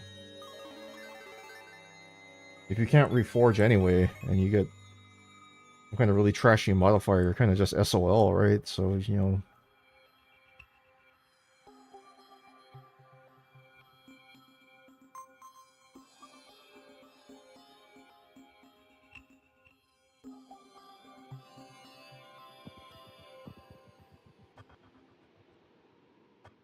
that's right, come here.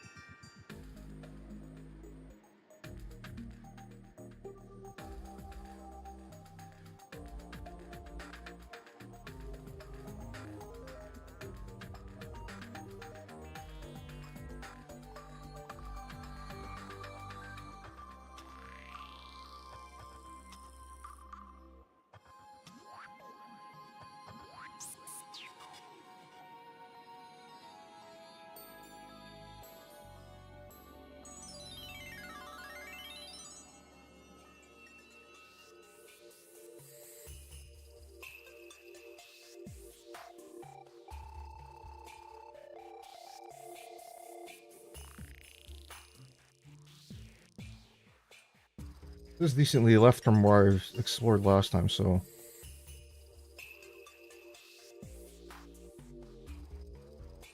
if there are significant open spaces, I will take a peek.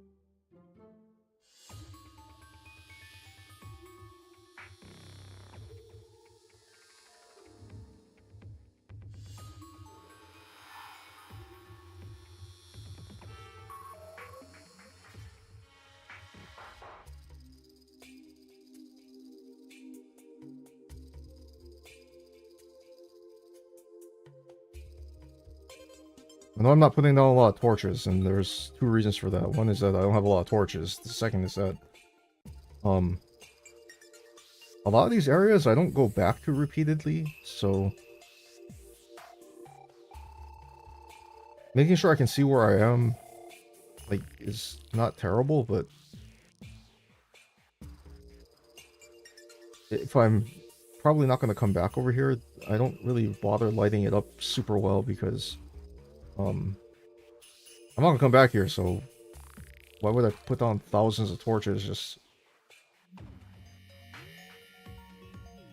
you know, if spawning in Terraria worked like how it does in Minecraft, yes, I would put down torches everywhere because, getting assaulted by mobs on the regular is not my idea of a good time.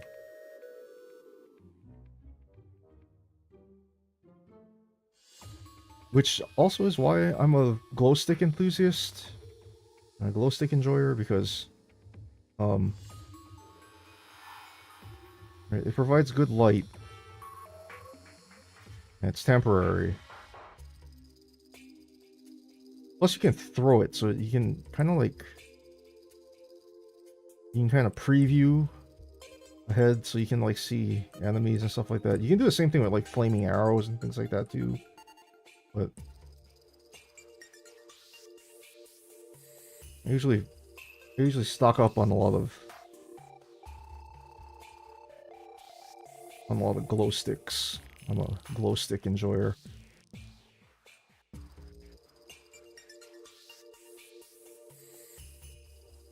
But regular glow sticks, these sticky ones that you can get sometimes from...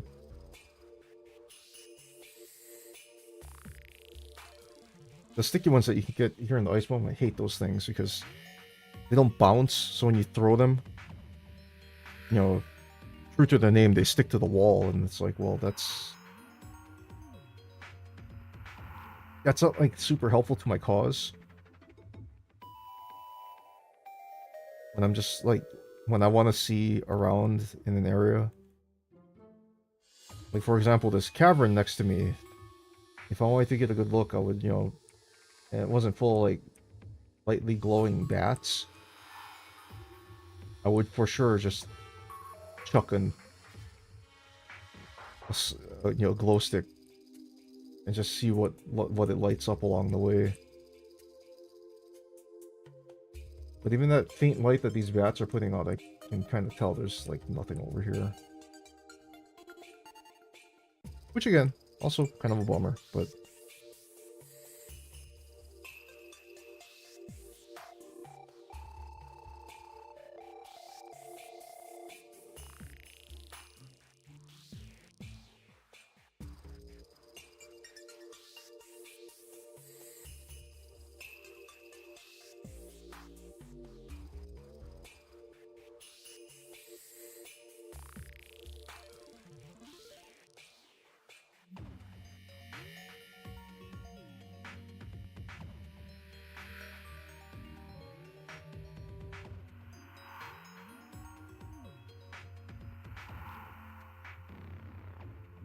I'm kind of working down to where I was.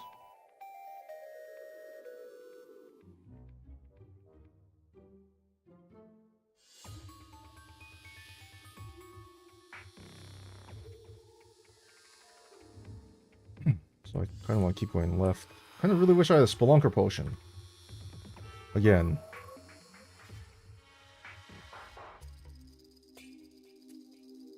That would make life infinitely easier.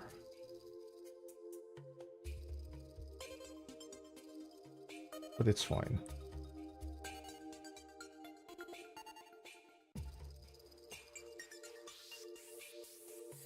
Oh.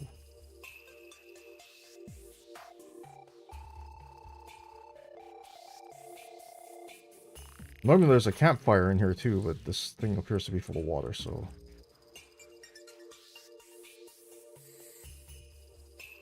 we'll take the cash.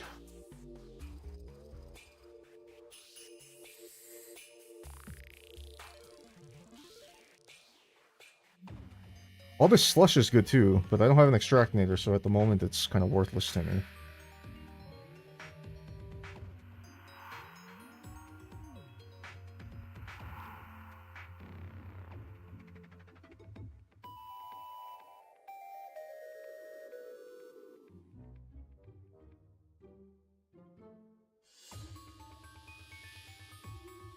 An angry depth meter and a precise depth meter. I think angry is what, +1 damage?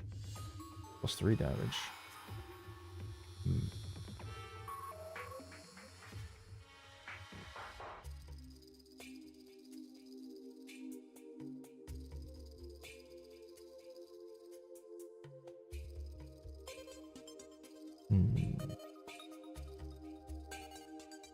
Interesting.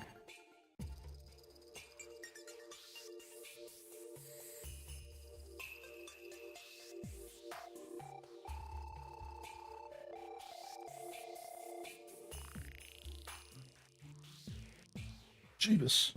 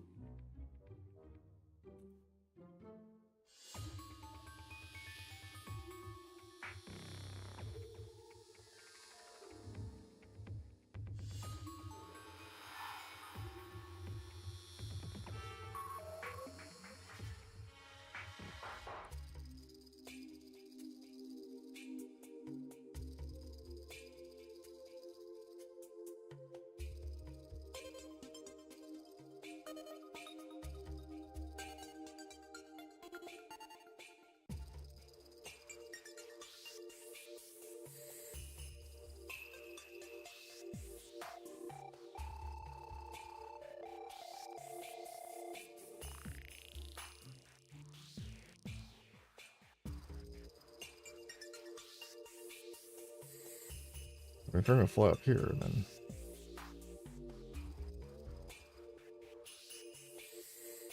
okay.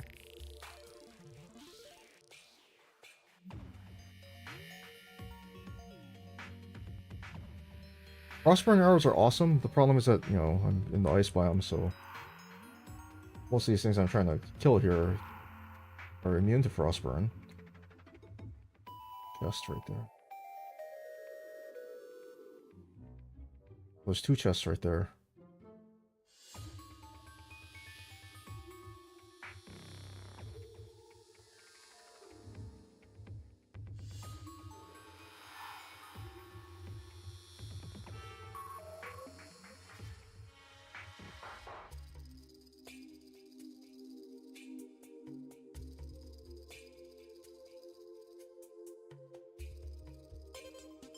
Alright, if I'm lucky,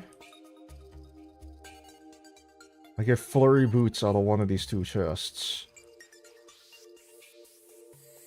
If I'm lucky.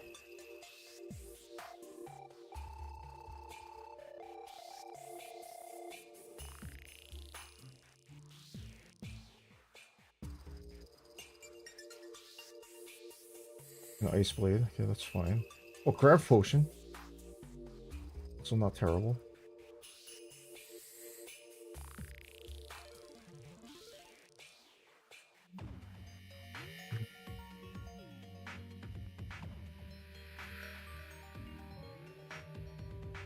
Management. Those.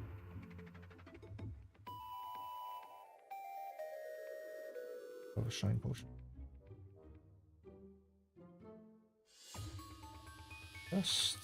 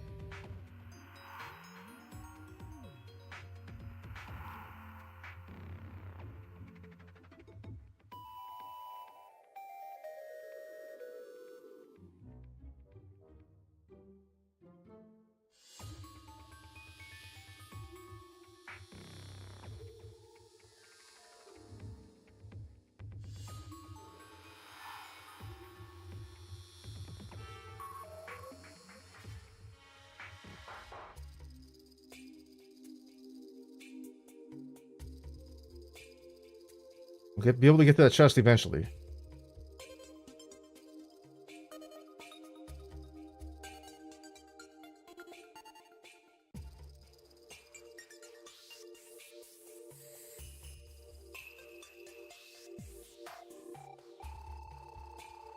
Oh my god.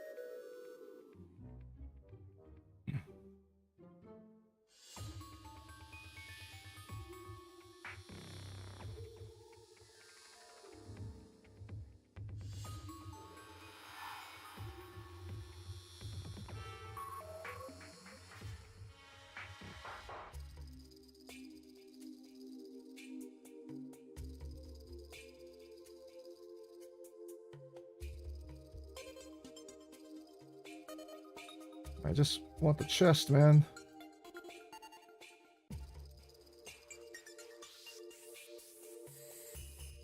I don't know how I feel about that.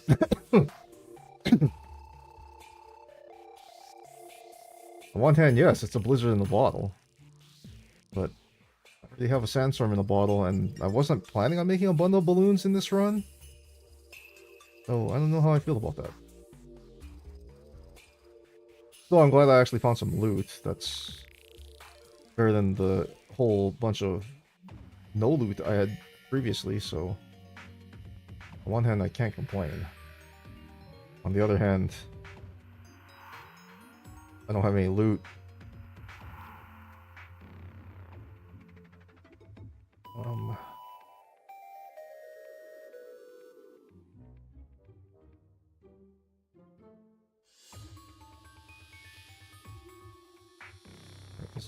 Piranha is a problem, so...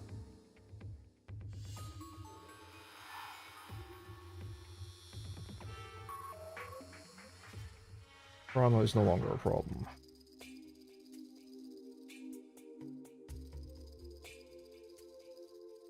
The Danger Sense potion is good, partly because it highlights traps. The other thing is you can do is it can kind of sometimes help you find the houses, the little cabin houses and things. Because usually what happens is that you have is that there's cobwebs inside the little cabins.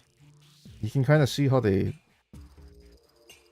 spawn in, and if there's a lot of like really square corners around them, sometimes that's a giveaway that you're...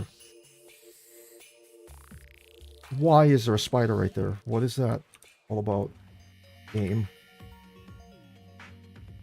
I do have a Spelunker potion now.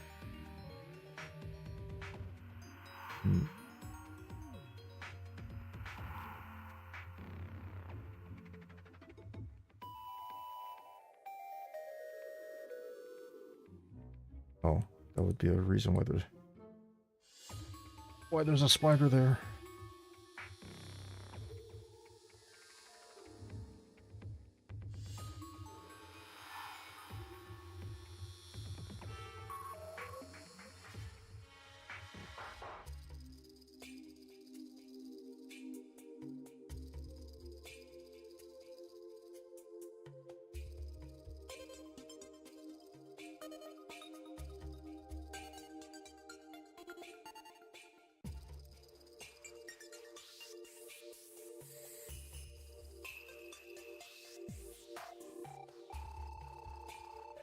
You already know the spiders in this game are downright terrifying. I'm mildly arachnophobic, but I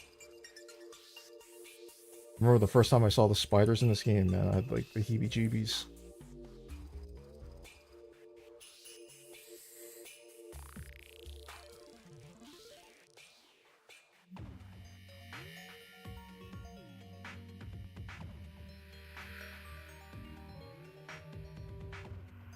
They're walled off.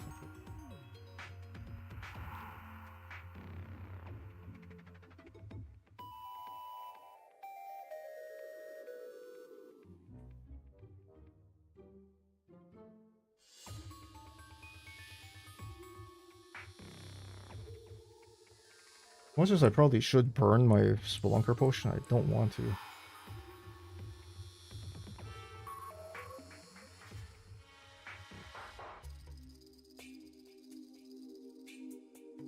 I'm not sure why I don't want to, I just kind of just don't want to.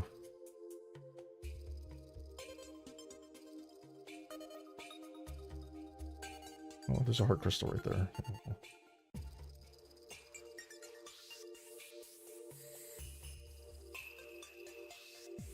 Let's first cap that so I don't take a death from above, because that'll be bad.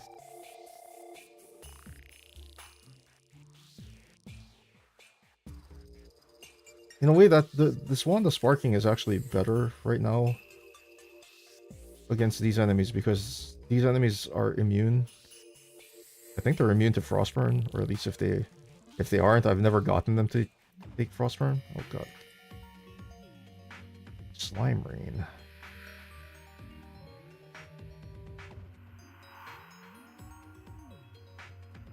What?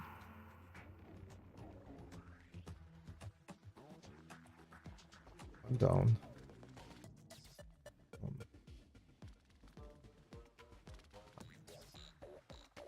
I'm gonna need a lot of grenades.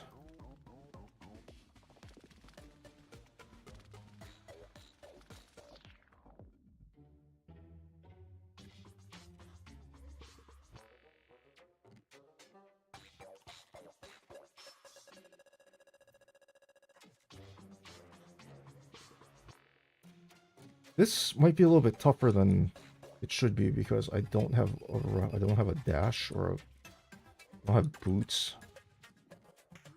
But you don't really need one to kill King Slime, so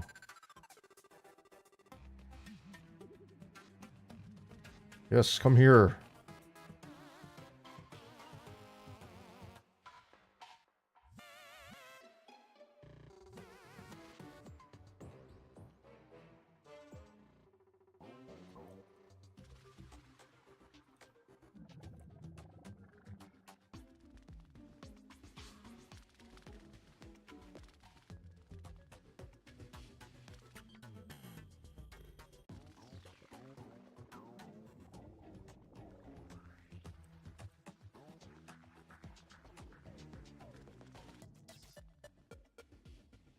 That'll help.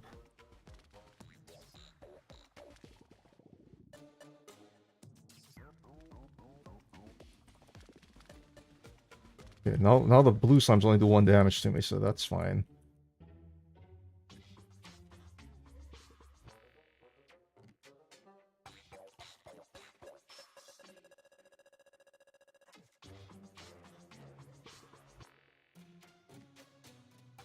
What I'm hoping for is that one of these slimes is going to walk in here with a iron skin potion. That'll make life a lot better when I have to fight King Slime.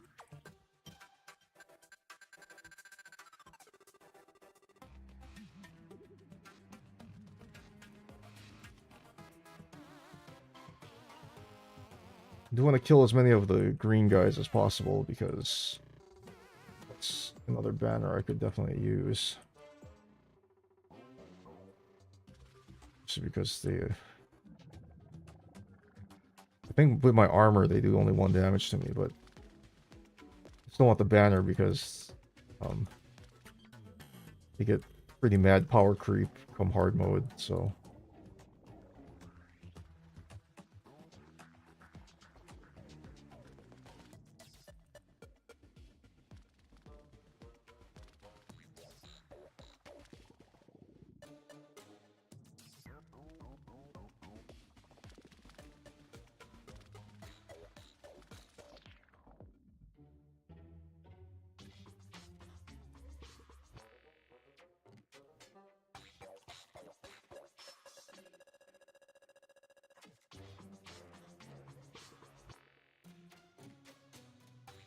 Oh, okay, well the purples only do 14 damage to me now too.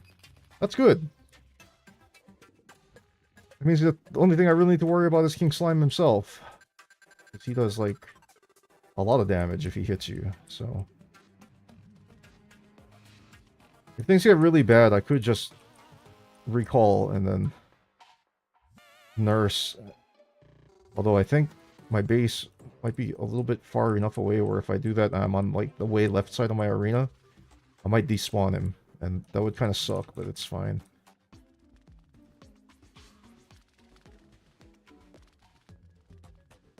There should be more than 1 slime rain through this in this playthrough. Ow. How dare you. What's my defense right now? 19. Probably like 16, 17 without the food buff.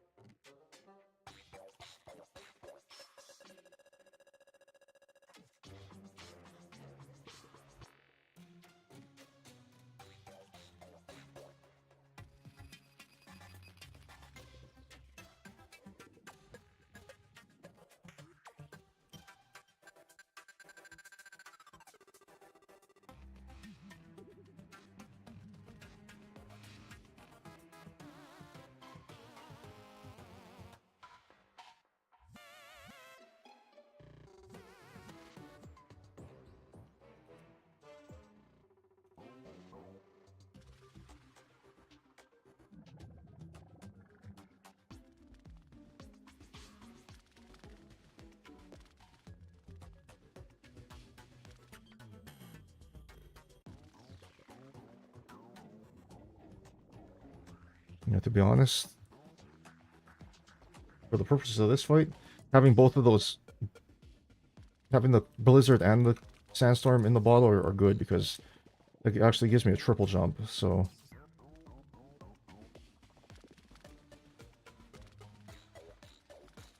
which can be useful. How dare you? Oh, Pinky hasn't shown up either. That's also a bummer.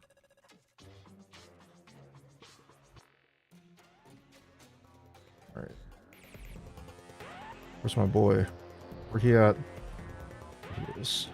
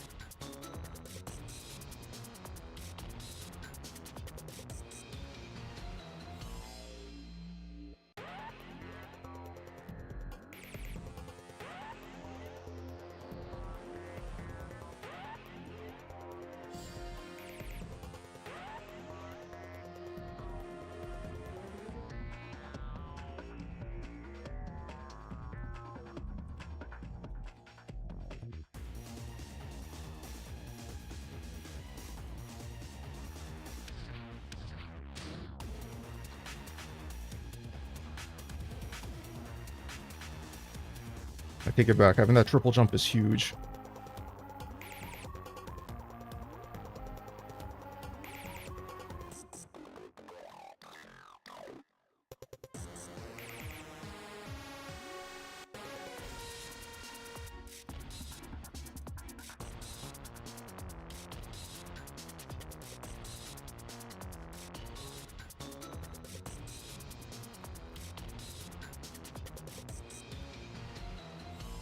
Got him.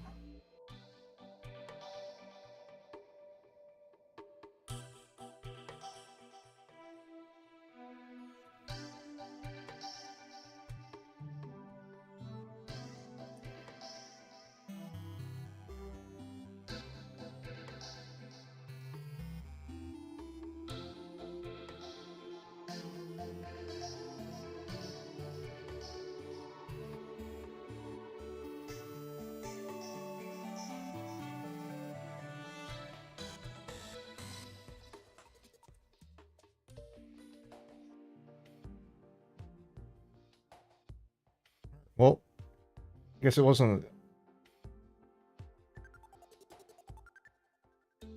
a complete loss.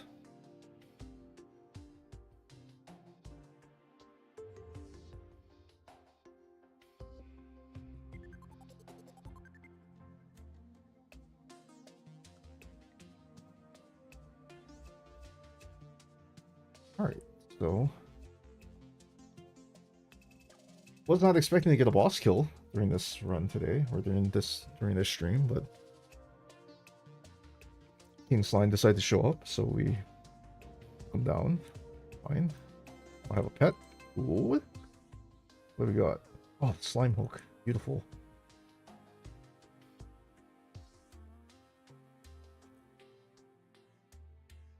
Still plenty long enough to get me up there.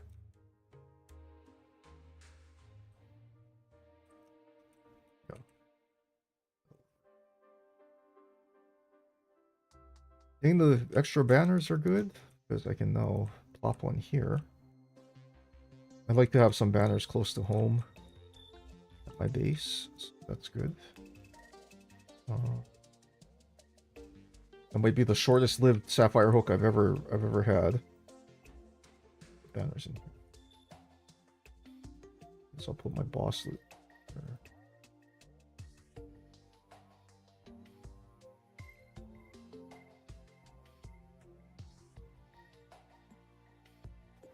I don't ever really use the solidifier, but it is a good placeholder for the Tinker's Workshop and things like that, because they're the same width. I usually just put them down just to keep the spacing right.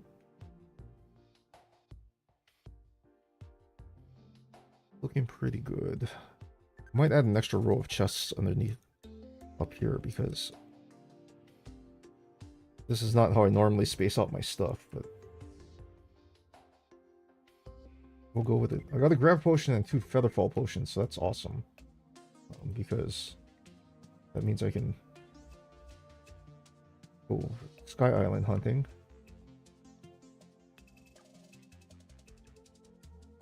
Alright. What things we're gonna do? We're gonna sell that, because I don't need that. Sell the hook too, because I don't need that either.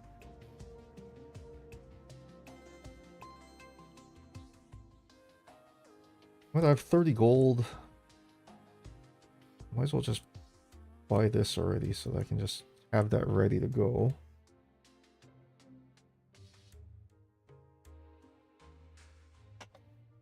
Then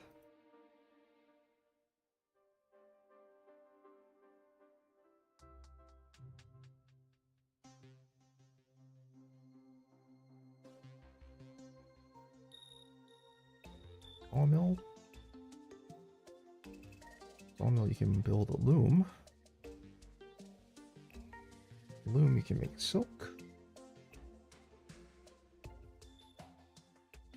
And silk, you can make a bed. I always put my bed here. At my spawn point. Now when I recall, I'm not going to recall down here. I'm going to recall up in my base, so that's perfect. And then what I'm going to do is I'm going to put one more trapdoor up here. If I can do that now. Trapdoor there. That way I can get all of my base from the top as well.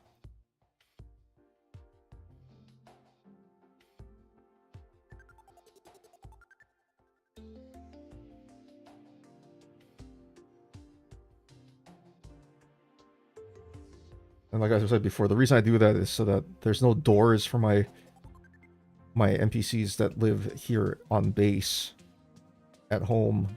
They can't open doors and like get themselves murderified by mobs who come in. So keeps them safe, keeps me safe.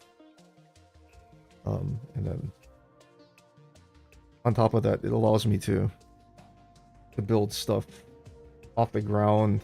So if there's things like a blood moon, the only thing I gotta worry about coming up here are dripplers and demon eyes, which is a lot more manageable than getting swarmed by all the other mobs too. So it's a safety feature.